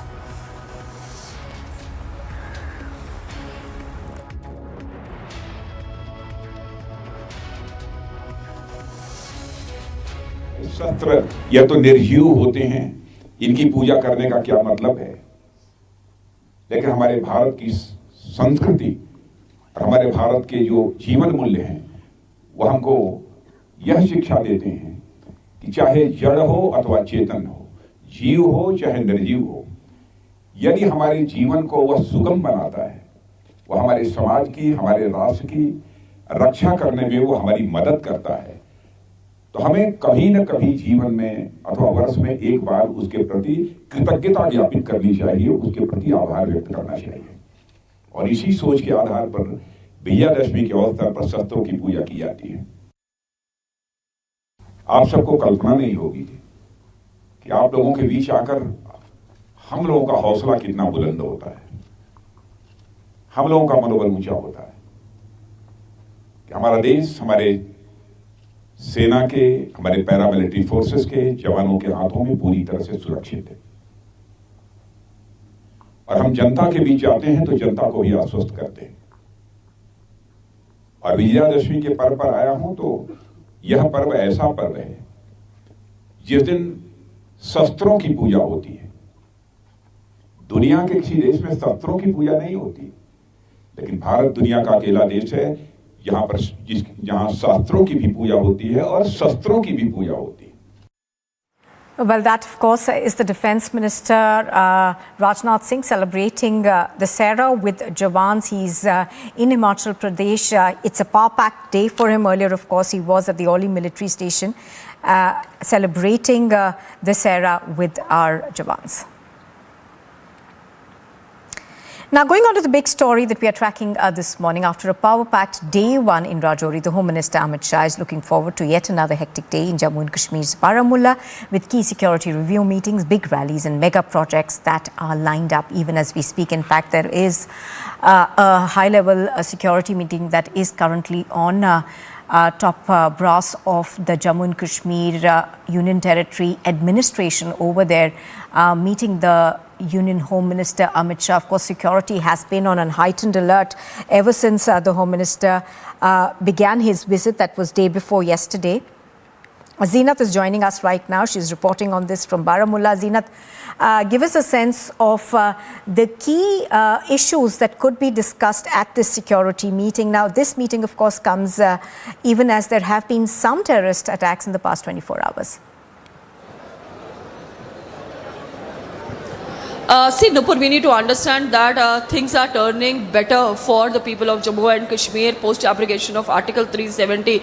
Kashmir is no more known for hartal, stone pelting or for the band calls. Situation has improved, and as far as the recruitment among the terror ranks is concerned, the recruitment has also gone down drastically. Now you see, we have talked yesterday the security chief of South Kashmir, where he said that now locals are not getting neutralized, but the foreign component is getting more neutralized. That means the Kashmiri, the local terrorist, is not ready to fight the way in earlier years we have seen through the data that the more local terrorists would get neutralized. Yeah, now the people are going to the army camps, going to police, and they are saying that they want to enroll their kids for de-radicalization programs. So many programs have been taken by the government of India, Home Ministry, Defence Ministry. They are working so that this radicalization element is no more prevalent in Jammu and Kashmir. We have seen the kind of information, the information flow that is coming for the security forces as far as the terrorist movement is concerned. All these things were also discussed in Home Minister's security meeting that he chaired a while back at Raj Bhavan. Not only the DGP Jammu Kashmir Police Dilbag Singh, ADGP Kashmir Vijay Kumar, Northern Commander Northern Commander Upendra Dwivedi, and also the IB intelligence chiefs and people from the officers from the CRPF and other forces were part of this very meeting, which has just concluded now, because Home Minister Amit Shah is planning in some time from now. He will be coming to Baramulla here at the Professor Shaukat Ali Mir Stadium in Baramulla, where he is expected to address a massive gathering, because as of now we are picking here that some 36,000 people have already gathered to get the glimpse of Home Minister Amit Shah, because yesterday when he was addressing people in Rajouri, he made an announcement that the Pahari, Gujars as well as the Bakarwals are going to get quota benefits. So we also witnessed the celebrations coming from the Pahari Forum after Home Minister made such announcements here, such announcements yesterday. So a lot of expectations from the Home Minister Amit Shah's rally in Baramulla, because from here he will be going to Raj Bhavan, where he will be inaugurating the developmental project. So focus of Modi government is as far as the development of Jammu and Kashmir is concerned. The Modi government wants development. They are not looking for buying peace. Rather, the Modi's vision is establishing peace in Jammu and Kashmir. Absolutely. Hold your thoughts for a minute, Zeenat. We're going to come back to you. But let's listen into the reactions that we are getting from the people who are gathered to attend this massive outreach program that has been lined up. It takes place at about 20 minutes from now. That's when we are expecting the Home Minister to arrive there. ये जब अमित शाह यहाँ पर महिलाओं के बीच, पुरुषों के बीच एक बड़ी जनसभा को संबोधित करने आ रहे हैं, तो वो मर्द समझते हैं कश्मीर का दर्द क्या है, कश्मीर की परेशानी क्या है, और उसी परेशानी को दूर करने के लिए बड़े लोग भी यहाँ पर हमारे साथ मौजूद हैं। क्या है आप बताइए। हम शहरी बारामूला से आए। शहरी क्या उम्मीद करते हैं आज ऐसे ही आए सर, बीजेपी के साथ ये रोक करने के लिए आए। ठीक है, तो यहाँ पर लोग जो है वो यही कह रहे हैं कि एक बड़ा उत्साह भी है। हमने इससे पहले भी कई मर्तबा लोगों से बातचीत की है, ढोल नगाड़े भी सुने हैं। देखिए तैयारी बड़ी गजब की है, सुरक्षा व्यवस्था चाक चौबंद है, और इसके अलावा आप देखिए एक तरफ पुरुषों की एक बड़ी संख्या है, दूसरी तरफ महिलाएं भी पीछे नहीं है। हम दिखाएंगे आपको। फिरदौस जरा तस्वीर दिखाइए आप। फिरदौस, वहां से लेकर यहां तक पूरे आप देखिए कि एक बड़ी संख्या में यहां पर लोगों की मौजूदगी है, और अभी अब बस कुछ देर का इंतजार है। लगभग 11:30 बजे के बाद कभी भी यहां पर गृह मंत्री अमित शाह पहुंच सकते हैं। यहां पर आप देखिए कि बड़ी संख्या में लोग भी पहुंचे हुए हैं, और खासतौर से पहाड़ी कम्युनिटी की जो बात की जा रही है, जो एसटी का दर्जा, जो लोगों की मांग है, जो डिमांड है, और सबसे ज्यादा उम्मीद इसी बात को लेकर है कि आज इस मंच से उसको लेकर कुछ बड़ा ऐलान भी होगा। कल भी हमने देखा था राजौरी में भी जो हक की बात की गई थी, वो भी बात की गई थी। गृह मंत्री अमित शाह ने भी कहा था इस एसटी दर्जे को लेकर कि इसकी संभावना बनेगी और उनको हक दिया जाएगा। और अब जो है लोग इसी उम्मीद के सहारे यहाँ पर पहुंचे हुए हैं और बातचीत कर रहे हैं। जी, Go back to Zenith over there now. Zenith, are we looking at any big ticket announcements to come in today? Because as you were pointing out yesterday, of course, it was, on anticipated lines that the scheduled tribe quota would be extended essentially to the Paharis as well. But in terms of announcements, are we expecting anything big in this Baramulla rally? Nupur, we need to understand that the BJP is only focusing on development, and everywhere, wherever the BJP is fighting election, it is fighting on election is being, they're trying to fight elections on developmental agenda. So since government of Delhi is planning to hold elections as per the sources next year between March and April, so definitely it is a developmental push to Jammu and Kashmir for the upcoming elections that J&K will see after the abrogation of Article 370. We are seeing the Delimitation Commission has almost completed its exercise. Now the Election Commission of India can announce the dates of elections anytime soon. So say coming to Pahari and the Gujars and the kind of benefits they will, the quota benefits that has been announced by the Home Minister is again a push for this kind of community where the BJP is looking for the votes in the upcoming elections. Similarly, as far as the development is concerned, we are expecting that the Home Minister Amit Shah is going to lay foundation of colleges as well as he's going to empower the health sector of the Jammu and Kashmir, which earlier the many facilities in J&K were lacking, and people used to go to Delhi, Bombay, Chandigarh and other places for even to treat their small ailments. So there will be a inauguration of the foundation of these projects, but that will also happen at the Rajbar, where the event is planned somewhere around 3:30. The tight itinerary for the Home Minister Amit Shah, because as per the sources he was also planning to visit the Gurudwara in Srinagar city. So making inroads in Srinagar city is again a bigger move, because earlier the downtown, which was known as a stone pelters bastion, now people from outside, from Delhi and all other VIP movements can take place in Srinagar, where earlier it was more like bar and it was a security hassle for the people to make such kind of movements. But now this also tells you that the Kashmir, the Jammu and Kashmir is changing, the Naya Kashmir which Modi wants to build through development, through vision.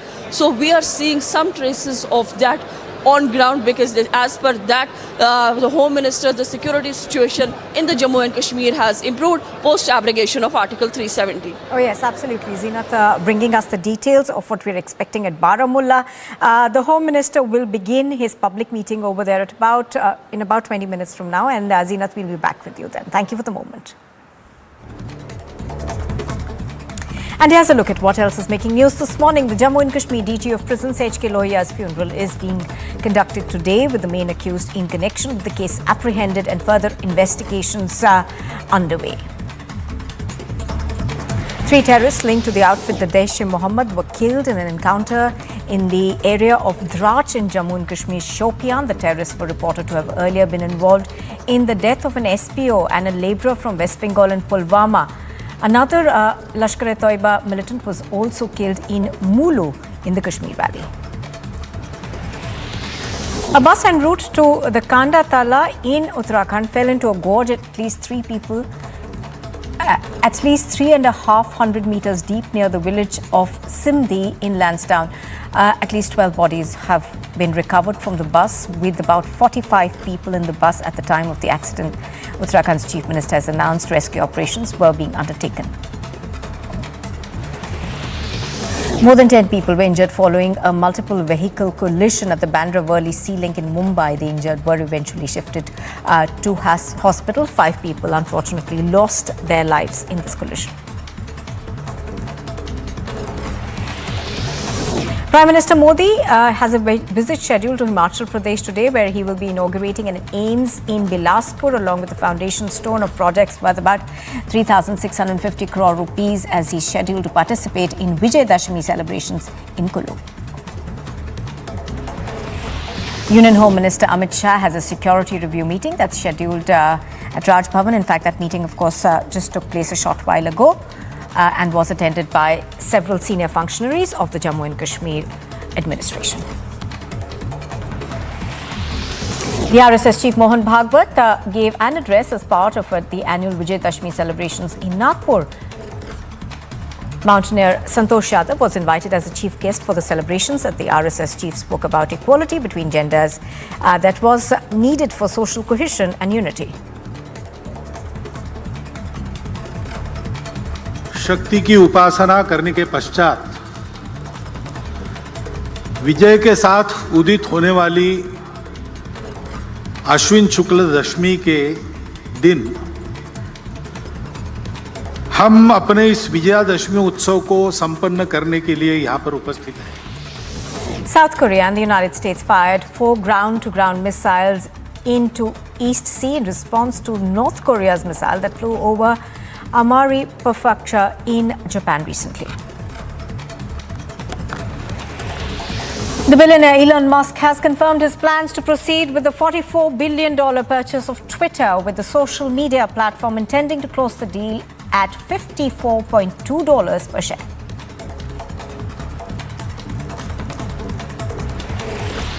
The Delhi Disaster Management Authority has decided to stop levying a 500 rupee fine for not wearing masks at public places in Delhi from the 1st of October. Meanwhile, services of healthcare workers hired on contract in COVID hospitals is to be extended till the end of the year.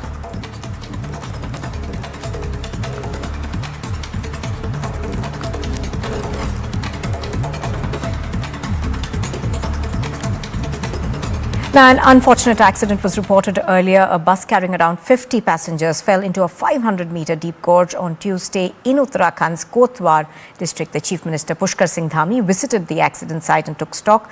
According to reports, the bus fell into the gorge near Simd village on the Rikni-Nikhal-Bironkhal motor road in Dhumakote police station area of Pauri district. The bus was going from Laldhang in Haridwar district to Birkhal block of Pauri. No official confirmation of the number of casualties or deaths has been received so far. The passengers were heading to a wedding in Pauri. The police have said that as many as 9 people have been rescued. Piyush Shori is reporting on this. He has more details. Piyush, unfortunate news coming in over there. Now, we are given to understand that at least 9 people have been rescued, but give us more details on the rescue operations. So yes, Nupur, an extremely unfortunate incident that occurred in Uttarakhand. This incident comes at the backdrop when there was already an avalanche that had occurred. So yes, a lot of loss of lives. Now, this incident occurred at the Pauri area, where a bus that was carrying people who had been going to a wedding procession actually fell into a 500-meter gorge, deep gorge. Now, what we have been told is that there have been 15 people that have lost their lives. There have been, 25 people who have lost their lives. But yes, thankfully, there have also been 21 people that have been saved, which also includes women and children. But taking into cognizance of a major tragedy that has occurred. What is being confirmed is that yes, there have been 25 people who unfortunately have lost their lives in this tragic and very unfortunate incident. Yes, back to you in the studio. All right, Piyush Shori bringing us the details of this accident that has taken place. Rescue efforts still underway in the Pauri area. Thank you, Piyush, for joining us. As Piyush was pointing out, of course, the Chief Minister, Pushkar Singh Dhami, has reached the site. He was taking stock of the situation. Now, we are given to understand that this was a marriage party that was on its way when this bus unfortunately fell into the gorge. And it's been a difficult rescue operation. Essentially, you can see over there that NDRF and SDRF personnel are trying to go down into the gorge to rescue as many people as possible. Now, H.D. Kumaraswamy, along with other JDS leaders, arrived at the Chief Minister's camp office and met the Telangana Chief Minister KCR ahead of the TRS's general body meeting. Now, this, of course, is being looked upon as one of those extremely important events as far as KCR is concerned. This is largely his foray into national politics. A lot has been said about this. We are told that Kumaraswamy, along with about 20 MLAs, will be in Telangana, in Hyderabad, to attend that meeting. Now, the TRS, of course, is being renamed as the Bharat Rashtriya Samiti. So that name change taking place, it also perhaps paves the way for KCR to make an entry into national politics. He's been eyeing that for a while now. In fact, it was in 2019 when he made that first foray. That didn't really do very well. But now this is another attempt from KCR to make that national foray. Aneri is reporting live from Hyderabad on this. She joins us now. Aneri, to begin with, good morning. Give us an overall sense of what you are seeing in Hyderabad. This, of course, is being touted as a big ticket event.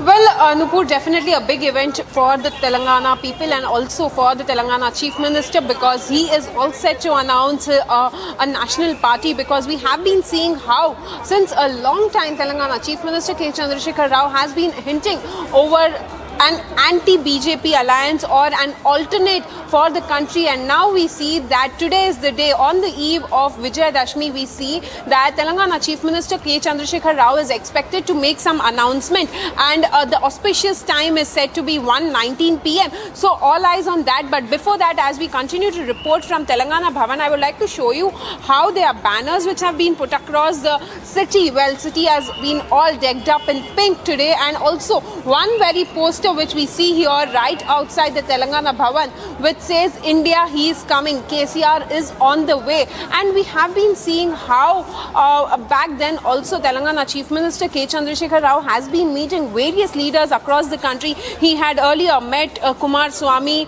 then MK Stalin and Arvind Kejriwal and many such other leaders. Telangana Chief Minister K. Chandrasekhar Rao has been meeting in the recent times. But also, not to forget, we have been seeing how Telangana Chief Minister has been criticizing the central government over various issues, or also he has been saying that the central government has not done anything for the country. But also at the same time, we see that the Telangana Chief Minister, who will be heading to Telangana Bhavan in some time from now, from Pragati Bhavan, he will be coming here at the party office, where first there will be the TRS general body meeting, and then as expected at 1:19 p.m. there would be an announcement which would be made. Aneri, a lot would essentially depend on how much traction this move from KCR gets, because his effort is, of course, to unify all the opposition forces. But we have seen in the past how divisive the opposition has been. So in terms of a challenge, how big a challenge will it be for him to get traction for the Bharat Rashtriya Samiti?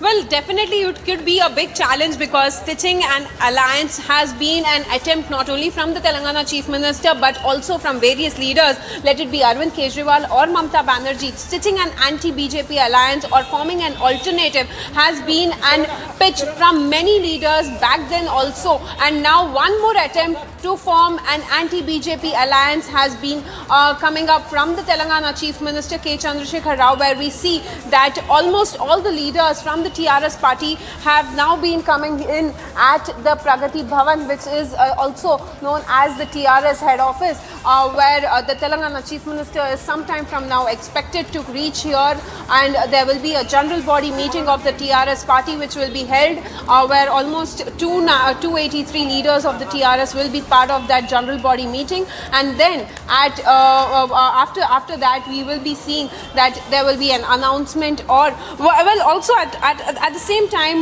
will the TRS party be renamed at BRS, that is the Bharatiya Rashtra Samiti, or will it be the same? Also remains to be seen, because we see that there are a lot of talks that there could be a renaming of the party name also. So how will it have an impact on the elections also is a larger question, because this is coming ahead of the 2024 general elections, and also not to forget the Telangana state will also be going into polls next year, that is 2023, where the Telangana will be seeing elections. So how will it have an impact on that also is a larger question. Also, I would like to show you how now people have gathered outside the Telangana Bhavan with the banners of Telangana Chief Minister and Desh Ke Neta KCR, where many banners have been put up. Now people in large number are trying to gather up here at the Telangana Bhavan, coming in support of the Telangana Chief Minister K. Chandrasekhar Rao. So very significant move coming in from the Telangana Chief Minister, but how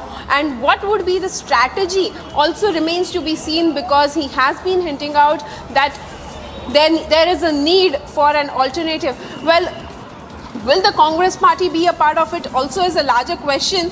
But yes, he has been meeting a lot of opposition leaders, but he has not yet met, the Telangana Chief Minister K. Chandrasekhar Rao has not yet met any of the Congress leaders. So will the Congress be a part of it or not also remains to be seen. And also at the same time, not to forget, this comes ahead of the election season 2024. So will the National Party announcement and also an alternative front work out for the Telangana Chief Minister K. Chandrasekhar Rao remains to be seen. We'll be right back after a short break. Keep watching Republic TV.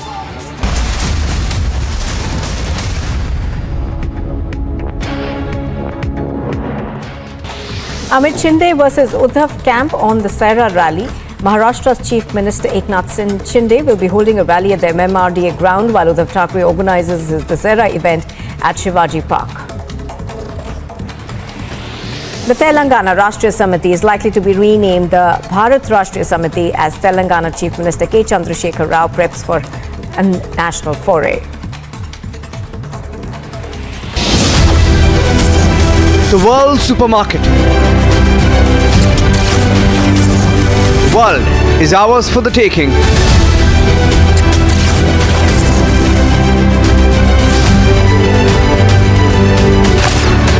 Witness the India growth story.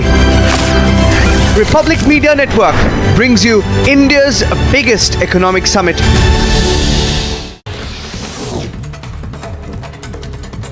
Rescue operations in Uttarakhand will resume today as massive avalanche hit the Dokriani Bamak Glacier. Meanwhile, a 5-member team of the SDRF and 3 instructors were dropped by helicopter at the glacier.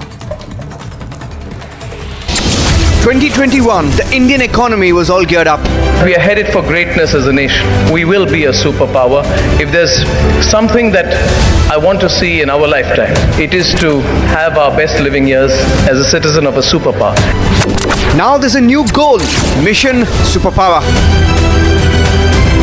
Witness the India growth story. Republic Media Network brings you India's biggest economic summit. Amit Shinde versus Uddhav camp on the Sena rally. Maharashtra's Chief Minister Eknath Shinde will be holding a rally at the MMRDA ground, while Uddhav Thackeray organizes his Dussehra event at Shivaji Park. The Telangana Rashtriya Samiti is likely to be renamed the Bharat Rashtriya Samiti as Telangana Chief Minister K. Chandrasekhar Rao preps for a national foray. The world supermarket. World is ours for the taking.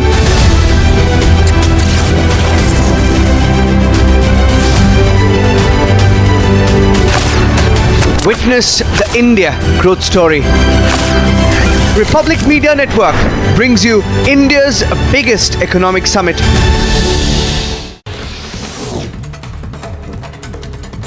Rescue operations in Uttarakhand will resume today as massive avalanche hit the Dokriani Bamak Glacier. Meanwhile, 2021, the Indian economy was all geared up. We are headed for greatness as a nation. We will be a superpower. If there's something that I want to see in our lifetime, it is to have our best living years as a citizen of a superpower. Now there's a new goal, Mission Superpower. Witness the India growth story. Republic Media Network brings you India's biggest economic summit.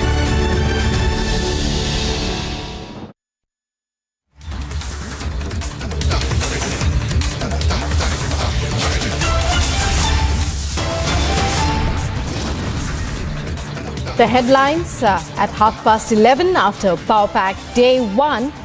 Amit Shah set to kick off Day 2 of his mega Jammu and Kashmir visit. Key meetings and big rallies on the cards.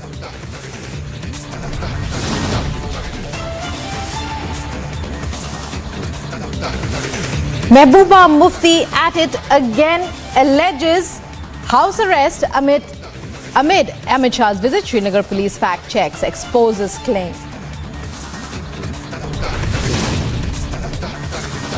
Prime Minister Modi is in Himachal Pradesh, will inaugurate projects and celebrate Dussehra in Kulu.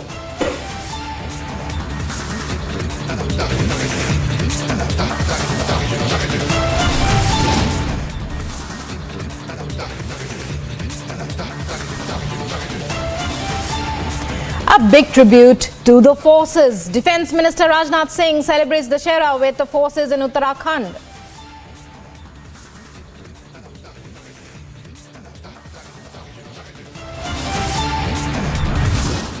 जिनके स्वार्थों को मार मिलेगी, ऐसा उनको डर लगता है, ऐसा होने से वो सारी शक्तियां बाधा उत्पन्न करती हैं.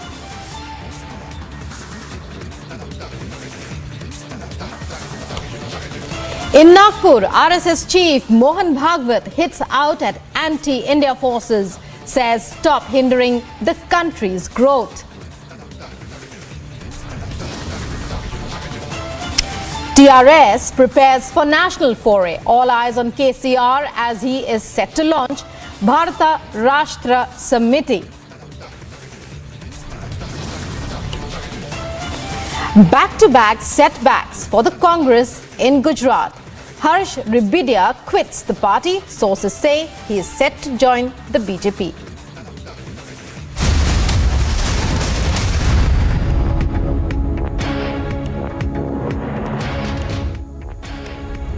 You're watching live and breaking here on Republic. I'm Rukma, and we begin by getting you news from Madhya Pradesh's Indore, where a clash broke out between two groups amid Navratri celebrations.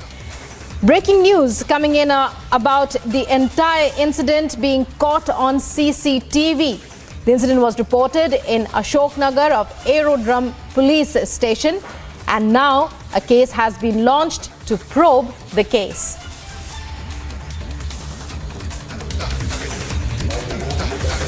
So clashes break out in Indore in Madhya Pradesh amid Navratri celebrations. A case has been registered and investigations are to be conducted.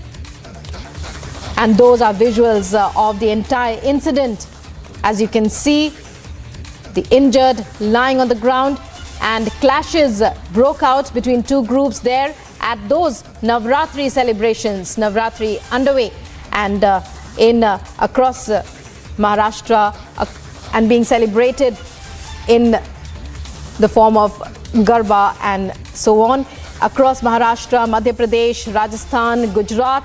And these are visuals caught on CCTV of the clashes that took place between two groups at one such celebration.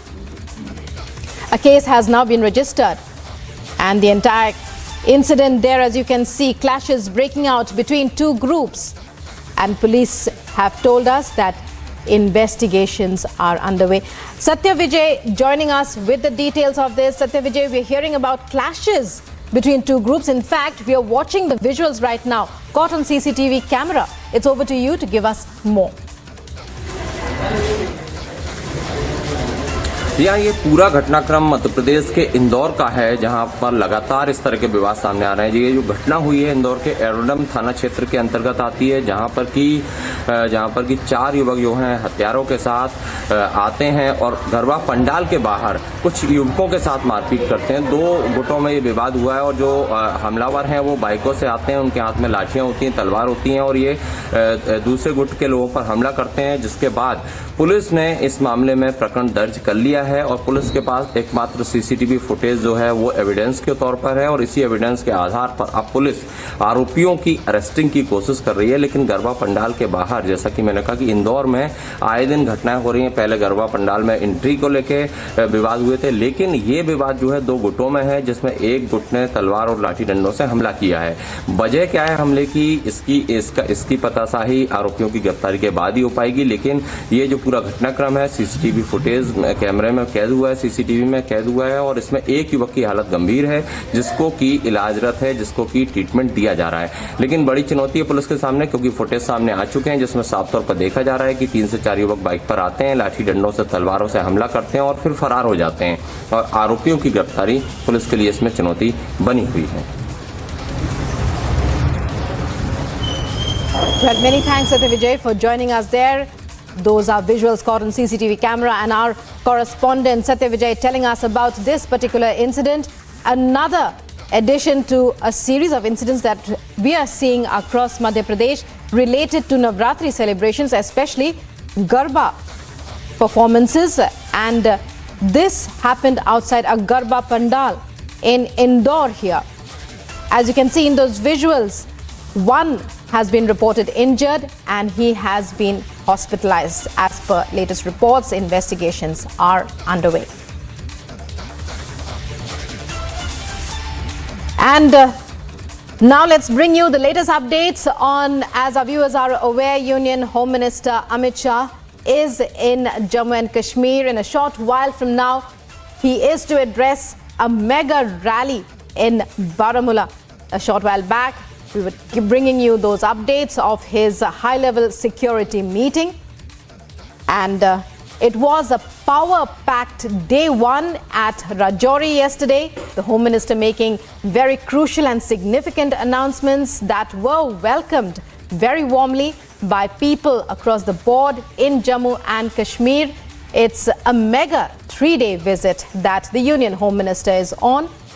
And in a short while from now, he is to address a mega rally in Baramulla.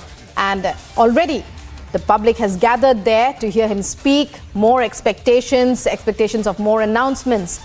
And yesterday we saw him at Rajouri.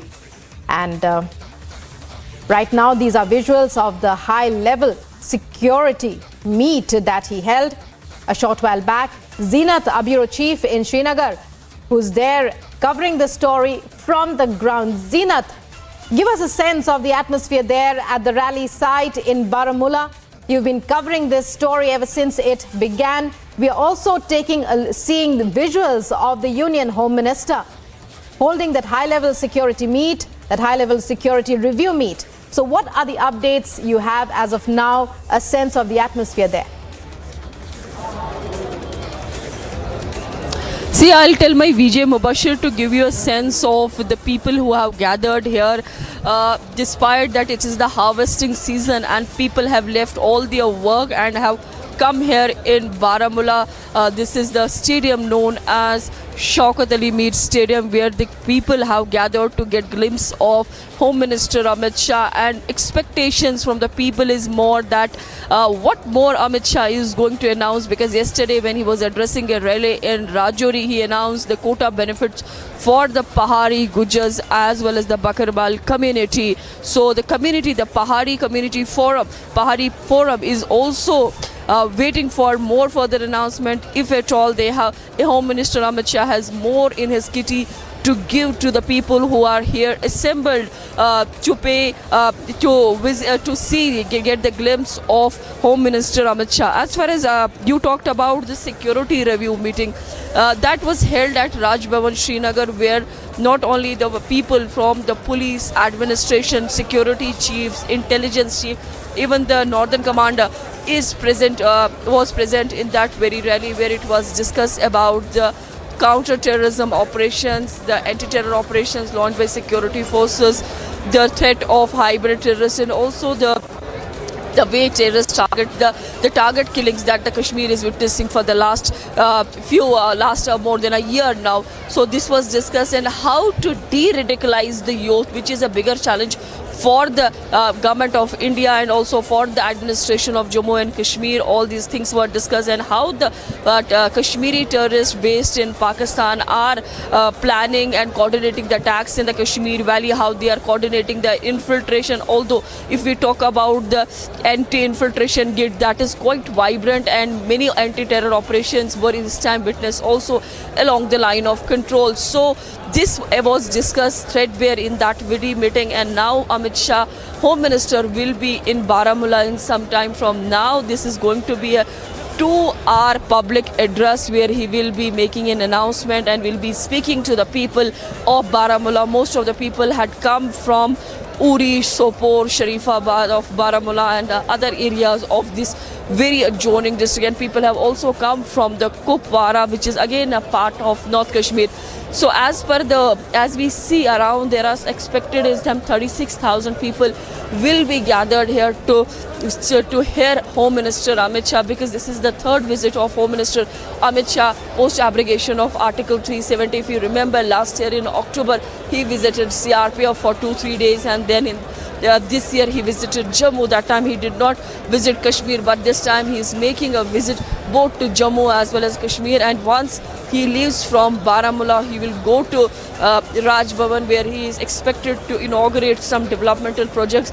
The function is lined up around 3:30 p.m. and Home Minister will conclude his 3-day visit to Jammu and Kashmir around 6:30, when he will be departing from here and will be landing in Delhi somewhere around 8 o'clock. So it has been a tight itinerary for the Home Minister Amit Shah, because yesterday after landing in Srinagar, he visited Raj Bhavan and later met the people of different communities. He met some politicians, also social activists, and also provided appointment letters in the Jammu and Kashmir government. 4 appointment letters were given to next of kin of those martyrs who lost their life in the terror attack. So he tried to address each and every community. And also he met the kickboxer Tajamul Islam and named her as an inspiration for the younger girls with the kind of achievement she had under her belt. So we are seeing that Amit Shah is trying to address all the communities, and we see the kind of move for the Gujar, Bakarwal and the Pahari community. It is more like to strengthen and to give some representation to the community, because if we go through the speech that he delivered yesterday at Rajouri, he said that they were getting now the benefits because this was not earlier possible because of the Article 370 and 35A, but with the abrogation of the article, the people of the community are able to ripe these kind of benefits, terming it as a success that the Article 370 was abrogated. Otherwise, it was a blockade for many central schemes that could not reach to the people of Jammu and Kashmir. He also said that the 3 families, the 3 dynasties have looted Jammu and Kashmir, and the money that center would send for the development would go into the kitty of these families. He appealed the Jammu and Kashmir people that they should strengthen the vision of Modi government so that developmental agenda can take a real shape. More on Amit Shah in Baramulla. Keep watching Republic TV.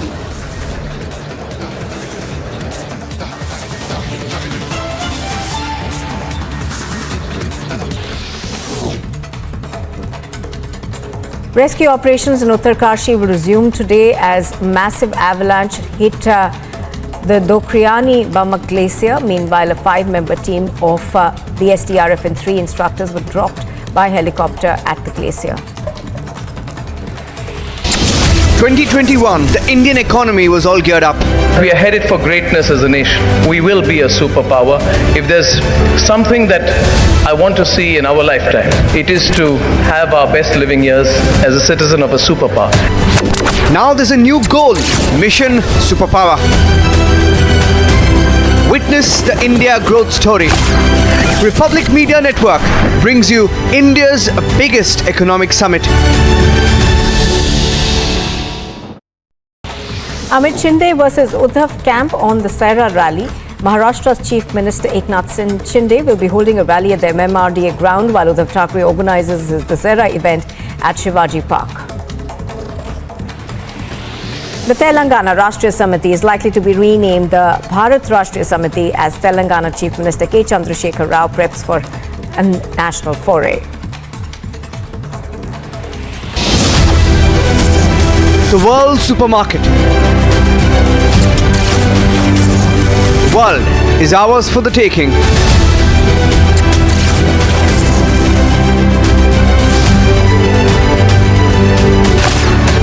Witness the India growth story. Republic Media Network brings you India's biggest economic summit.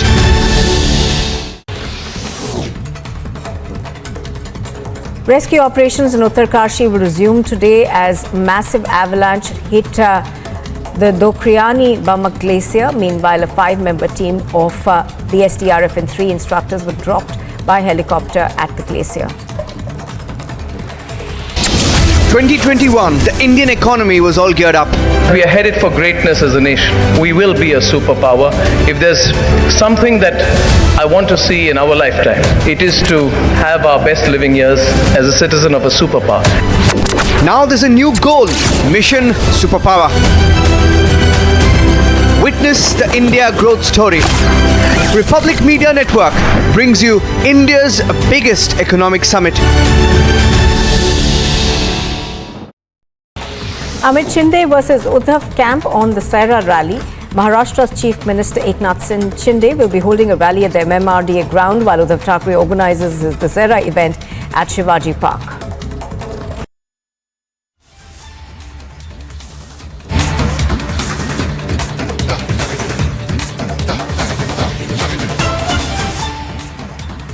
Model का मुआयना करते हुए AIIMS अस्पताल बिलासपुर का, और ऐसा कहा जा रहा है कि ये जो अस्पताल है जिससे कि 3D मॉडल का प्रधानमंत्री इस वक्त अवलोकन कर रहे हैं, ये 1470 करोड़ रुपए से अधिक की लागत से ये अस्पताल निर्मित है।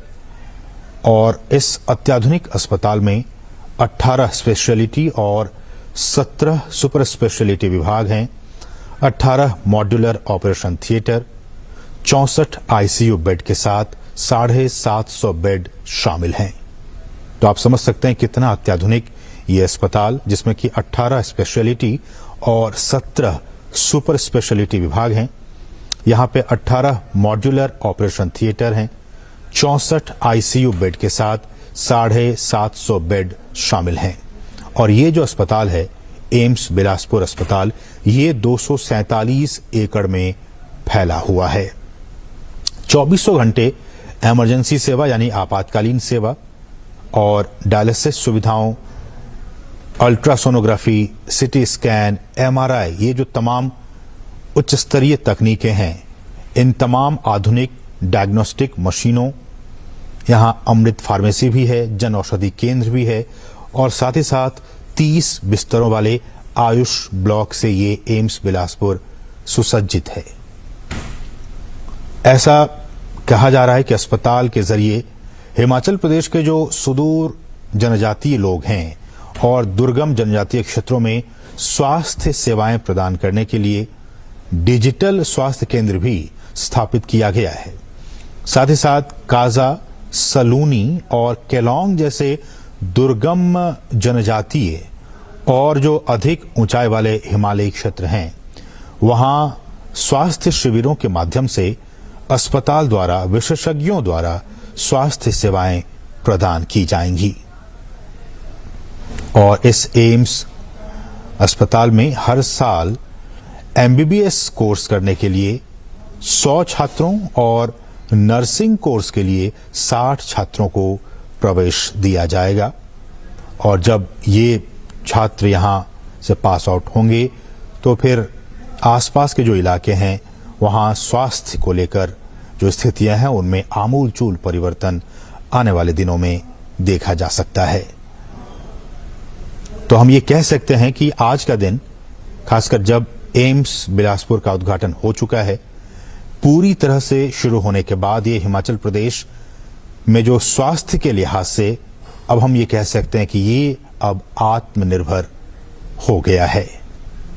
इस एम्स बिलासपुर के उद्घाटन के बाद से आधे हिमाचल निवासियों को इसका सीधा सीधा लाभ मिलने जा रहा है। बिलासपुर, पास में हमीरपुर और मंडी जो जिले हैं, यहां के जो निवासी हैं इनको इस एम्स अस्पताल के जरिए वो सीधे लाभान्वित होंगे। इसके साथ ही जो सुदूर पर्वतीय इलाका लाहौल स्पीति है और कुल्लू, वहां के लोगों को भी बेहतर स्वास्थ्य सुविधाएं अब बिलासपुर एम्स में ही मिला करेंगी। आप सभी जानते हैं कि इस पूरे क्षेत्र में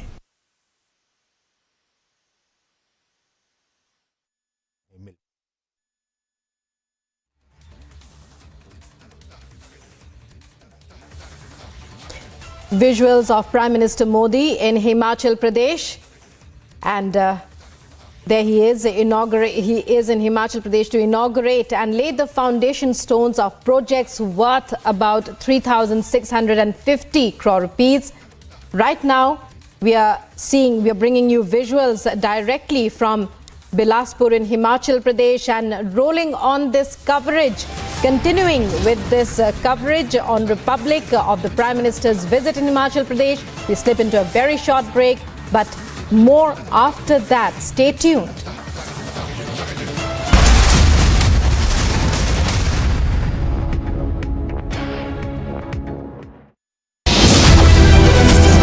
The world supermarket.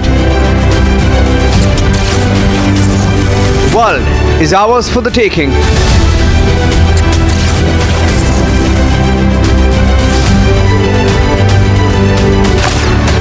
Witness the India growth story. Republic Media Network brings you India's biggest economic summit.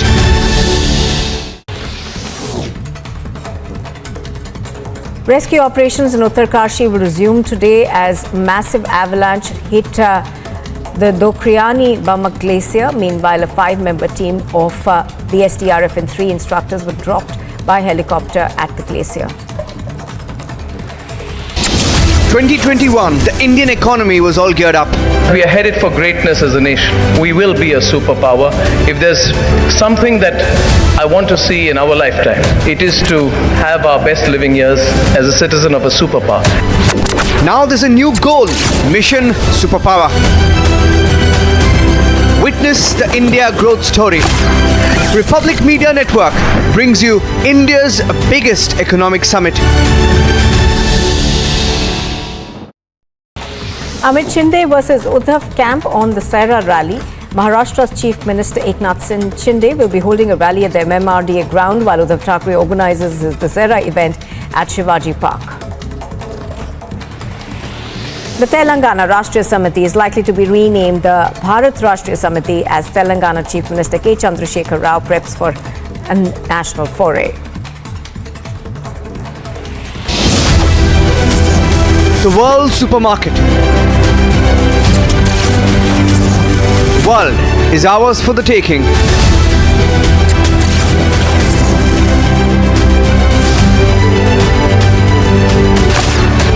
Witness the India growth story. Republic Media Network brings you India's biggest economic summit.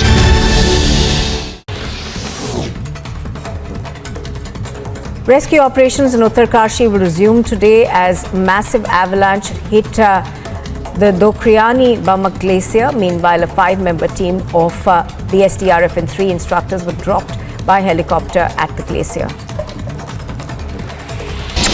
2021, the Indian economy was all geared up.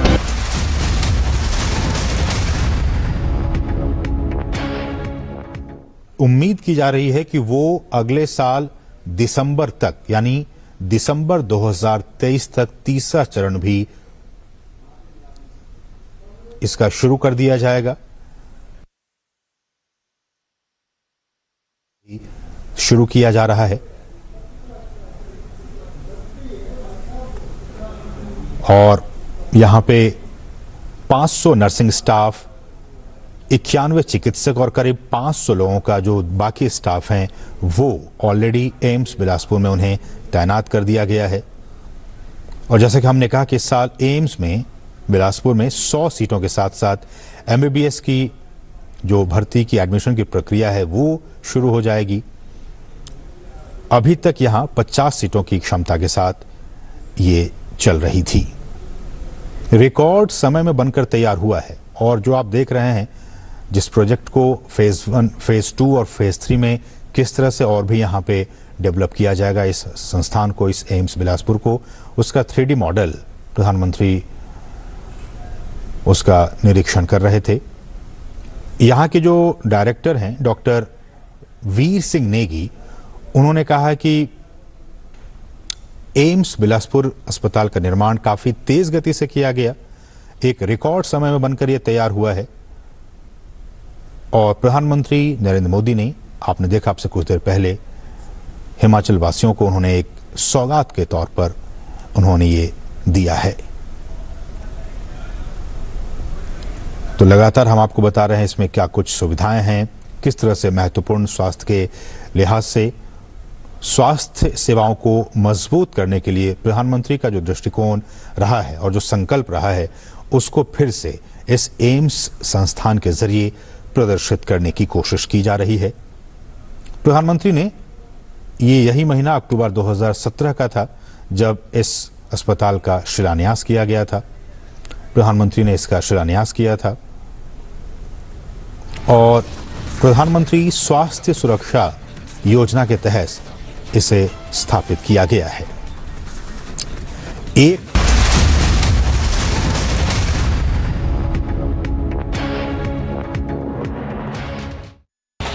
Amit Shinde versus Uddhav camp on the Sena rally. Maharashtra's Chief Minister Eknath Shinde will be holding a rally at the MMRDA ground while Uddhav Thackeray organizes his Dussehra event at Shivaji Park.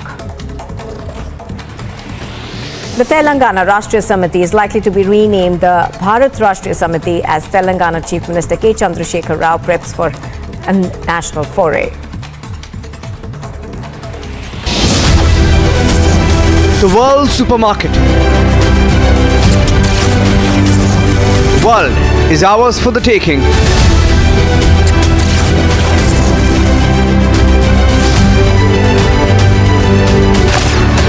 Witness the India growth story. Republic Media Network brings you India's biggest economic summit.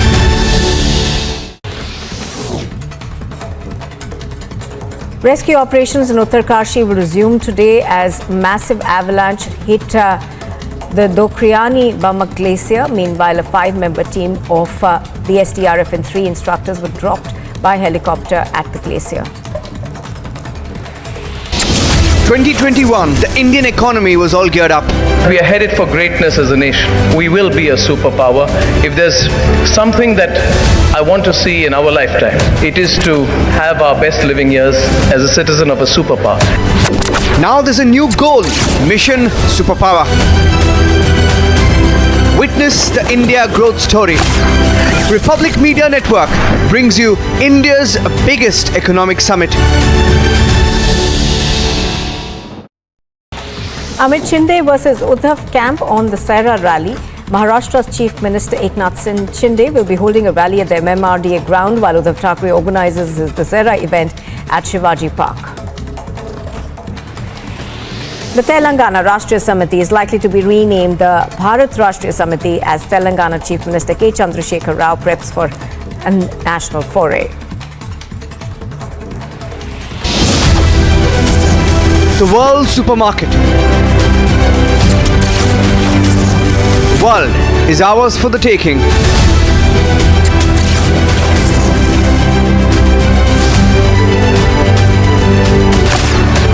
Witness the India growth story.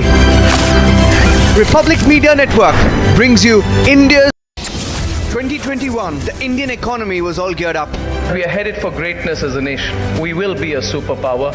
If there's something that I want to see in our lifetime, it is to have our best living years as a citizen of a superpower. Now there's a new goal. Mission Superpower. Witness the India growth story. Republic Media Network brings you India's biggest economic summit.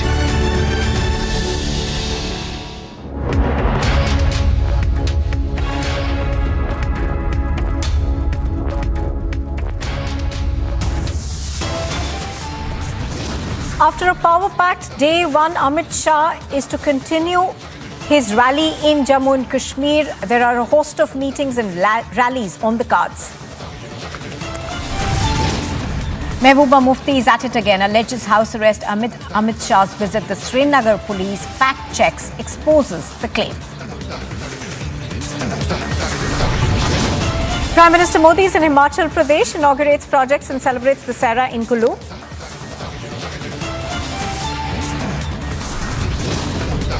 माता की भारतीय सेना की भारतीय सेना की भारतीय सेना की 22 ग्रेनेडियर्स अशोक का पलटन की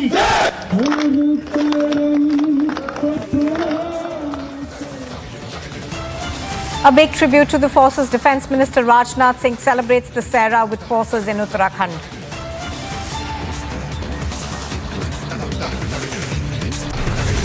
जिनके स्वार्थों को मार मिलेगी, ऐसा उनको डर लगता है, ऐसा होने से वो सारी शक्तियां बाधा उत्पन्न करती है. In Nagpur, the RSS chief Mohan Bhagwat hits out at the anti-India forces as stop hindering country's growth. The TRS prepares for a national foray. All eyes are on KCR as he's set to launch the Maharastra Samiti. Back-to-back setbacks for the Congress party in Gujarat. Harsh Rebadia quits the party. Sources say he's set to join the BJP.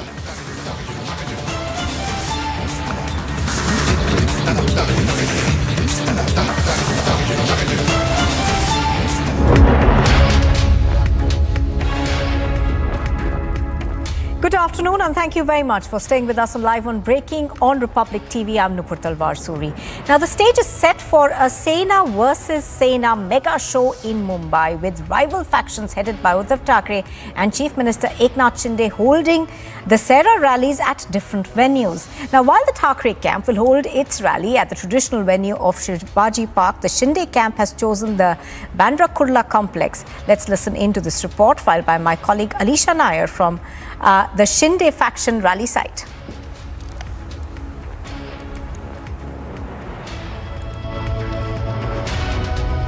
Stage is all set for Maharashtra Chief Minister Eknath Shinde to address a Dussehra rally today at around 5 p.m. in MMRDA ground in BKC. The preparations are still underway. I'll request my video journalist Amit Shah to show you the visuals in and around of the MMRDA ground, where Eknath Shinde is going to address a rally, a Dussehra rally, a significant of this rally at this point of time, and specifically talking about the current situation, because now this year, as we know, that it's been 56 years ago where Shiv Sena founder Bayasaheb Thackeray, who has addressed the same rally, Dussehra rally, has started with the Dussehra rally on the dais in Shivaji Park, that is Shiv Tirtha in Dadar. But this time for getting a permission where the Uddhav Thackeray has got seek a permission to address the rally in Shivaji Park from the Bombay High Court, after which there was an application that was given to the MMRDA ground in BKC. Moreover, it will be very significant to know because the chairs are ready. But how many people do visit here? Because the people district has already been started coming while here, and the chairs will be filled as much as can, and also the claim that was made by Eknath Shinde faction clearly mentioning that this is the real Shiv Sena, and after which all the Shiv Sainik should be here present in MMRDA ground in BKC to see the significance. So it will be, of course, a very indeed a picture that we are going to see this time, where the legacy that has started from Maharastra Thackeray on 30th October 1966. But this time there will be two Dussehra rally, one that is going to be held by Uddhav Thackeray, who is going to address the rally in Dadar's Shivaji Park, whereas Eknath Shinde is going to address the public and the Maharashtrians from the PKC, from where I am reporting from. In Mumbai with video journalist Samir, this is Alisha Nair for Republic TV. Now, even as these two rallies are essentially going to be a test of the numbers in terms of the local cadre for both these factions, do remember that Uddhav Thackeray's faction is holding the rally in the traditional venue, that is the Shivaji Park. And of course, Eknath Shinde is holding the rally at BKC, which is quite a large ground. I'm going to try and go across to our correspondents. In fact, joining me right now is Sandeep. He's reporting from Shivaji Park. Sandeep, good afternoon. And to begin with, give us an overall sense of what you see around you. See, yes, as far as the rally at Shivaji Park is concerned, I am right at the Shivaji Park ground, wherein you can see the visuals. The stage is all set, and in fact, my video journalist Neeraj will show you the visuals of the chairs that has been kept out here at the Shivaji Park ground. And in fact, so far, the party workers, the sympathizers in fact of Uddhav Thackeray have started coming out here at Shivaji Park ground. Remember, it is very much crucial and important for Uddhav Thackeray as well to prove himself on this day. In fact, Dussehra day, the Dussehra rally is very much important for Shiv Sena, and since decades this is the Shivaji Park, the iconic ground wherein the late Bala Saheb Thackeray have been addressing several mega rallies in the city of Mumbai. And in fact, you can see in the visuals the party workers of Shiv Sena, and in fact the sympathizers of Uddhav Thackeray have arrived out here. We'll try to speak to the party workers. In fact, क्या कहेंगे? आज शिवसेना की दो rally होगी, एक BKC में होगी, एक शिवाजी पार्क में हो रही है, तो उसको लेकर के आपकी क्या राय है? एकनाथ शिंदे कहते हैं कि हिंदुत्व के मुद्दे पर वो मुख्यमंत्री बने हैं, और वो कहते हैं कि उद्धव ठाकरे ने हिंदुत्व के साथ जो है वो गद्दारी की। सबसे पहले दसरा मेला का सब शिवसेना को जय, शिव सैनिकों को जय महाराष्ट्र। आज जो शिव सैनिक यहाँ पे आए हैं, सब बाला साहेब के ज्वलंत विचार उनके दिल में है, और वो असली हिंदू तो बाला साहेब और उद्धव साहेब इनका ही है। लेकिन उन्होंने तो कांग्रेस के साथ हाथ मिला लिया। बाला साहेब तो कांग्रेस के खिलाफ थे। वो कैसा है, पहले चाल बीजेपी ने की है, जैसा सब शिव सैनिकों को मोदी जी पीएम है, ये सब शिव सैनिक आप बताइए, क्या विचार है आपके? क्या कुछ सोच करके आज शिवाजी पार्क आप आए हैं? क्योंकि शिवसेना के आज दो रैली होने वाले हैं। आज हम सब आदरणीय उद्धव जी ठाकरे साहब को समर्थन देने के लिए यहाँ पे खड़े हैं। पिछले कई सालों से हम इधर आते हैं, जब से यहाँ पे शिवाजी पार्क में बाला साहब थे, तभी से पूरे शिव सैनिक इधर पे आते हैं, उनके विचार सुनते हैं और आगे की कार्रवाई इधर करते हैं। आप बताइए कि रणनीति जो है आज उद्धव ठाकरे तय करेंगे, आने वाले दिनों में चुनाव भी हैं, क्या सोच करके आप शिवाजी पार्क आए? क्यों आप उद्धव ठाकरे को समर्थन कर रहे हैं? क्या विचार हैं आपके? हम उद्धव ठाकरे साहब को इसलिए समर्थन कर रहे हैं क्योंकि पहले तो हम बिकाऊ नहीं है, जो बिकाऊ थे वो चले गए, अब जो है वो निष्ठावान थे, और आज साहब हमको ये आदेश देने वाले हैं कि आगे शिवसेना कैसे लेके जाना है। You just heard the thoughts of the party workers who are out here at Shivaji Park, who are here to support Uddhav Thackeray. It will be very much crucial to see the tussle between Eknath Shinde and Uddhav Thackeray. Absolutely. Sandeep, do stay with us. Let's also go across to Alisha, who's reporting from BKC. And Alisha, we just saw your report over there of what preparations have been made. But have workers of the Shinde faction already begun to arrive? Well, Nupur, let me first give you the sense of where I'm reporting from. This is an MMRDA ground in BKC where Chief Minister Eknath Shinde is going to address a Dussehra rally at around 5:30 p.m. And well, yes, as of now, there are the senior police officials who have arrived and they have been seeing, looking into the law and order situation is something very important and in priority when it comes to the Mumbai police, which is why there are heavy police deployment, whether it is in BKC or whether it is in Shivaji Park. So here are the police officials. While talking about the chairs and the preparations which still are underway, and I'll request my video journalist Amit Shah to show you the sense what exactly has been happening. Here are the chairs that has already been placed. Moreover, there are some of the workers who has already arrived and there are more others who have been waiting outside because this is something a Chief Minister Eknath Shinde who is going to address a rally. See, it's very important to even know the significance of the Dussehra rally because it's all started on 30th October 1966 when the Shiv Sena founder Balasaab Thackeray